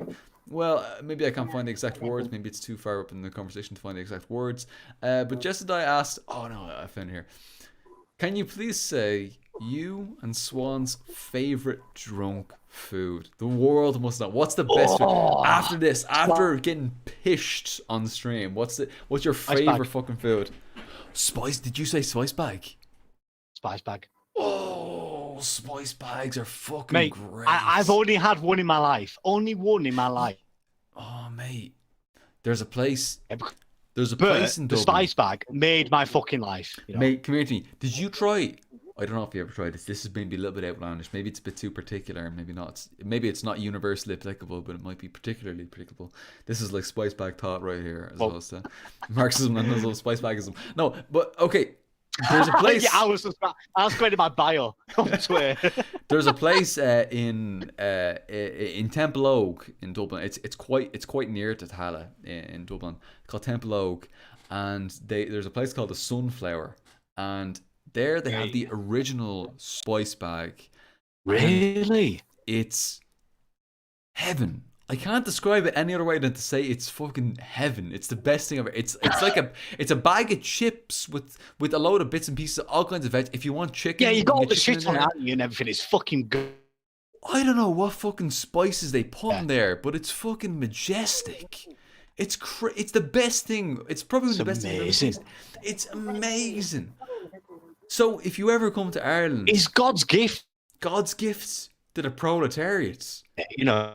And it's this strange thing that we have in Ireland. Like we have this thing like in Ireland we have like Irish Chinese takeaway. Like we'll talk about the Chinese food in Ireland. It has nothing to do with China or like the food that they actually eat in China. But it's like Irish Chinese food, and it's like this whole fucking glorious feast that people need to dive into. I went to a Chinese near the. I'm so fucking hungry now. Centre of Dublin. We just got back from Glasnevin. We were absolutely fucking twag. We had about 8 pints in the Gravediggers because it was cheap. And we got that. We stumbled onto the bus back. Good on you. At Town Central, which is just around the corner for the GPO. Yeah, it's I can't remember what it's called now. But it's a really nice hostel. Fucking amazing. Obviously, just on the banks of the River Liffey. Oh, beautiful. From the forecourts, and. Fucking amazing spice bag there. It was just what the doctor ordered, and it's just like I could live off that shit. I'm glad to hear you got it. Can I say? Went to Supermax. Supermax, we got the curly fries and the fucking all kinds of shit. But the one night we got a spice bag was perfect. Oh, Supermax is so good. It's way better than McDonald's. I just make fucking Irish food. We went to Irish takeaway is great. On it. Fucking perfection, mate. By the way, thanks Jess for the. So yeah, we had like fucking amazing like bangers of mash, and like my mate had fish and chips. Oh my god, I'm so hungry now. Balls up everywhere and Connolly and all that kind of thing. It was amazing. I need some. I miss Ireland. All right, come here to you. As soon as you get your vaccine, as soon as we're good to go, you're flying over here. You're staying on our couch. You're fucking. My wife would be. I'll talk my wife around. She'd be okay with it. That's your name, bro. Mate, I'll gladly accept that offer. I think we need to be in the Dame Tavern for. Oh, we'll make it happen. It's proper coming soon. Live. It's not if. It's not in real life. Yes. Oh, can you imagine vibing, buzz live? Oh my god. Imagine if you got Nick were there as well, in Dublin with us. Oh my god, I literally can't. Could you imagine if we got just like a few of the comrades? The BG, I see you by the way. The BOGI gang as well in the chat there. I'm not bogies as well. Get the whole squad here. Oh, could you imagine? It'd be fucking unreal. Bogey gang, Brits out, gays in. Brits out, gays in. Absolutely. Up the Brits out, gays in. Oh my god, unreal. The fuck. No, we need to. Big shout out to Roman, Martin Barakov, the Partisan, and Ben. Fucking legends. And Galactus as well. And yourself, Paul. You're also a member of Bogey. I'm like a lurker member. I read it every fucking day, but I don't actually participate. I'm shit in that regard. So, but I'm there in spirit. I'm there in spirit. But you are. You're part of the Brits outside. The Brits out. Yeah, I don't know. I mean, it's ambiguous as to whether or not I'm in the gays in side. I don't know. But I'm personally I'm cis het and British, so therefore I fucking I am cis het, but I support. I'm still a member. I support the destruction of cis and heterism. Uncritical support for Bogey and its conquest. I support. What's the opposite of cishetism? Myself. Transhomoism? Is that a thing? Is that the opposite? Transhomoism, what? Cishetism, and I'm trying like the opposite. Opposite of that. It's like a homo. Is that correct to say? Can I say homo is the opposite of cis? And then like isn't homo banned? Homo what? You can't say homo. We can't say homo anymore. What do we say homosexual? How do we say that anymore? No, I think you cut out a little bit there. Oh, sorry. How do we say homosexual? Gay, innit? I don't know. We can't say homo anymore? Alright, well, maybe I need to be Maybe corrected. I'm not the one to answer this question. Holy shit, if I've been saying some fucking reactionary shit... Cancel Paul Morin. Please correct me 21. so that I'm not fucking lagging behind the masses like a shitty tail. Fucking smeared in Taylism shit. for Paul Morin. Please correct me if... Holy shit, if we can't say homo anymore, then I've been... Wait, how do we say homophobia then? Mate, are we reactionary? No, you can say homophobia. Homophobia is a real thing. Because like that's what I mean. Like the prefix of homo, like attaching that to other words. You know, homo as in like homophobic, as the opposite of cis. That's how I understood it. No, because homo isn't the homosexual isn't the opposite of cis. Wait. Oh fuck. It's like birth, wasn't it? So the opposite of cis is trans. Oh, cis is trans. Oh fuck. Yeah. So like no, cis isn't trans. Cis is being like the gender you're assigned at birth. Cis is the opposite of trans, and I have to. Okay, all right. So it's be trans is the same gender, isn't it? Massive asterisks here to say I'm so sorry to our LGBTQ plus comrades. I am a fucking jackass. I've made so many mistakes. I've said this a few times in different streams where I've been like, I'm probably gonna fuck up a bunch of times, and I apologize for that. This is it.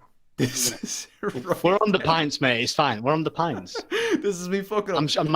The opposite. Okay, so the opposite of cis is trans, but the opposite of like well, what's the opposite? Okay, so the opposite of gay. No, they said a gay straight. There's that dichotomy. But so we have heterosexual, heterosexual, and homosexual. Yeah, that's it. Heterosexual, homosexual.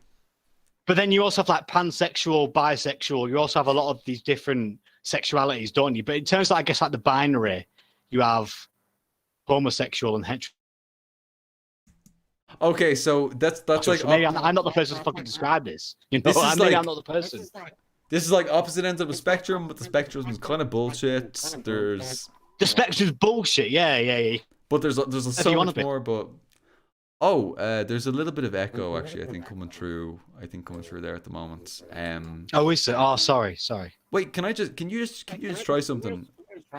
Would you mind just clicking mute for a second when you're not talking, and let me just hear if the echo's coming through. Sorry, comrade, I just missed that little bit there. Do you want me to turn me down? Turn the volume down? No, I think you're probably okay. Could you just hit mute when you're not talking, and then it'll probably be okay. On Google Meet. Okay, yeah, I can't hear the echo anymore, so that's probably okay. Okay, so when you're coming in, just go ahead and unmute, and then when you're coming in, we'll hit that. Okay, I just want to apologize and say I am very fucking sorry for saying. You now, so it's completely different for me. Can you hear me okay, even with the mute? Yeah, I can hear you fine. Yeah, I can hear you completely fine, mate. Can you hear me? Yeah, I can hear you. That's perfect. And there was no echo as well. I can see you've muted it there, and the echo. There's no echo. It's perfectly fine. I just want to say I am very fucking sorry for saying some hugely fucking problematic shit throughout this stream. I hope the comrades will understand that this is coming from a place of love. That I do have some fucking dad takes. That I am not anywhere near the vanguard in terms of LGBTQ plus liberation, but I am striving. Call me dad is cancelled. Oh shit! I've been cancelled so many times. I'm very much worthy. I should be cancelled for that bullshit. So, but thank you for the comments who have I'm gonna say kindly corrected me in the chat there. So, yeah. Alejandro says time for bed, fucking legends. Sorry time for fucking it up. Time for bed is what one of the comrades said there. Thank you. I think it is probably time for bed. Yes.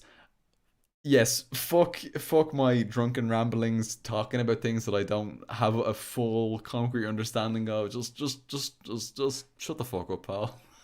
She no right to speak. No, exactly. Yeah, no investigation, no right to speak. Just shut the fuck up. And thank you for correcting me on that, by the way, because I was just going off on a totally incoherent rant, and yeah, 4 hours into the stream. You see, I'm happy to be the most woke cis het man out there. I'm so glad. Okay, so what is the just clarify, because I can't, my brain is, what's the exact opposite of cis het? Cis and het. What is the opposite of cis and what's the opposite of cis het? So it would be gay trans.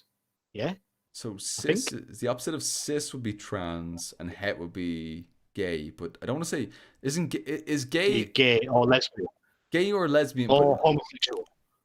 What's the without gender specifying? I mean, because like gay and lesbian kind of specifies a certain gender. How do we say like pansexual? Is there words? Yeah, pansexual. Yeah, pansexual. So homo pansexual. Well, no. Hang on, wait. I fucked it up again. No, it'd be trans pansexual. Is that the correct way? The opposite of cishet would be. You know how fucking insane this conversation is. Two cishet men talking about what the opposite of that is. Like, are we qualified? All right, fuck us. Now let's just cancel the stream. Agree to do this. Okay, fucking queer. That's what Hot Smart says. Fucking queer. Oh, that'll do. Let's just say queer. Let's just say queer. Absolutely. Yeah. All I can say is I support queer liberation, and I support our queer comrades pushing forward and educating comrades. Like we love you. Trans rights. Here, mate. Yes. Mate, LGBTQ plus rights. Trans rights. Glass in the air, mate. All of them. Just in the air. Just I'm gonna drink. I'm gonna finish this this full fucking half liter of vodka. Oh, fucking legend. Get it down, yeah. Done. Ha. All right. I'm gonna go for a Waz. Fuck. That's all right. Oh shit, that means you're coming back, and we're gonna talk for another hour or two.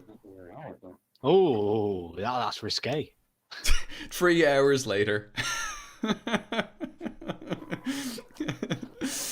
Okay. Thank you, comrades, and thank you, comrades, for the corrections there. I appreciate that, and I apologize. Please to the please don't take that out of context. That's it. Paul Moran and the Socialist Swann are cancelled. That's it. End of. We're done. Our careers are over. Oh my god, my fucking there goes. I'm not gonna be able to pay my fucking bills next month. All right, well I fucked it up. This is why I try not to. Well, this is why I try not to talk about LGBTQ plus stuff, because it's so much more fucking advanced than. Yeah, I don't know the terminology, but I'm not too down with it, to be honest with you. Yeah. Eternal shame. Anyway, genuinely, it's my eternal shame. Okay, go. I'm off for a Waz. Give it 3 or 4 shakes. It's fine. It's that time of night. All right. Papi Chulo says, I don't have a clue why Paul's getting cancelled, but I still fully support Paul and his over party. Hashtag Paul's over party. I love that so much. Paul's gone far right. Oh well. Fun while it lasted. Apologies, comrades. We need to. No, we do need to be more focused on. I think communist students be able to have these conversations. I try not to. There's actually I do see a tendency with people who are quite advanced on the national struggle, on the social struggle, social as in socialist struggle. They're not really as good on like the what we would maybe popularly refer to as social, which kind of refers to generally like women's rights and LGBTQ plus rights and a few other things. There are a few comrades who don't have the terminology to engage in this terrain, so they just fucking don't, and in many cases they become quite flustered and they just kind of run away from it, rather than taking more of a collectivistic approach where we make mistakes together and move forward from those mistakes. I think it's kind of an individualistic attitude where we assume that each of us as individuals must have the correct line at all moments, rather than understanding ourselves as part of a dialectical process of development. And I fully embrace, rather than just accept, I embrace the contributions that comrades have made in the chat here this evening to correct my bullshit and my nonsense. So a collectivistic understanding of the world will be happy to make mistakes and to push forward and correct those mistakes from that position, rather than assuming that from an idealist perspective that we were just like born correct, like we just like from the moment we came out of the womb as perfect Marxist, Leninist, Maoist, A B C D E F to Qists, you know, and then some fucker's gonna come out and suggest like X, Y, and Zists, and you're gonna be fucked. But in terms of knowledge and developing, and etymologically and ontologically and epistemologically, all these sorts of things, like we're moving forward together and collectivistically, and being wrong is a part of that. That's my half-baked. We all make mistakes sometimes. That's my half-baked rectification. Khrushchev made mistakes. Khrushchev Khrushchev was a mistake. Don't get me started on fucking Khrushchev, I swear to God. Oh, mate. Critical support for aborting Khrushchev. Oh, mate. Hashtag Khrushchev is over. Yeah. Yeah, no, Khrushchev is over party. Khrushchev just took the worst parts of Stalin and rammed the fucking fuck. Oh, gee, the secrets. Oh, no. Read. I've got a copy of people. Maybe people can see it. Maybe people can't see it on my bookshelf there. I've got a book on Stalin. I can't see there. you, lad. You can't see it. It's Ludo Martin's. It's Another View of Stalin. Please, everybody should read Another View of Stalin. Read it, please. Everybody should read Another View of Stalin. Amazing book. I've given it to all my mates. You can disagree. Distribute around. Yeah, send it around. There's a PDF. Incredible. By the way, if people want a PDF of it and they find it difficult, maybe comrades find it difficult to track down the book because it actually is out of print in many cases. So if you want to find it, then go on to cym.ie. Can I just say cym.ie/education actually has a link directly to the PDF. You can download it directly from there. So I'm going to put a little link in the chat there to Another View of Stalin. cym.ie/education. Ludo Martins. Check it out. Have a read. It's a great book. It really changed my perspective on everything I thought I knew about Stalin, and hopefully it will correct other comrades on that as well. So. Great book. It's on my shelf there. It's kind of hiding in the corner. It's viewable in every one of my videos. You can actually see Another View of Stalin hiding away secretly in the corner. But I haven't put it on full display like I put State and Revolution. You should be out there in the public. Well, you can see State and Revolution, you can see Connolly, you can see the Communist Manifesto, you can see some Republican as long as stuff. you think Connolly, it's fine, isn't it? You can't see Stalin because I feel like with the liberals and the sort of socialist adjacent comrades or potential comrades who might be interested in communism and moving in that direction but aren't fully there because they heard that. Can't be alienated. Exactly. 300 Gorillion or whatever it might be, iPhone, Venezuela, whatever the fuck it might be. Those people might be kind of put off. Mate, have you got the green books? Connolly's green books. I don't have the two volumes of them. No, I have to admit I don't have. Have you not? Everything I've read by Connolly is on Marxists.org. I'm so embarrassed to say it. I don't have the two green books. I mean, basically most people get them from Connolly Books. I got mine from Connolly Books. Yeah. Given the CYM's disaffiliation. A little bit awkward. I did it a few months back, mate. So it's all right. I did it before the drama. So I can't say too much. I'm not going to get into that too much. But there's definitely some good books you can get there. And that is a place where you can get it. And I think there's an excellent book about the Irish Army that's sold. Great book.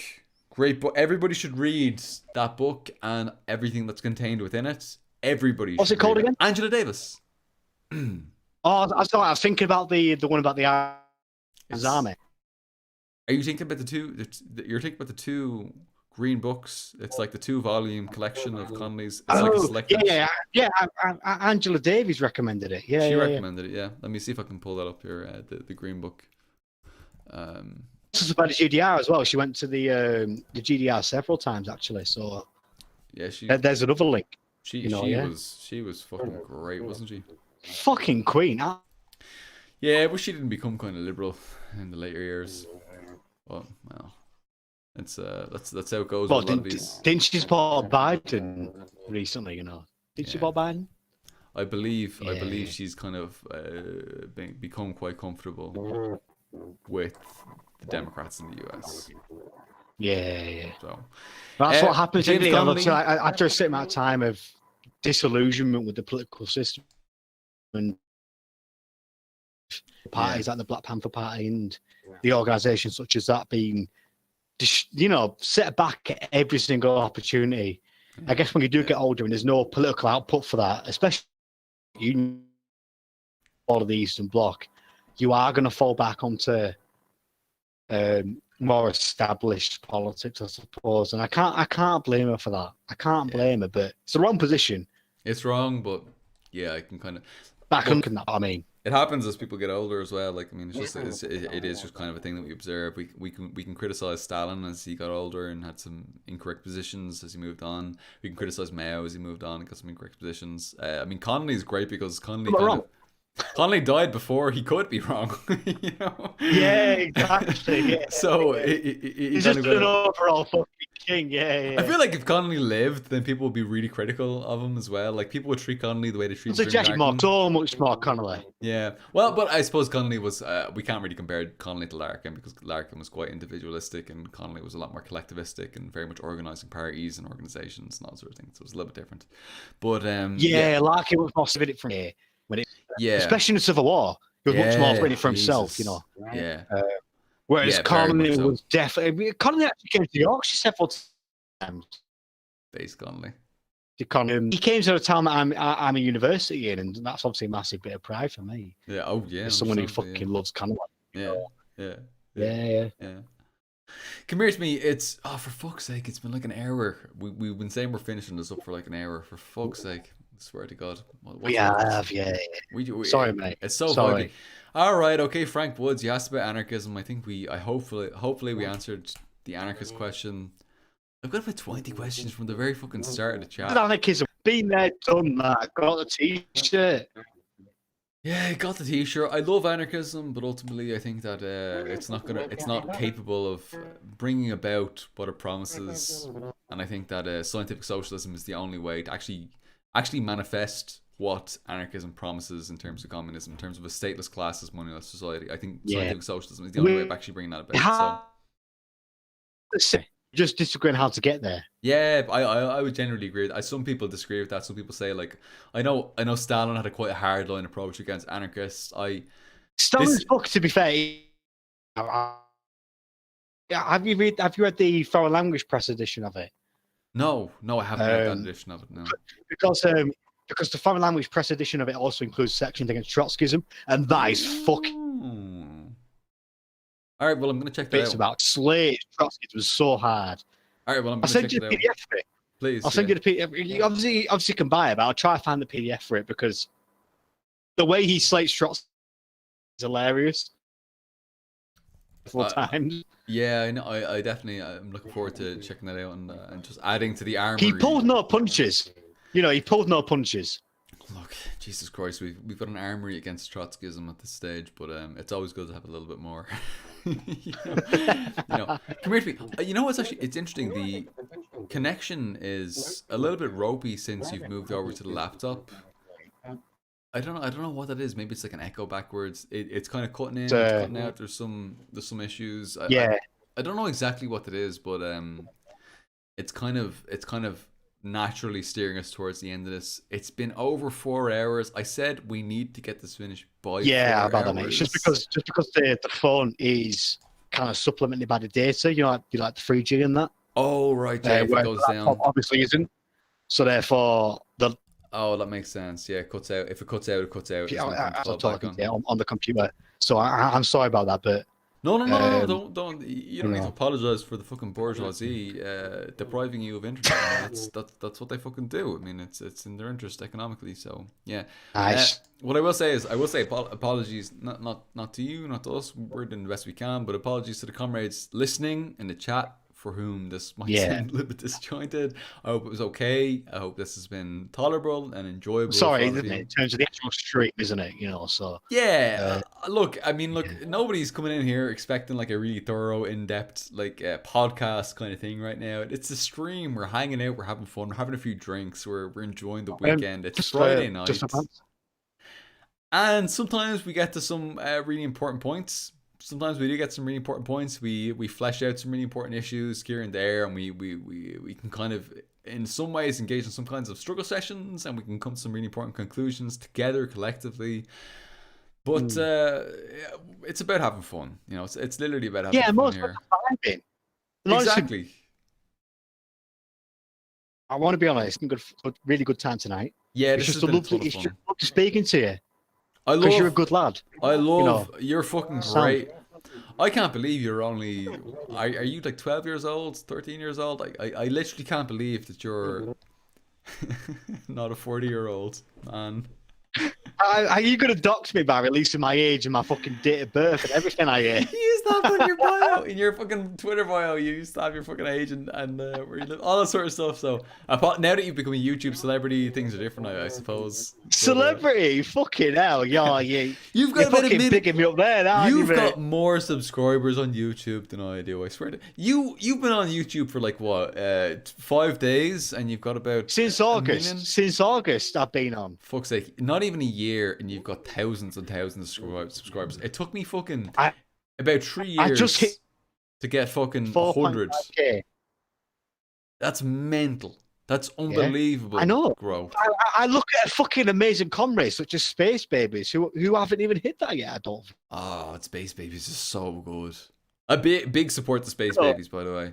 Space Baby, everyone, please subscribe to Space Baby because obviously I'm not a Maoist, but even as an ML, I love Space Babies. Don't you? I hear you. I hear you separating Maoism from Marxism and Leninism. I hear you doing that again. We talked about this earlier on. It's the same thing. Just dealing with the problems of the past. You know what? I see you cheer up there, you scoundrel. You know me. I'm a step along the way. I see you tiptoeing up to the line of what's okay to say, like one footstep beyond it, and then running backwards. I see that you're red anarchist. I don't mind. You know what's so funny? When people are like, "Oh, you fucking ultra leftist," I'm like, man, I would be offended by ultra leftists if it didn't sound so fucking cool. Like it's like you're like a Giga Chad. You're like an Ultratron left.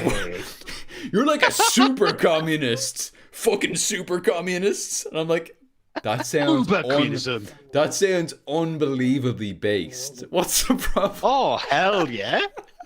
Ultra. This would be a lot more offensive if it was actually offensive.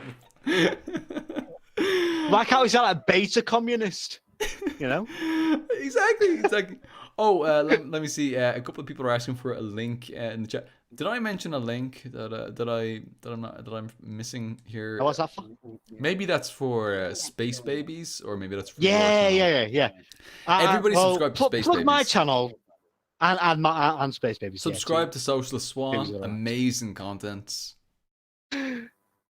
It's obviously ultra left red anarchist content. Yeah, but it's based ultra left, uber communism. Super communism. Mate, I'm going to switch back up to my phone because it's charged up a little bit now. Oh, great, yeah, because there's a little bit of a lag. So it should be a little bit better. Great. Yeah. Maybe what I'm going to do is you go do your thing. Charge for a little bit. You fire ahead. It's quite difficult to find Space Babies if you just look up Space Babies on YouTube, because you might put it in singular, you might put it in plural. Let me just link Space Babies into the chat right now so people can see. Space Babies channel is honestly absolutely amazing. They're really fantastic. Space Baby, he does great work. He's probably one of the most underrated communist content creators I've ever seen on YouTube. He and Black Redguard are hugely underrated. Black Redguard, for the knowledge he possesses, is amazing. Space Babies for the knowledge and the quality of the content that's put out. I mean, the quality of Space Babies content is up there with like the best of bread tubers, like the kind of center leftists and so on. Check out this video, What is the Mass Line by Space Babies. It is phenomenal, and I don't use that term lightly, but it is actually a phenomenal video. I think it was probably the first video I saw by Space Babies. Okay, there's a link there in chat for it now. It's unbelievable. It's like next level. It's incredible video, incredible audio, fancy transitions, the whole works that you expect from left-wing YouTube, with amazing theory combined with that theory, the 3 syllables that we talked about earlier, and it's absolutely amazing. I can't believe that this comrade has less subscribers than I do on YouTube, which ultimately just goes to show that YouTube is not a fucking meritocracy. Jesus, I've got nearly 7,000 subscribers, which is nearly like 4,000, nearly 4 times what a Space Babies has right now. Right, I'm back, mate. And Space Babies is far more advanced theoretically than I am. So it's not what you see. You might see people on left-wing YouTube who have like 100,000 or like nearly 1 million subscribers. That doesn't mean they're actually theoretically advanced and that they're necessarily worth listening to. Space Babies is worth listening to. Space Babies, there's a few great comrades. Let me pull the Peace Report as well. The Peace Report, another great underrated Marxist revolutionary communist channel worth checking out. And if any more come to me, I'll let you know. But these are hugely underrated. Unbelievable quality, and unfortunately the YouTube algorithm absolutely hammers these genuine communist channels, and it's really shitty to see, you know. Sorry, good to see you back. Hey Josh, how are you? Well? Are you well? I'm just pouring a pint. That's all right with you. Hey, good man. Oh, fuck's sake. Here we go. You're pouring another pint. About an hour ago, I was like, oh, here we go. It's another hour. Here we go. We're winding down, but you're going to have another hour. And here we are. It's literally an hour later, and you're just like... We don't wind down around here. There's no such thing as winding down. We don't do that. It doesn't happen. What are some other... come here to me, Josh. What are some other really good, underrated, communist, left-wing channels that you would recommend that aren't getting views because obviously the YouTube algorithm is working against us? Yeah. What are some good channels that you would recommend? For comrades? So absolutely one fucking amazing channel. Obviously talks a lot about Yugoslavia. Which one? Excuse me? The Partisan. The Partisan is fantastic. Yeah. He's amazing. In Bogan, you know, so he's amazing. He's based. Squad. So, yes, Squad. Yeah, the Partisan. He's also started a new series about the international brigades in the Spanish Civil War. So I'm really fucking excited about it because I just got a new book about the international brigades for 15 quid off Amazon. It's fucking 700-page book. Class. So it's quite thick. So I'm looking forward to learning more about them, and obviously I'm quite proud of the British contribution towards the international brigades.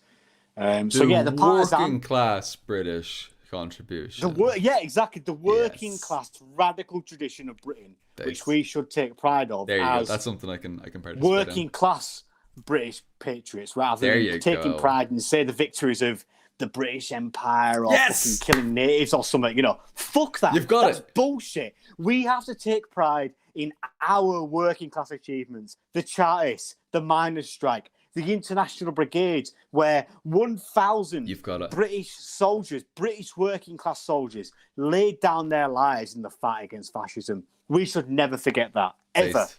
Yeah, totally agree. Up the British working with class. The Connolly column, that's what I can say. Up the fucking British working class who have fought against the British imperial system every single step of the way.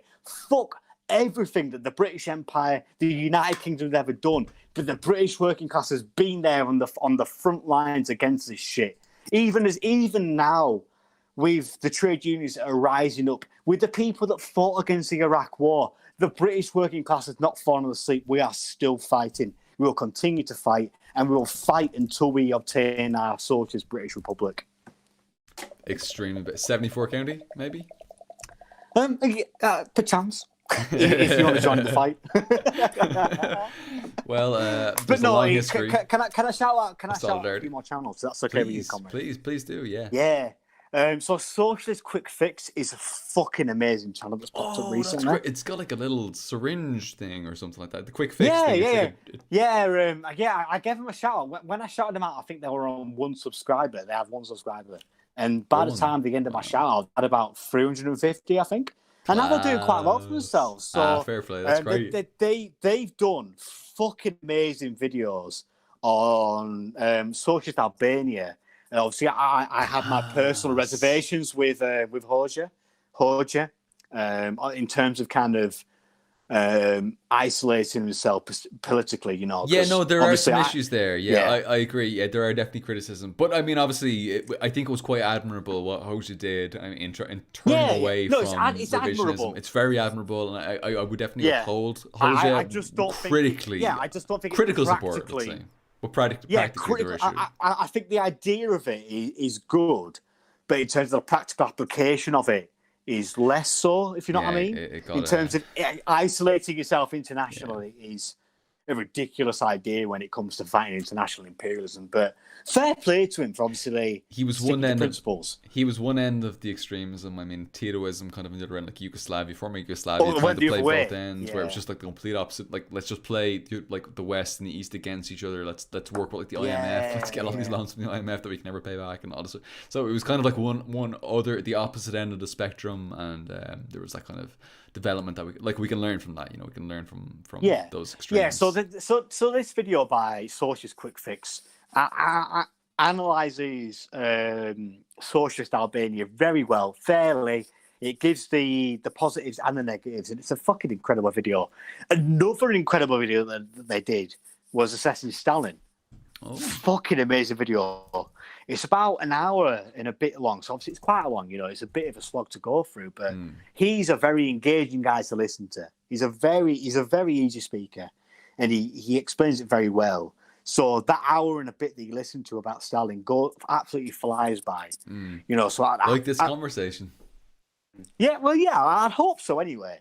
But yeah, I genuinely think that Socialist Quick Fix will be one of the next big channels on LeftTube. You know, obviously, you know, we saw that myself. There's been a few of them. Yeah. There's been a few channels that have just shot up in popularity. Ugopnik. I mean, Ugopnik. Ugopnik, yeah. What a fucking legend. Fucking well deserved. Ugopnik does great work. Yeah, because obviously he talks about today, and he appeals to people's lives as they are today. So he is doing very fucking well for himself, and his analysis is spot on every single step of the way.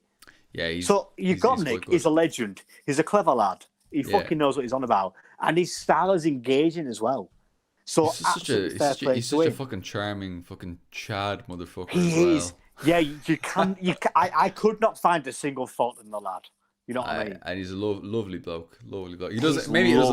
Maybe he doesn't like when we go off on a 3-hour rant about republicanism, which is, I think, fair. You know. I'm genuinely so sorry for that. I feel so bad about it. Genuinely. You know, it's gonna happen. It's gonna happen. You know, like we haven't talked about pro-Republican comrades in the room. We haven't talked for a bit to let loose fucking Republican urges, didn't we? You know, yeah, there was a lot pent up there that needed to be unleashed. So. It's understandable. But no, Ugopnik is a fucking amazing lad. And I'm so... Over 30,000. That's crazy. Ugopnik's like fucking Bitcoin or some shit like that. I swear to God. He's one of the big boys now. You know, he's one of the big boys. He's beyond Tanky Tube. He's one of the mainstream. Yeah, that's right, yeah. Well deserved. Well deserved. Hakim's up at nearly like he's like approaching like 100K. Hakim's at 80K, isn't he? 80K, something like that. Yeah, 80K. I think that was post Vosh. Everything happened to Vosh. Honestly, you know what? Deserves it so much. When Hakim God, followed me on Twitter, the excitement, that fucking dopamine rush when Hakim follows you back, and I was like, "Oh my God, he watches my shit," you know. I love that so much. When he followed me. Yeah, Hakim's absolutely mate. I got such a buzz when Hakim followed me back. I was sent him a message straight away, DMs like, "Oh my God, thank you so much for following me back. Oh my God. Thank you so. He's kind of personality around Hakim though, isn't it? Like he's a legend. Oh, such a fucking legend. Oh mate, he's so fucking down to earth. Yeah, he is. He's so humble, isn't he? Yeah, really is. You know, such a approachable fella. To a few times in DMs and stuff. Yeah. And he is such an amazing guy. Yeah. Oh my God, I love him. And he's a fucking full-time doctor in the middle of a fucking pandemic. Juggling full-time. I believe, and congratulations, comrade, on your successes recently. I believe he just did some exams for his qualifications within his field, and he passed successfully. Who was that? Hakeem, you know, he recently Ah, just right. did Okay, yeah. he did a number of exams, and so he was going through a really tough Fair time play. recently, having to do the exams and working full But he's been time, putting out a ton studying. of content, though, hasn't he? Yeah, I think probably 1 or 2 videos Like, every yeah, month, but yeah. also very much publicly His Laddie engaged. video was really good.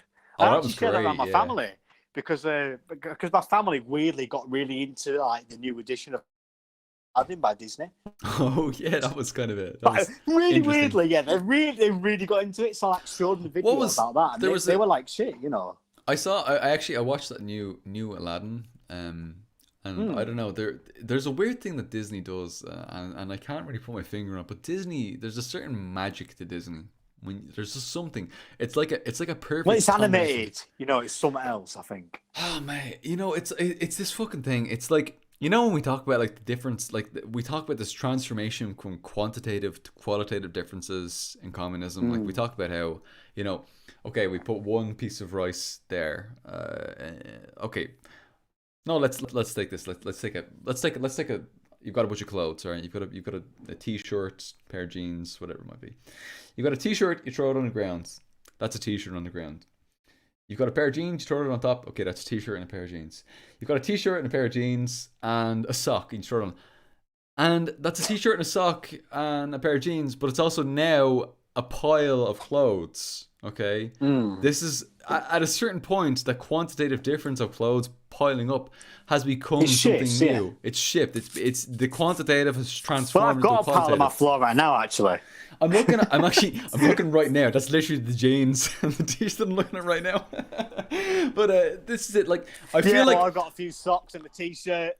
it's like, I feel like Disney does that somehow. There's some combination of what Disney's doing that adds some weird magic ingredients to what they're doing that really fucks up my head. I watched that recent Aladdin video, the Aladdin film, and I thought generally there's some weird harmful aspects of it, and there was obviously I didn't enjoy it so much as the first one. No, definitely not as much. The main movie. I didn't enjoy it so much. You know what I did really enjoy? Jasmine. You know, Jasmine had a song in the new one. I don't think Jasmine had a song in the original one. Yeah. And Jasmine had a song in the new one. And like when I listened to Jasmine sing that song, mate, I disagree. I listened to Jasmine singing that song and I got chills. I was just like, holy shit, this is fucking glory. This is the qualitative leap. This is Maoism.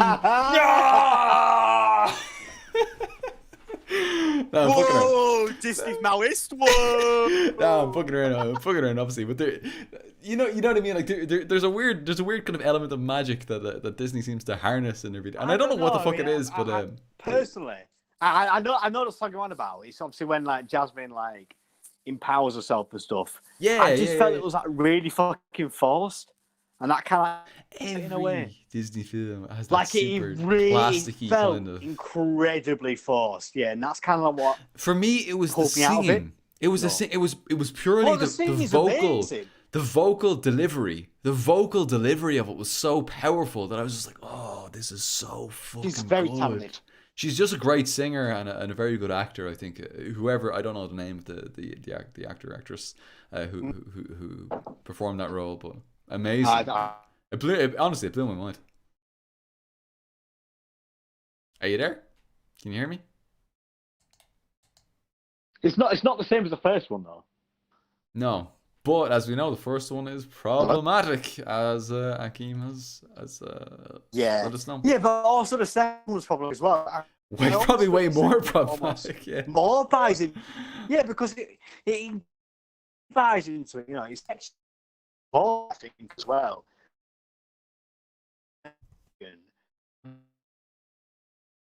Fantasized than the first one. In a way. I mean, I'm a full-on selector. Full academic. I'm a full-up paid member of the bourgeoisie. Yeah. Comrade, it's kind of cutting out at the moment. I actually can't really hear. I can't really. It's. Oh, is it? It's gotten to kind of a point. Can you hear me? Okay. Sorry. Maybe you can hear you. So I put onto data. Is this a little bit better?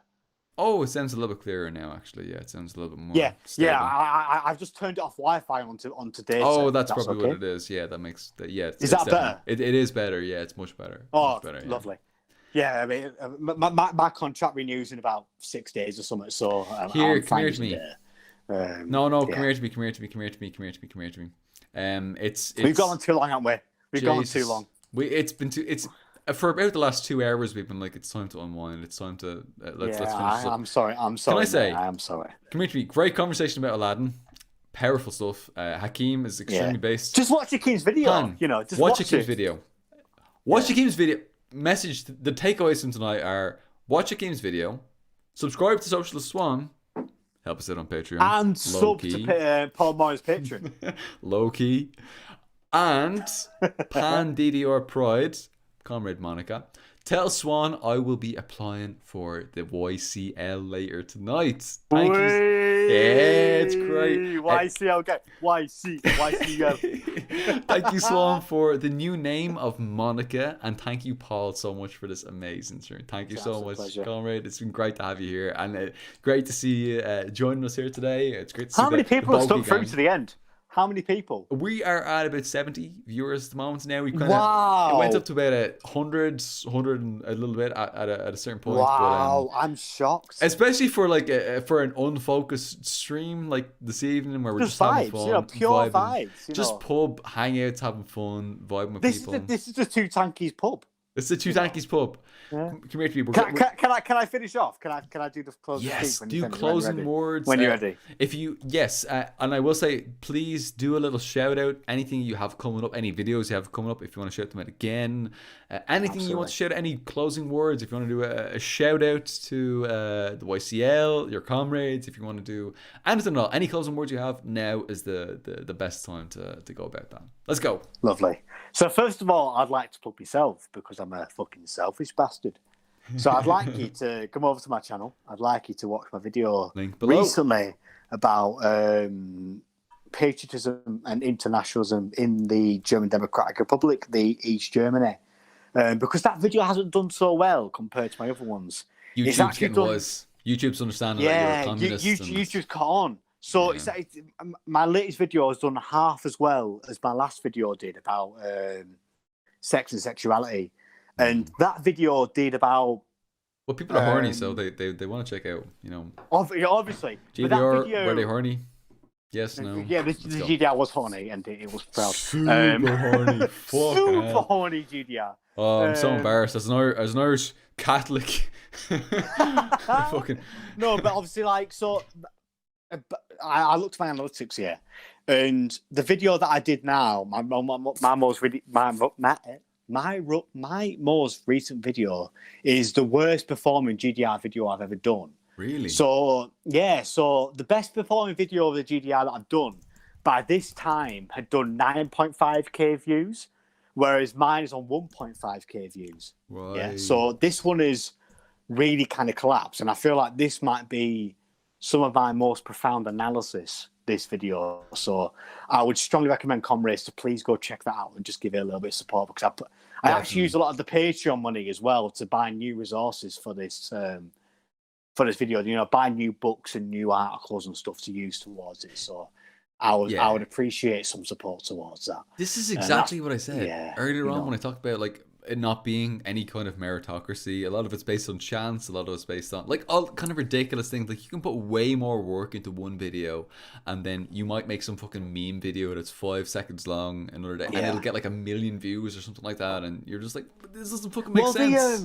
The video I put the least effort into in terms of the work in the GDR, because I did an essay about that in university. So I already had a lot of sources. I basically had the essay done, and that got 25k views, I think. Yeah. Jeez. 25k. It's probably more than any video I've had. And that's the video I checked, because my mate was talking to me. He was like, "Oh, are you actually more popular than Paul?" And I said, "No, his video about the IRA has got more."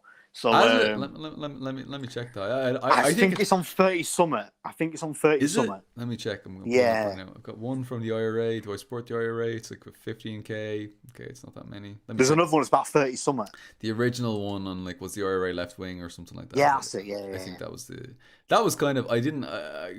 I don't know. I was a little bit eclectic back then.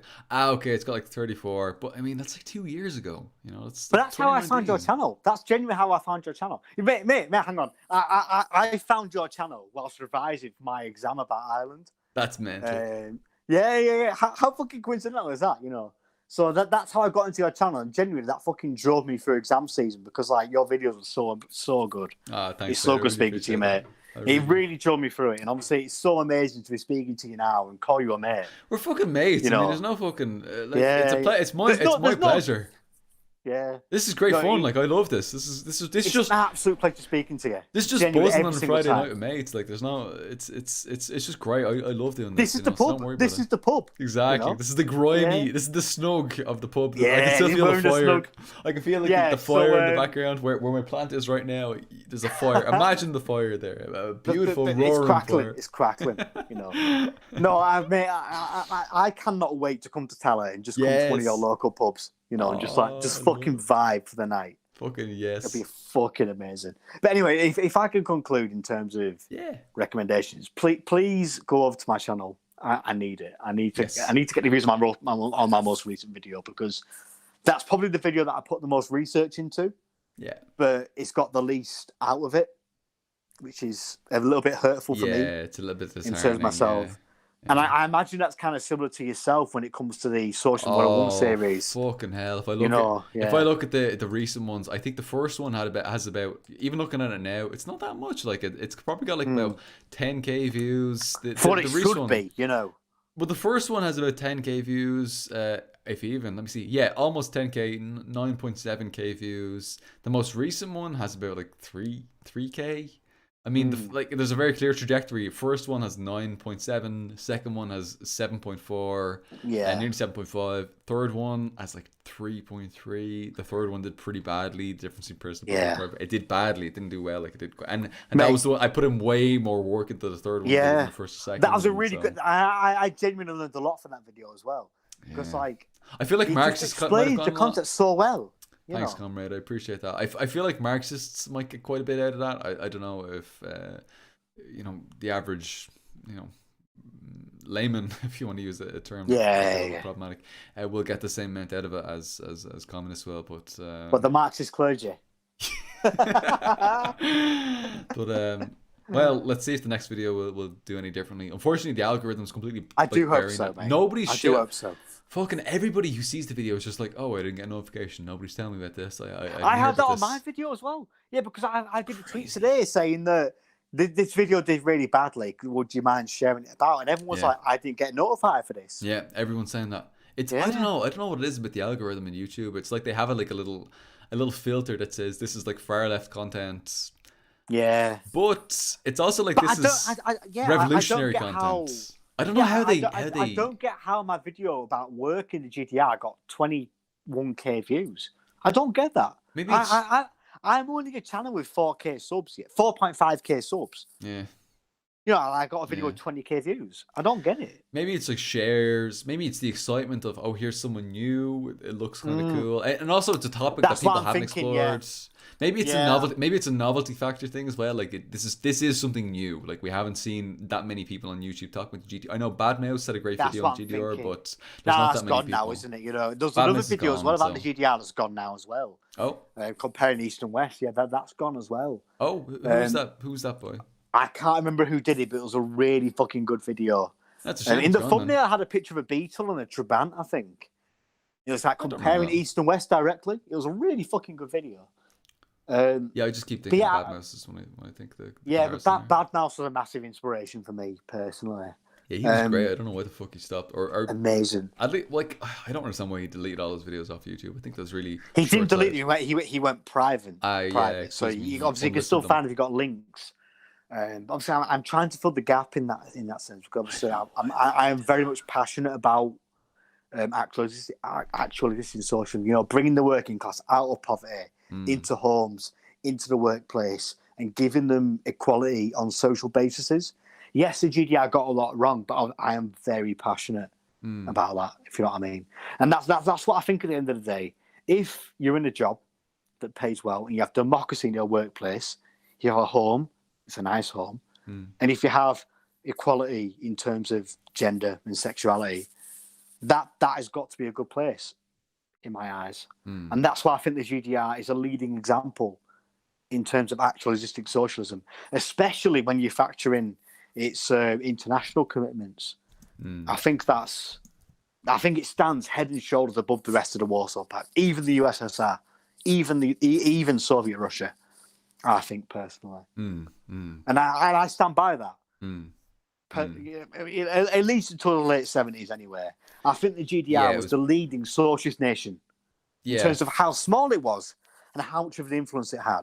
You know, and again, maybe it's because it came from the background of an imperialist nation, but that part of Germany was underdeveloped up until 1949, when the GDR came in. You know, it was an agricultural country. So I genuinely just believe that the GDR was a shining example of socialism.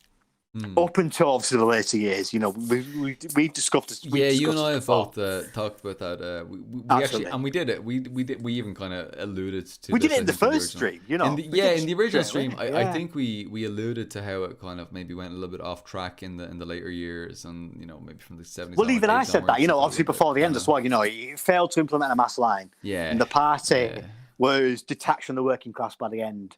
And I think this book as well that I just read, about how the GDR fostered patriotism. It has a whole section about obviously how patriotism was positive, but also how patriotism ruined the GDR as well, in terms of the fact that it didn't recognise Jewish suffering until about the late 70s, which is obviously fucking abhorrent. You know, I want to do a video about anti-Semitism and anti-fascism at some point and go into more detail about it. Definitely. But it's very clear there was obviously revisionism in the GDR. I think that it held out for longer because people like Walter Ulbricht was a very close friend and follower of Stalin. So they were obviously, he tried to continue the politics of Stalin despite the fact that Khrushchev was the hegemon of the socialist nations at that time. But very, very sadly, obviously. Absolutely. But like in my heart of hearts, obviously, in terms of my principles, I do believe the GDR does offer a shining light in terms of socialism, up until at least the late 70s anyway. I don't know how you feel about that anyway, comrade, you know, but... Yeah, no, absolutely. I would definitely... I mean, look, whether it was socialism, whether it was not socialism, I mean, it's kind of almost, in many ways, kind of beside the point. I mean, there's definitely a lot of progressive examples to be learned from here. I mean, we can talk about it. The thing is, like, we don't subject, like, the IRA to the same scrutiny that we might subject these kind of socialist experiments to. Well, at least in Britain we do anyway, but obviously it's a different context, you know. Different context. But, like, all across the world... All you fucking hear is the Birmingham bombings. That's all you fucking hear. That's all you hear. Genuinely. You know? Internationally. You don't hear about Bloody Sundays. You don't hear about it. Wow, that's wild. That's wild. I think it's disgusting. You don't understand the context why the IRA arose. You don't understand it. All over the world, comrades come to me and they're like, up the RA, up the IRA. Like, we love the IRA. Chucky Allah. Like, just straight away. But I suppose... Yeah, I mean, they've been exposed to a different kind of media and maybe a different, more sympathetic to anti-imperialism. Yeah, I think it's much harder for a British person to accept the IRA. Yeah, understandably for various reasons. If they've had like, for example, like if your family member has died or something like that, if an extended family member has died, it's much harder. Then it's very, very difficult to. But there were very clear mistakes, obviously, and I think you as well recognise that as well. Oh yeah, and obviously fair play to you as well. You know, we recognise obviously the working class at the end of the day is the driver for socialism, and the IRA did act counter to that at several moments. You know, it did. There were individualist wings in the IRA that did act on that. Yeah, unfortunately, there was right deviationism, 100% in the IRA. Again, I understand why they did that. It's rooted in the tradition of the war against England. Is nothing compared to what the war against Ireland is. You know, I understand that tradition, but at the end of the day, that doesn't build class solidarity. It's class solidarity. You know what I mean? It kind of comes to this kind of like question of like, if you really boil it down, we might say there's like people who, when we talk about like combining like the national struggle and the social struggle, when we continue to boil that question down of like, are you more national struggle or are you more social struggle? Now, I would just we can say very vaguely like, well, we're both. Easy peasy. Yeah. But the reality they're not opposed is to each other. You know, well, I guess like in theory, yes, you know. Yes, but the thing is, like, we're not 50-50 social and national struggle. We as communists are not 50-50 social and national struggle. We don't believe that nation is the driving force of history. We believe that class is the driving force of history. So we are, at very least, 51% on the social struggle, at the least, at the absolute minimum. But again, 49% on the national struggle. The national struggle in Ireland has constantly been mostly, well, at least since at least 1848, at least after that, has been closely linked to the social struggle in terms of the land question. Even before that, the labour question. Absolutely. James, Jamie Hope, James Fintan Lawler. I mean, look, you can really trace back the class question to movement. James Fintan Lawler came after. I would personally argue was separate to the Young Ireland tradition. If you want to get technically, he was separate. I mean, obviously, you have James Mitchell as Jimmy Hope as well. Like Jimmy Hope going way back into the I guess you have original Wolf Tone as well. Who obviously he alluded was part of that. He alluded a little bit to the men in their of no property. He alluded to, but I mean, he was kind of like, well, we could have a whole talk about the Republican tradition. Oh fuck, we're gonna go off for about another 5 hours, aren't we? Yeah. But again, at the end of the day, I'm a historian of Ireland, so that's obviously my main focus. I love it. But I've been a fucking dick, and I built my channel around East Germany. So I'm kind of like, you know what I mean? I've ruined myself. You fucked like it, a dick. Yeah, so I could make hundreds of videos about Ireland, end after end. But that's not what people want. You 100% should. No, because I did a poll on my Patreon. I asked my patrons, Democratic Essentialism, what they want to see. I did a poll about, do you want to see videos about the Russian Revolution and the Civil War? That got one vote. Do you want to see videos about Yorkshire and the north of England history? That got 4 votes. Do you want to see videos about Irish history, which is obviously what I specialise in? That got 5 votes. And then, do you want to see more and more videos about East Germany, which got 7 votes? And million votes. And it's just it's like, obviously, I know I built my brand around East Germany, but I do get burnout from it quite easily. I want to talk about these wider themes, but those videos don't do well. So if you look at my video about the 1867 Fenian Rising, that got 1.3k views. My video about anti-fascism in Leeds, that got 1.3k views. You know what I mean? So it's like the topics that I'm closely, passionately related to. Obviously, I love the GDR. You know I do. But in terms of like things that I want to do that are separate from that famous socialism in the GDR, people just don't give a shit. And that's kind of one of the regrets that I have about my channel, personally. Is that I built my brand around the GDR, and now people expect that from me. But there's only so much I can do. There's only so much I can talk about. I mean, I want to talk about the Berlin Wall. I don't know how to talk about that, but like I want to talk about it at some point. It's vital. I want to talk about the Stasi at some point, but I don't know how to talk about that as well, because obviously that is a very fucking controversial topic. I want to talk about anti-fascism, and then after that, I'm kind of getting to like very niche stuff like public transport and like education, and it's just like, questions. Well, you know what I mean? I mean, it's like, I guess like there are lessons for today in terms of how the GDR did public transport, but how many people give a shit about that? Yeah, I give a shit about that. I assure you. There's a very committed Vanguard. There's a very committed East Germany simp base, and I'm glad you're a part of it. But I'm definitely part of it. We may have different perceptions on what socialism might be, but definitely as progressive movements, I'm very much part of the supporters. But the fact that even East Berlin today has much more public transport than West Berlin today says a lot, I think. That's right, yeah. You know what I mean? So even though, obviously, by the late 70s and the early 80s are highly revisionist, it still led an example in terms of that. I definitely want to do a video about environmentalism. Definitely, because the GDR got so much wrong on that front. but also it was kind of forced to be wrong on that front because it had the only natural resources it had were uranium and brown coal. And brown coal was highly pollutive, horrible for the environment. And the only reason why they were forced to use brown coal was because Gorbachev cut them off. You know, so the GDR was only forced to be environmentally unfriendly because of Gorbachev, and also, you know, the GDR massively encouraged recycling and all this kind of thing. So there's an interesting conversation there, but I do feel like I'm kind of running out of things to talk about when it comes to East Germany. I want to talk about more. Have to branch out into some new and exciting territories, new terrains.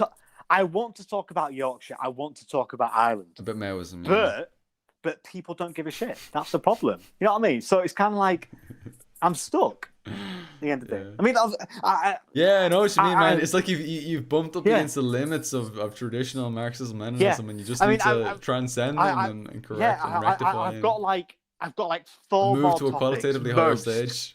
Yeah, fucking hell, mate. Don't make me a Maoist. I'm so sorry. Fuck me. No, be serious, mate. I know. I'm taking the piss.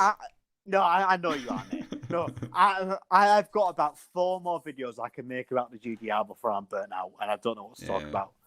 At least I don't know what to talk about that will be popular, because my videos about the GDR have been slowly getting less and less popular, and everything else I do is less and less popular. Yeah, you know, so it is very hard. What have you considered?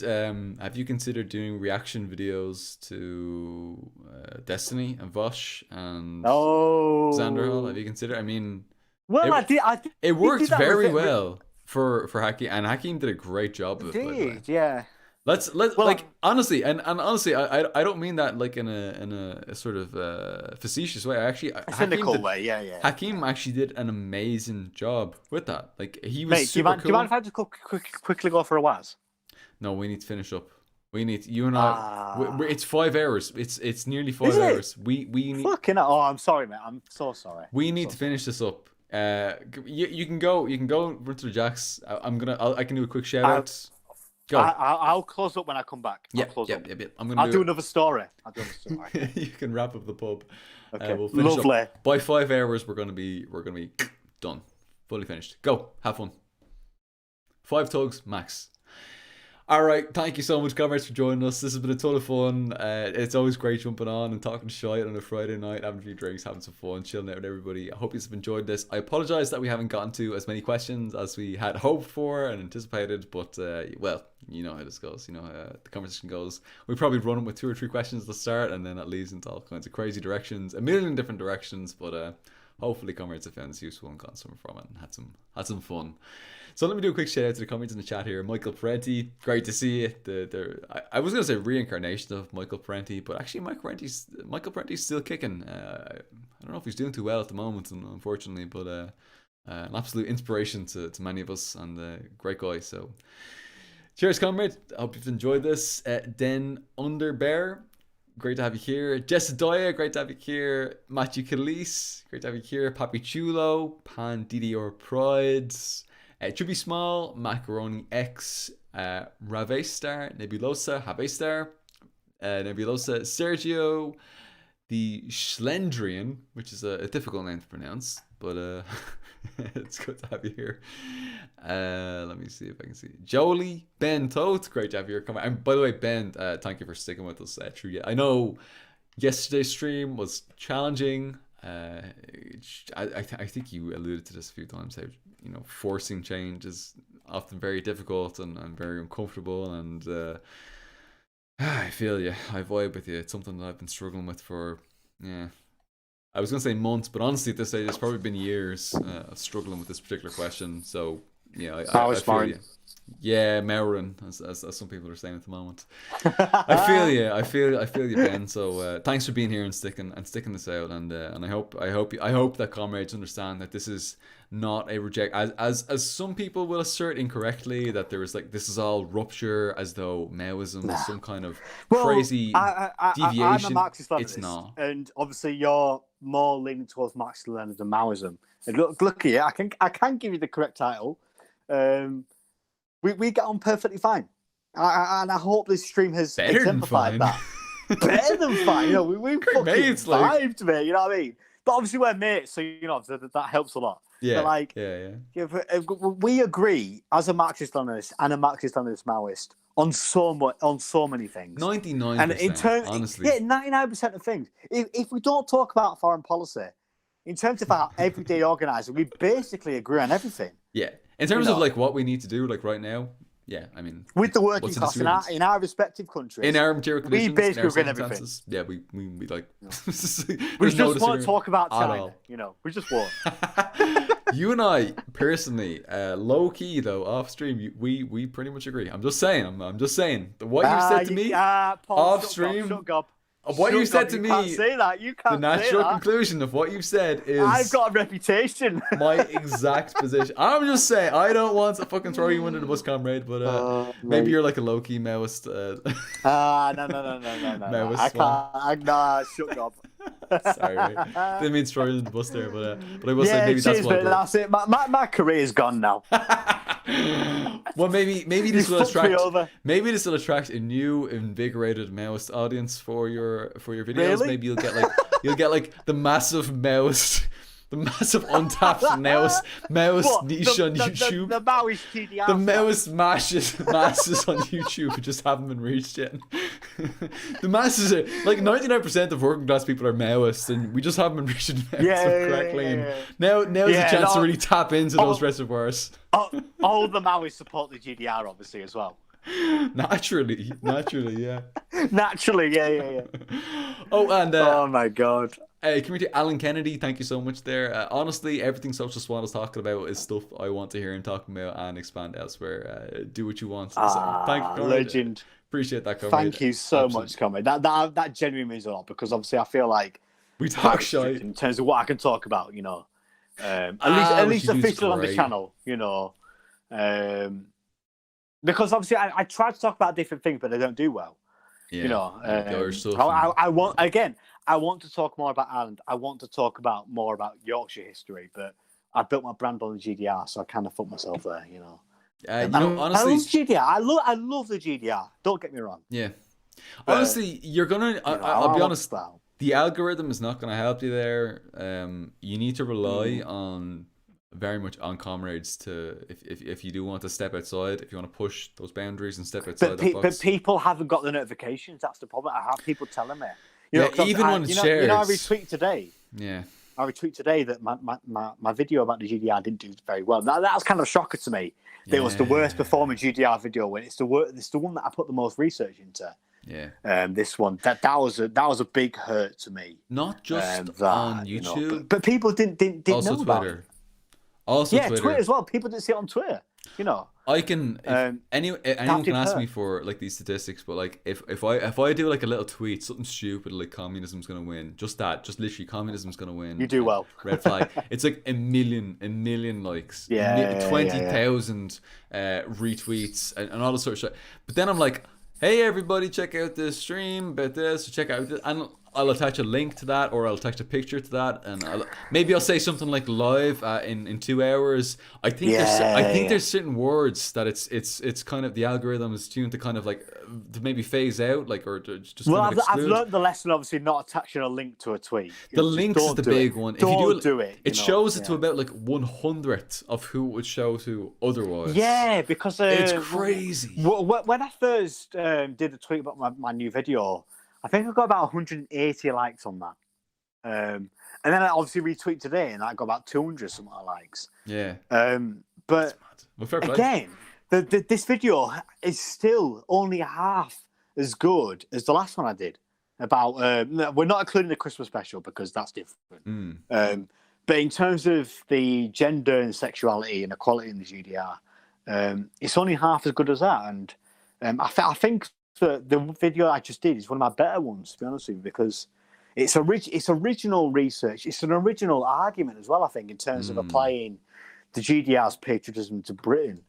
I think that's fairly original. So I am somewhat disheartened and upset that it didn't. It's kind of discouraging in terms of my YouTube channel, in terms of if I keep making GDR videos, people are going to drop off eventually. And if I make a topic about something else, if I make a video about something else, that's going to drop off as well because people don't watch it. So it is. I'm kind of in a massive conundrum in terms of my channel, and I've actually lost a few patrons recently as well because. Don't start me on the fucking Patreon drop off recently. You know, I mean, I think that's across the board, by the way. In the last couple of months, I have noticed. Like, it's hard. It's obviously hard right now. Yeah. Yeah. If you look, it's understandable. Like with COVID and everything like that, it is across the board. You got Nick, Hakeem. It's not even. It's some of these comrades have specifically said this to me, and some of the comrades I've just kind of seen, like from just like being around and like seeing their patrons and stuff like that, and seeing like how it was before. It was like up here, and now it's kind of. Like still pretty okay, but it's now a little bit lower and stuff like that. So it's understandable, with COVID and stuff like that. But I should be on about 58 quid right now per month. But I think I'm on 51, which again doesn't sound like a lot. I am very fucking thankful for my patrons. Thank you so much. A few months, like. I know. Genuinely, it's unbelievable that you're here. About how well my channel has done, but obviously because my channel was so successful in the early months, I've kind of got complacent in a way. And I kind of got used to being so successful. Because, you can rest on your laurels because I can rest on my laurels, but I think that I don't think I've rested on my laurels in terms of work ethic. I think that I've put more work into my recent videos than anything I've ever done before. I mean, again, my first videos I put the least effort into because it's research that I did from my essays. It's not original research. Whereas with my one about patriotism, that's the one that I put the most research into. So I got hiccups, and all right. and that's the one I put the most effort into. And then it's done the worst. It's done the worst, and it hurts. Yeah. You know. Yeah. It feels like you're kind of you put all this work in and like what the fuck's the point? Like nobody gives a fuck. I could have just done another generic topic and just got the same amount of views. It would have been fine. But I put effort into this one. It hasn't gone anywhere. So I think that my next video will be about the wall because I think that needs talking about in terms of the politics of mass migration and defending against the West in terms of spies. But also the politics of peaceful coexistence in a way as well. But also the politics as well of maintaining peace in Europe, because without the Berlin Wall, it's very likely we could have had a World War III. And obviously that would have been fucking disastrous. We don't want that. I mean, obviously as much as we hate peaceful coexistence, World War III would have been much worse. Like crapper.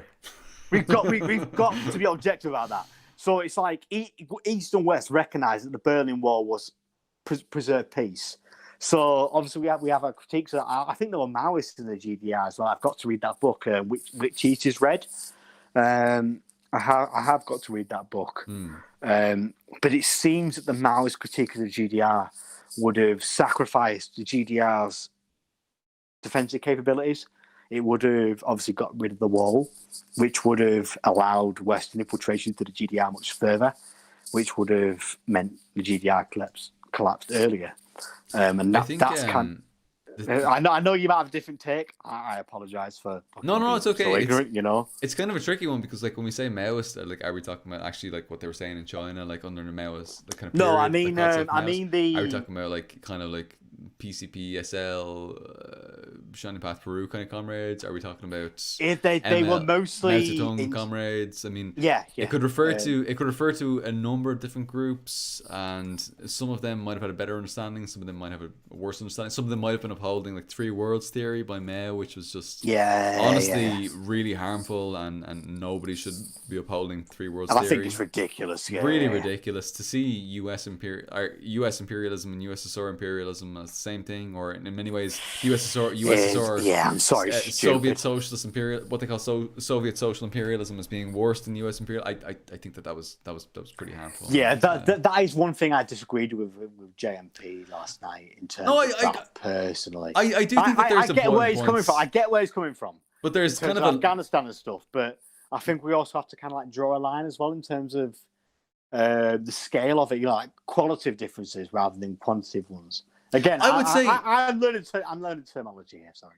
For me, I would say it's the opposite. I would say that there are massive quantitative differences. There's a massive difference in the quantity between that's like the a one I meant. Sorry, that's the one I meant. Yeah, and so I think that's what you meant. Yeah, and I think that's there's a like an unbelievable. There's a huge gaping valley between what we might call like Soviet social imperialism and like US imperialism. But yeah, because obviously he brought the example of Afghanistan, didn't he? Yes, that's right. And in terms of the USSR's justification for that, wasn't just Brezhnevism.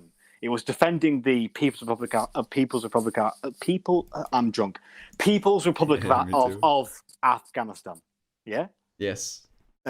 So in my eyes, I know that's often portrayed as imperialist, but I don't think it's to the same extent of Western imperialism because it was defending a communist party in one of the things in Afghanistan that won by democratic elections. Yeah, that's right. Actually, one of the things that I really appreciated JMP saying was that the Maoists there was a diversity of opinion amongst Maoists there as well. Some Maoists would have supported them, some would have been very much following the "it's right to rebel" line, and following in some ways kind of an opportunist line. And I think the his right to rebel only goes so far in terms of when it comes to Western imperialism. You can only do so much in my eyes, personally. You know, but again, I have got to read the book which he's read just to kind of see what their perspective was, just to kind of assess it against my own politics and see if I agree with it or not. Because personally, right now, I see that the GDR did its best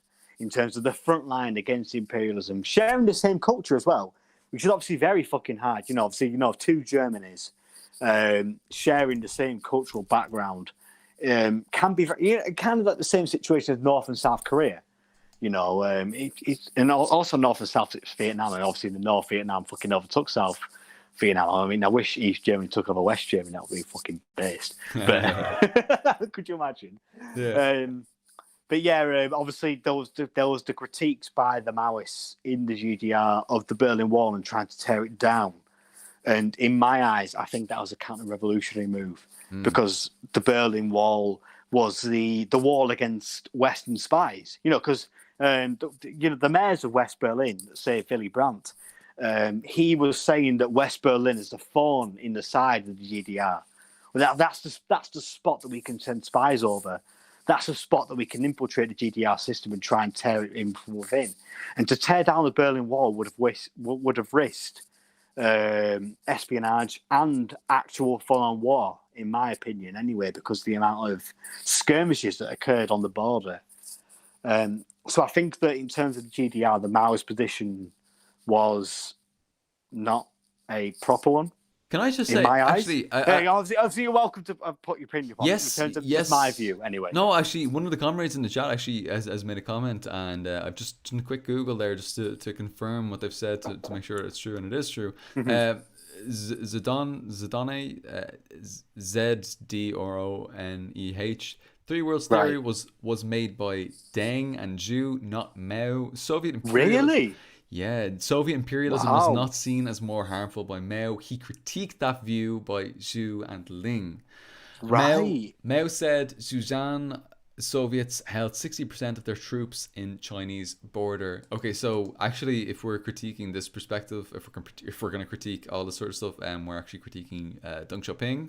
Actually, I'm just looking at the Wikipedia page right now, and it says that we spoke before, and obviously you know that I've got critiques of Deng Xiaoping. Yeah, well, I think you might have one more now as well, and I might have one more. It says that in 1974, the United Nations Vice Premier Deng Xiaoping applied the Three Worlds Theory during the new International Economic Order presentations about the problems of raw materials and development to explain the PRC's economic cooperation with non-communist countries. So it's very much a policy that seems to be pushed by Deng Xiaoping, and yeah, actually, I need to cooperation with non-communist countries. Yeah. So again, the GDR did that as well. That's the thing, though, as well. You know, it also supplied arms and money towards non-communist countries. So I think it actually gave. It didn't do it towards the US. Fuck off. Like countries like India, that's where this Three Worlds Theory seems to lead. Actually, but again, I guess at the time when the GDR was doing that kind of thing, operating third world countries, India was so much aligned with the US. It was much more kind of like a social democratic line. So you had Nehru, I can't remember his first name, but Nehru in India, he visited the USSR during the 1930s, and he tried to rebuild India after the British left on a social democratic line, and the GDR supported that. Sent military advisors, sent economic aid, all this kind of thing. So there's all kind of that thing. I think that GDR does get some very real criticism for support of Peru and not Chile. I think it's Peru after the 1970s when a much more far right dictatorship came in. Yeah, it was properly fascistic at that stage. Yeah, I mean, I believe that the GDR cut support off from Chile after Pinochet came in because they accepted refugees from Chile after Pinochet came in. Unfortunately, they didn't get Allende. Very, very fucking sad. Yeah. Rest in peace. But yeah, but again, this is why I'm so supportive of the GDRs, because they had that international commitment, and as someone who's in the imperial core, Britain, there's a lot of similarities between what the GDR did and what a socialist Britain could do. Obviously that's why I kind of uphold it so high, in my eyes anyway, just because it shows that a former imperialist country can achieve so much good. And obviously it has the slander against it. It has the slander about the Berlin Wall, which I think is fucking ridiculous because the Berlin Wall was occupied, never by the West Germans. The West Berlin was always occupied by the French, the British, the Americans, and I think that's it. Yeah, the British, French, and Americans. That's it. The three. So it was never part of West Germany. It was always basically a military base, and even the West German recognised it was a thorn in their side. It was never useful, and they always shipped in the most rich people into West Berlin. They never let the poor come into West Berlin. That wasn't possible. They couldn't have the pinnacle of capitalism looking bad. So that's why I kind of feel secure in supporting the GDR no matter what. I don't know what your feelings are, comrade. I would definitely support it as a progressive development. Definitely a good blow against Western imperialism and so on and so forth. Regarding socialism, there's a little bit more ambiguity there. We can get a little bit more specific. Just briefly, what would be some kind of critiques of their socialism? Just very brief. I know this could be like an hours long conversation. Yeah, well, look, very briefly. What is socialism? Is socialism just being progressive, or is socialism actually moving towards the abolition of the commodity form? I mean, is it actually moving towards the abolition of what we call exchange value? Are we actually moving in that direction? Or is this just about making workers' lives a little bit more comfortable under capitalism? What is capitalism when we understand that? What is capitalism? And is it just doing capitalism but in a little bit of a nicer way? And there's more questions that we have on that regard. And I don't have a concrete cohesive answer right now with regard to the specific circumstances of the DDR, so I can't give you a really firm answer whether or not we could have a firmly historical discussion at some point, but we need now I'd need to do my research. I would need to definitely brush up on this and look exactly at how it worked. There was the very clear problems of the late 1960s, early 1970s of the GDR trying to compete with the West in terms of commodity production, in terms of producing things for the workers to, fucking enjoy. I think that although it was noble in terms of trying to outcompete the West, it wasn't possible. Because obviously you have to have that focus on heavy industry to build build the productive forces, kind of thing. Yeah, kind of. I mean, but this has been kind of a revisionist theory for a very long time. But again, a country that was agricultural for from 1949 before that for hundreds of years. Yeah. So 20 years of kind of building productive forces, what about I the think USSR? is reasonable. We've already seen in the USSR that socialism actually builds the productive forces better than capitalism does. We don't need to keep on doing capitalism to get there. So this is kind of thing, we've already seen that the USSR did this better. I mean, and I'm talking of course there was the NEP period, but that was 9. That was not 9 years. It was about 11. Can I quickly come back on that? Yeah. So obviously the USSR had unparalleled amounts of natural resources. Yeah, had fucking thousands of acres, millions of acres of land. Obviously the coal, the uranium, all these natural resources. Whereas the GDR only had Brown coal, which was obviously very harmful to the environment, and the people of the GDR never wanted to use that. And they also had uranium, which is only really useful for nuclear weapons. So the GDR kind of had to use this kind of NEP period for longer because they didn't have the mass resources of the USSR. I mean, even under the pressure of the Civil War, in the Civil War of 1919 with the USSR, the land that the Reds held was the cities.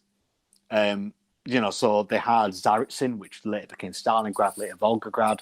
They had Moscow, they had Leningrad, Petrograd, later Leningrad. They had all these different cities, and they had a lot of the natural resources of Russia. So therefore, they could develop industry a lot more, whereas the GDR didn't have that natural resources just because of the land that the GDR was given. Yeah, they didn't have that. They physically did not have that natural resources. So therefore, without the mass support of the Soviet Union, which fell after Stalin died, Stalin was very favourable of giving the natural resources to GDR to develop it, even though he was arguing for a neutral Germany, to be a kind of buffer, which I think is a fault on his part, but also it kind of looked good on the international stage in terms of we're not looking to form a concrete bloc, we're looking to be peaceable, I suppose. Especially in the context of East Germany and kind of how poor it was. In the context, you have to bear in mind the context of the Second World War. We're in a very different world to what we are having now. So Stalin was obviously much more supportive of East Germany. He supported them throughout the Berlin airlift and the sanctions that the West put them under. And that kind of fell under Khrushchev. So they kind of had to develop into a more NEP position for much longer than what the USSR could have done. So obviously the USSR, with all these resources, could have done an NEP period much shorter, whereas the GDR, without as much resources, without as much international support, in fact, it was blockaded until 1972. Well, can I just say, the thing is, it's often... I'm interested to hear your perspective on this, comrade. Sorry. Because the thing is, you've added some really great nuance to this. The thing is, I don't think anybody is... Drink? I'll listen, but I'm just going to go get another drink. Yeah. Okay. If you're listening, I'll listen. I'll listen. Great. The thing is, it's not like people are saying we don't support these experiments and these advances in proletarian struggle. It's just that we're not 100% sure whether or not we would apply the term socialist to them. I'm not sure. That might muddy the waters in what we actually understand socialism to be. And that might cause some confusion for what we're actually aiming for. Thing is, you can aim for this thing in the sky, like the pie in the sky goal, and if you aim for that, then of course you're going to land a little bit lower. But it's better than aiming for something that's very, very low and then just staying exactly where you are. And that's kind of really what we're trying to do. And it doesn't mean to say that a country isn't socialist is not to say that it isn't progressive and it isn't useful and you don't support it. It's just to say that it's objectively not trying to abolish the commodity form in what we'd want. We would, for example, support the NEP USSR, those like 1917 to 1928. I mean, of course, MLMs would 100% support and uphold that. That's a progressive movement towards socialism, towards communism, which is absolutely brilliant and amazing, and everybody needs to uphold and support that. Does that mean it's socialism? No, not at all. Not at all. No. But that doesn't mean we don't support it. So same thing for many of these anti-imperialist, left-wing and progressive movements. Just because they're not socialist doesn't mean we can't support them. But equally, we shouldn't be too exuberant about them. We can support these movements without necessarily saying that this particular economic system that they had is the perfect economic system. We can talk about Gaddafi and stuff like that. I'm never saying it's perfect. Obviously, you're not. You're not.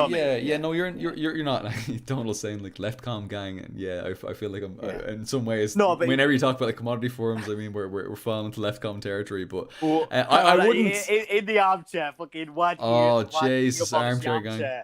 Have you considered commodity form abolition of the commodity form? Well, I think that What I think the big difference between left comms and a more explicitly anti-revisionist Marxist-Leninist or Marxist-Maoist is that the left comms seem to see that socialism and communism as a little bit closer to each other. Socialism, with the anti-revisionists, we generally see that socialism is on. It's very much in the process of abolishing the commodity form. Like the commodity form's on the way out. In the same way that in feudalism, commodity form is on the way in. You know, there was some commodity production. There was simple commodity production. In the socialist period, you still have that, but it's very much on the way out. You know, so it's kind of like this kind of curve, and we see it kind of being pushed out over time. So that's generally how like the anti-revisionists would see the commodity production arguments, rather than just saying like commodity production needs to be abolished, and if there is commodity production, it must be capitalism, and that's there is realism there. You know, kind of that recognition of how material conditions alter the ability to abolish commodity production. But the thing is, even in light of those material conditions, is it right to say, well, okay, we can't be this because material conditions don't make that, it's not possible due to material conditions? Does that mean that we have to adjust the goalpost? Does that mean we have to shift the goalpost to say that, well, because socialism isn't actually possible right now due to global imperialism, we need to say that every progressive movement is socialism right there and then, and that's it, and this is socialism, and that's the end of it? Or do we say, no, socialism is a well-defined, concrete thing that is in the future? We've had it before. We had it in the USSR post-1928. We had it in China post-1956. We've had it. We've seen it. It's a real thing we can achieve. It has been done before. We can do it again. Or do we, as a result of these material conditions, move the goalposts backwards and say, well, okay, if something's kind of progressive and something's kind of anti-imperialist, then I suppose that's kind of socialist. It's kind of anti-capitalist. Okay, well, okay, fine, fuck it, that's socialist, why not? I kind of say that's a bit of an unfair description of GDR, seeing it's kind of anti-imperialist, kind of anti-capitalist. Just before we go into that, I just want to say very quickly. I just want to say I'm not using this. Cheers, comrade. Can I say cheers? Cheers. Oh, cheers! Sorry, I'm out of vodka. I finished that a little bit earlier on. I probably finished that about 3 years ago. Drink some water. I don't know. Fucking... I'm out of water as well. I finished that. But no, I do want to say no taps. No, nothing left. No taps left in arms. Communism. Well, I just want to say I'm not. This is not a critique of the GDR right now. I'm talking more generally, more vaguely. I'm not actually talking about the GDR. Right, so this is not like a really no. I get where you're coming from. I completely understand the point. So it's an excellent point made as well. Well, I apologize if it seems like it's a pointed critique of the GDR. It's not. This is not a well researched critique of the GDR. So let's just be very, very, very clear there. So yeah, this isn't a massive critique on them, and I do definitely support them from many perspectives. Yeah. So yeah, what was I saying? Grayson Batiste says, "Get some sleep, comrade." It's probably time for that. But let's quickly just let's get some conclusions on this particular conversation. I'm just setting up my laptop to prepare for maybe a debrief after the stream. That's okay. We've been debriefing for like the last 3 hours. Oh, shut up, Paul. Okay, fuck it. Will we finish up? Will we wrap things up? Shall we maybe start to wrap things up and then we can make a conversation afterwards? Yeah, we'll vibe for a little bit more afterwards. And yeah. But I think wrapping up is maybe the way forward for me. Yeah, definitely. I love talking to you. This is such good fun, and I love the way it's an absolute pleasure. It's such good fun, and like it's everything. I don't know. We can discuss high level ideas, and it never gets like into high level. No, that don't happen. High level ideas. We don't fucking do high level, right? Okay, the Yanks love it. Fucking high Dave level. My brain is still recovering from exposure to such high level ideas. Oh, mate, we're the free fucking market of ideas, and we just show them that free market of ideas. The left just don't like to get things done. I can't do. I'm not even going to try an American accent because I'll insult everyone. I mean, not that I care about America. Fuck America. But I regularly I don't want to piss people off. Here. Yeah, I don't know. Yeah, you're better. Is that the Irish American in you? Yeah, this is it. This is the fucking what can I say? East Yank. Plastic paddy. Yeah.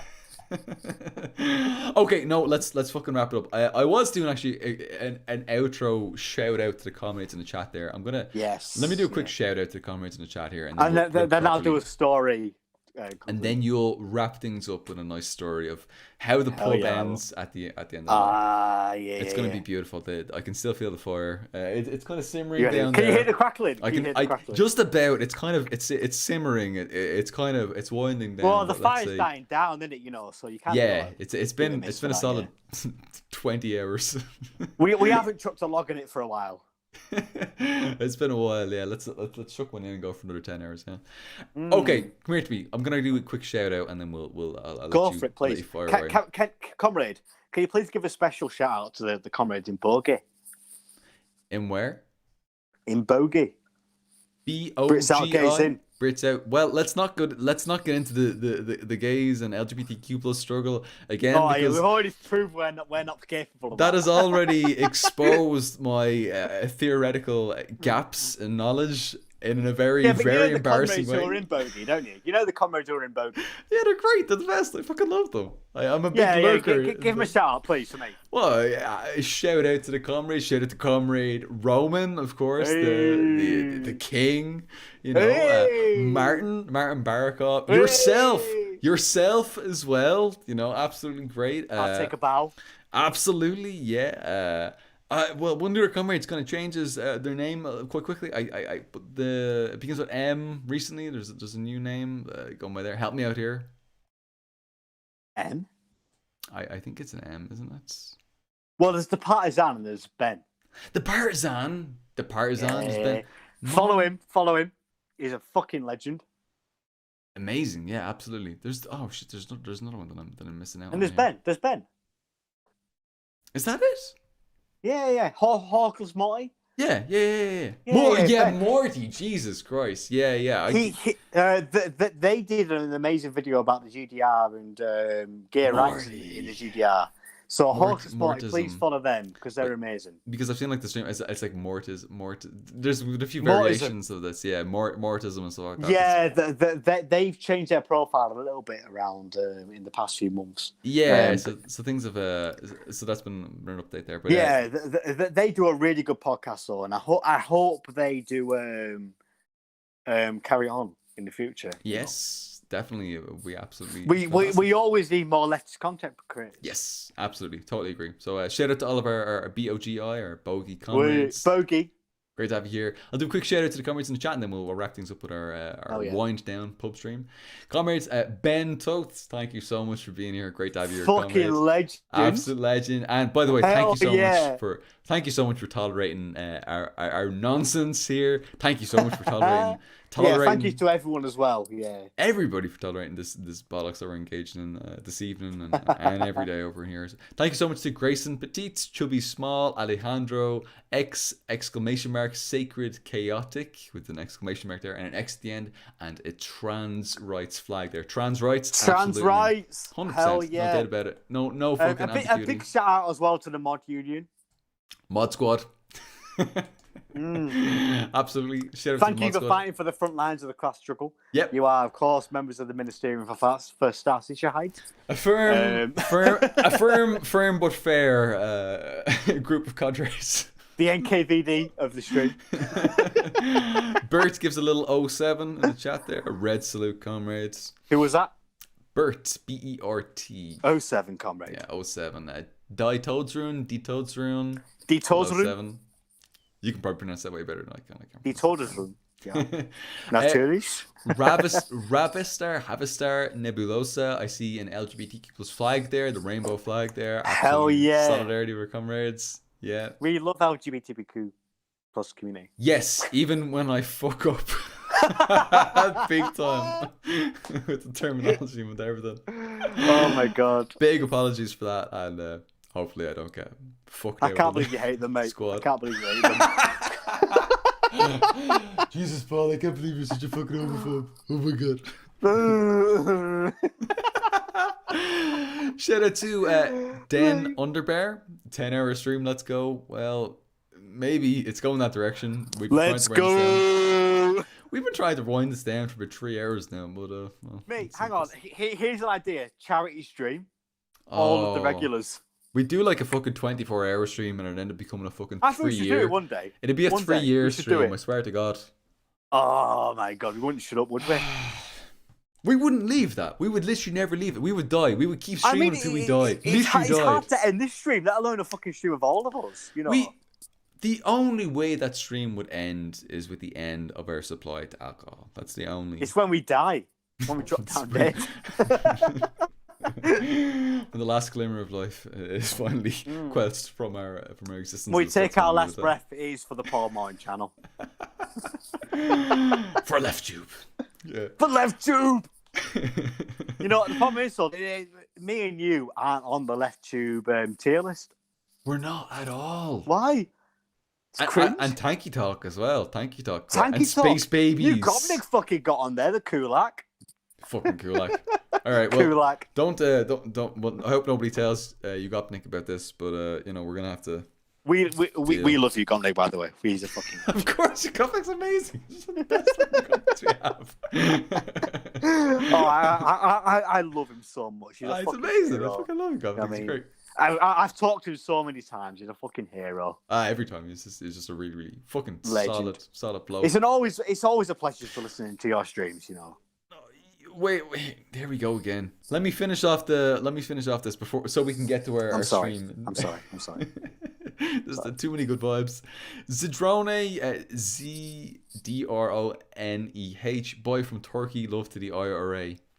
Fucking yes. This is what I was talking about. Like, comrades from all over the world, the IRA are held in quite high regard by comrades all over the world. Maybe not in England, in Wales, and Scotland, stuff like that. Obviously, for very clear political reasons, but comrades all over the world uphold this. And yeah, I think that if we applied the same level of scrutiny that we apply to the IRA, to other revolutionary communist movements, then we'd have a much clearer analysis of dialectical materialism and historical materialism and how it's developed, and the revolutionary communist movements they're engaged in right now. So those are my closing words. I'm not going to say any more mouse shit, I swear. That's it, I'm done. You're free. Thank you so much to Oliver Smith, the Peanut Butter Cup 13, Grayson Petit, Alana Montero, Ben Toth, Papi Chulo. I see Chubby Small again. Who else? We got Matthew Calise, Michael Parenti, after some time in the Gulag. I think accidentally Gulagged for a short period of time. Oh, let me hear. I think I've got some. Is that Joshua Swann knocking on my door? Oh yeah, there you are. Oh yeah, you're probably back in. Maybe there's an internet. The internet was dropped. Do you have to say my full name, do you? Say it again. Do you have to say my full name, do you, cheeky bastard? Do I have to see your phone here? Say that again. Sorry. Do you? It's not. It's the have lines to say my full name. Oh shit! I fucked up.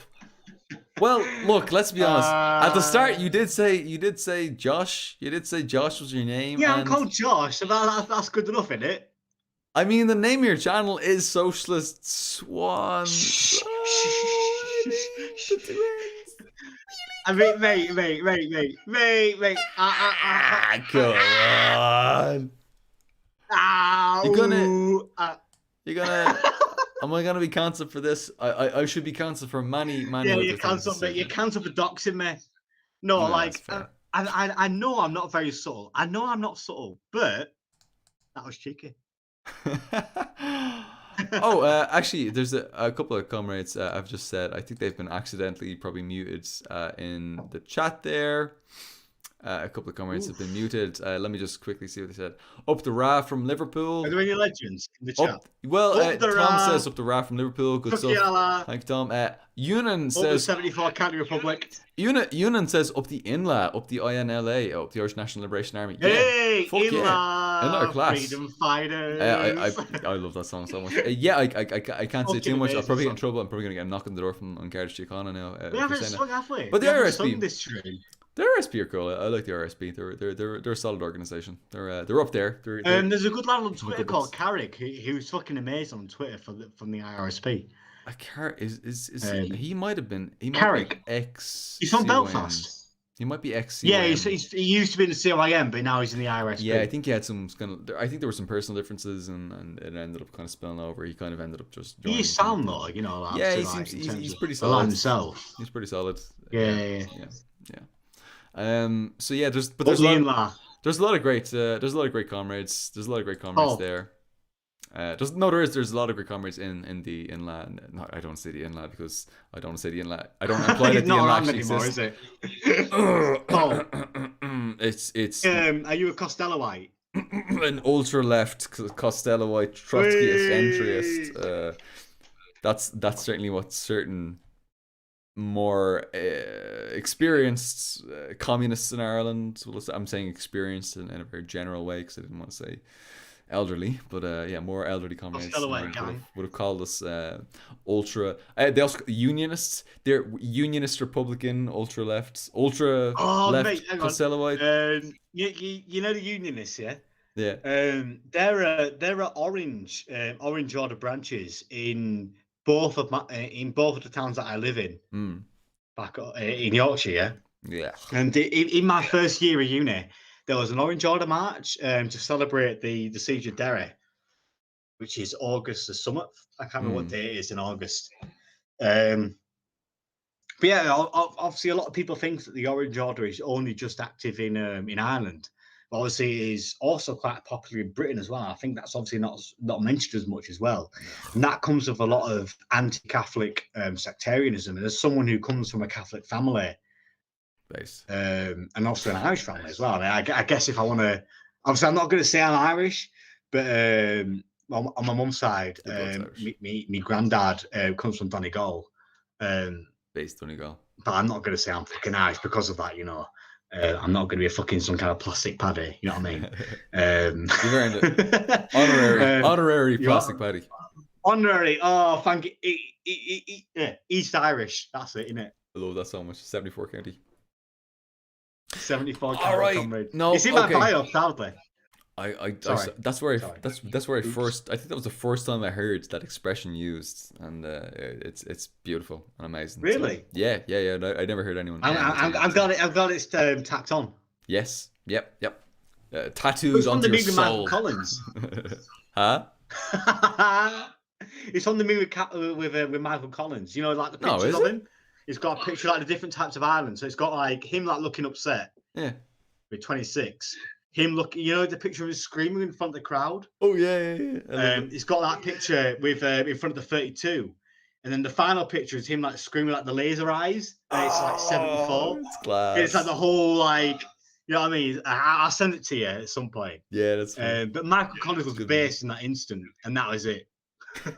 Yeah, he fucked up after that, big time.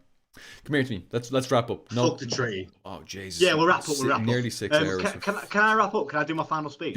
Let's go. Pub. Winding down. Pub. Winding down the two. So then, thank you, comrades. So we've all had our last orders in at the two tankies pubs. I hope you've all finished your pints. I hope they were delectable because the barrels are dry. Because we spent so long chatting. We've had so much time on Conversation Street, chatting amongst each other, debating the future of the communist movement across the world and coming across new theoretical ideas for us all to think over whilst we're all radicalizing at home. So the barman, he comes up outside of the bar and he rings the bell and he goes ding, ding, ding. And he says, lads, it's time to leave. It's time to fuck off home. So what we all do, we all rise up from our home. Paul, he stamps out the fire, the open fire, and the crackles start to simmer away. He kicks it away and it's gone. And then the boys, we all meet up. We all sing a little rebel song. We all sing Come Out Your Black and Tans because we're all fucking lads like that. And then once the song is over, what we do, we all hug. We all give you a little kiss on the cheek. And we sip our final sips from our pints away. And then that's it. We all walk out the door. And we all walk home to where home is. Wherever home is. In the rain, we all put our hoods up. And we all hope and we pray one day that we return to the two tankies pub. To return to the snug in the corner with the loud open fire, with the folk singing in the corner, singing the Irish rebel songs for us all to hope and dream of a future that is bright and prosperous, and one that puts the working class first. And that is the dream that we can all hope on, comrades, as we all go home and we all walk softly into the night as we go back to sleep. And we wake up the next day, fucking knackered, tired, dead even from the pints that were had before, as the pint men laid their marks upon the bench on the bar. And that's how it is, comrades. We regret our decision from the night before. Also, we remember the conversation that was had, the theoretical discussions that were had, and the fact that we developed as Marxist-Leninists and Marxist-Leninist-Maoists. And we look forward to the next week when we can return to the Tanky pub, the pub that is dark and dingy and contains the finest communist minds across the world. And we'll drink to that, comrades. So glasses in the air. Hope you all are. Cheers to the cause of the working class. Up the Workers' Republic. Chucky Allah. Cheers. Fucking cheers, mate. That was beautiful. I have a tiny little drop left. A tiny little drop. It's gone now, but I had a tiny little drop there left in my water. Get it down, yeah. Fucking gorgeous. Come here to be comrade. Thank you so much for that. That was beautiful. Absolutely gorgeous. An amazing end to an amazing. I have fucking loved tonight, mate. It's always a fucking pleasure speaking to you, mate. Such and I'd hope to do this more often as well. Yes, definitely. Oh no! Come on, come here to me. You're very quickly becoming a proper regular on the streams here, and it's definitely gonna happen more. Is that a problem? Mate. Mate, you know what you could do? You could put me on your recommended channels page on YouTube. Are you not? What the fuck were you? I'm not on there. I'm not on there. All right, well, I'm gonna rectify this error. I'm gonna acknowledge. Is it because I'm an art revisionist? Is that the problem? I'm gonna acknowledge the errors of the past. I'm not gonna brush them under the rug, and I'm gonna deal with them. I'm gonna confront them head on.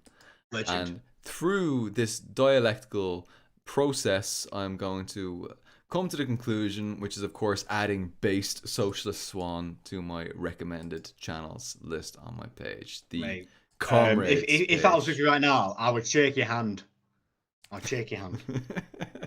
And I'll obviously fucking up the day when I come over to Dublin and we have a fucking pint in your pub. What's the name of your local pub, by the way? What's the name of your local? Aherns. A-H-E.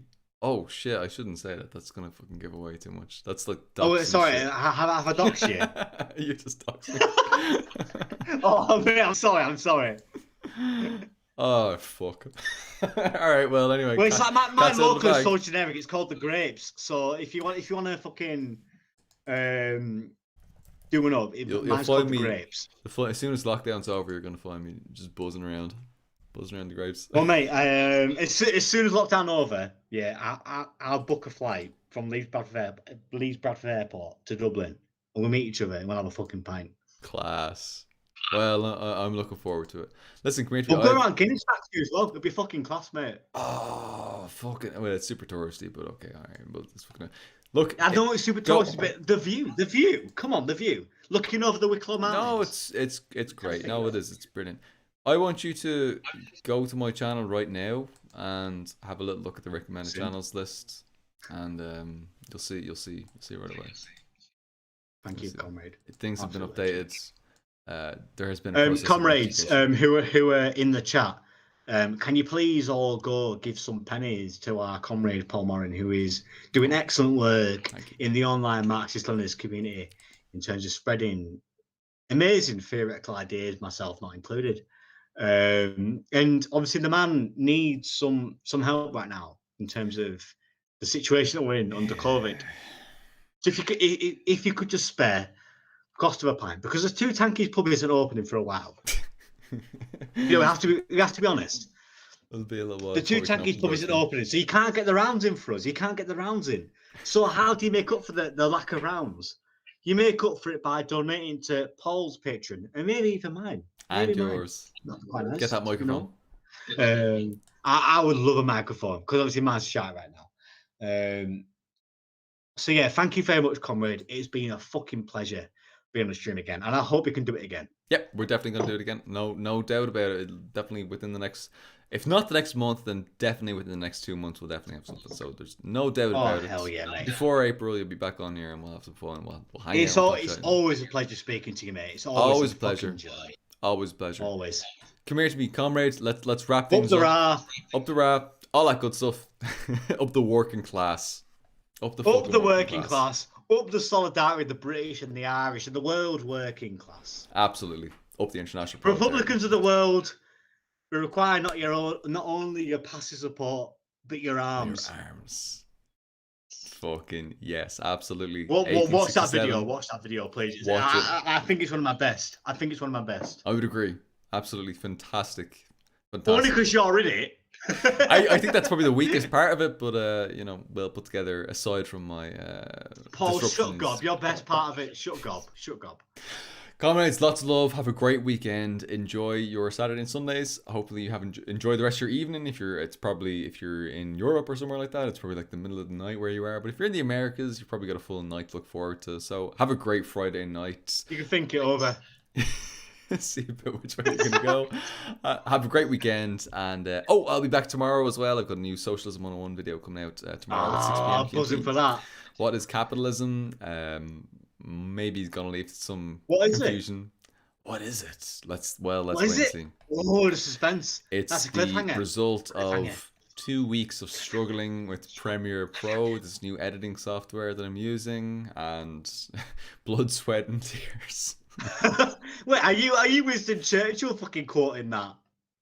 Oh fuck me. All right, let's finish up there. Cancelled. Hashtag cancelled again. Cancelled. Among my many highlights. Hashtag Moran's over party. Among one of my many problematic statements this evening. It's definitely the top. Yeah, I can't believe you hate the LGBTQ plus community and you love Winston Churchill. Cringe. Typical Paul hating the LGBTQ. Typical Paul once again.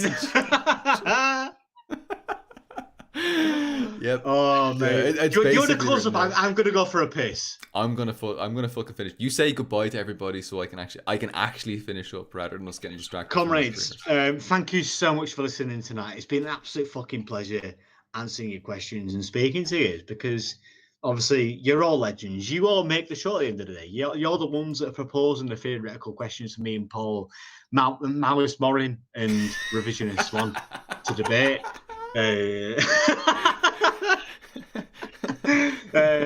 Obviously, we've engaged in the most fierce debate in the free marketplace of ideas. And it's been an absolute pleasure because Paul is a good lad and you should all subscribe to him. You're a good lad. And thank you so much for listening in because without you, this chat will be nothing. You know what I mean? Because you all make it. So thank you so much for listening. Thank you for staying in the lock-in. Thank you for ordering your pints from the pint man at the bar. And the Two Tankies pub will be reopening soon. We'll be opening up for business soon.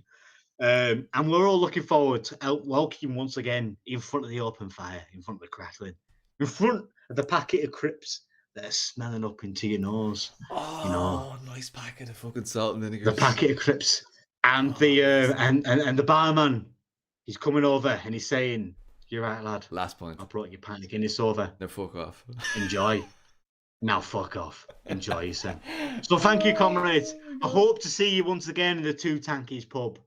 Solidarity. Long live the Yorkshire Republic and the 74 County Republic of Ireland. Cheers. Solidarity, comrades. Good night. I couldn't have finished it better myself. Comrades, thank you so much, and I hope you've had fun. I hope you've enjoyed this. I've done shout-outs about 1,000,000 times, not going to do another shout-out, but to all the comrades who are here with us in the chat, thank you so much for being here. Up the pokey, absolutely. Comrades, thank you so much for being here. It's been absolutely great. It's been a ton of fun. As Comrade Swann said, by the way, whose first name is definitely not Josh, and definitely not Swann, Socialist Swann. Don't put those two together because you'll come to some very uncomfortable conclusions, as I experienced over the course of the stream. You'll come up with some absolute shite, you'll come up with some bullshit. Just gibble garble nonsense. But Swann's just a nickname. the thing is, actually, Swann's absolutely right. Comrade Swann is absolutely right. This entire conversation is a result of your interaction and your participation in this. I mean, literally, we didn't have an agenda this evening. We just jumped on and talked nonsense about what you guys said. Complete shite. Here we are, nearly 6 hours later, and it's been so much fun. 6 hours? What? It's just crazy. Nearly 6 hours, and it's Mate! been absolutely great fun. I really thank you so much, Comrade Swann, for being here. This has been a ton of fun. Thank you so much to all the comrades in the chat. Thank you, Paul. Thank you so much for having me on. It's always a fucking pleasure speaking to you. Always absolutely amazing, and we're definitely going to do this soon. Definitely, if not within the next couple of weeks, then definitely before the end of March, coming into April, we're definitely going to have something organised. Mate, let me know. I'll be there. We'll make it happen. Okay, comrades, thank you so much. Cheers, everybody. Have a great weekend. August Slongafo. Solidarity. August Slongafo, comrades. Chucky Allah. Chucky Allah.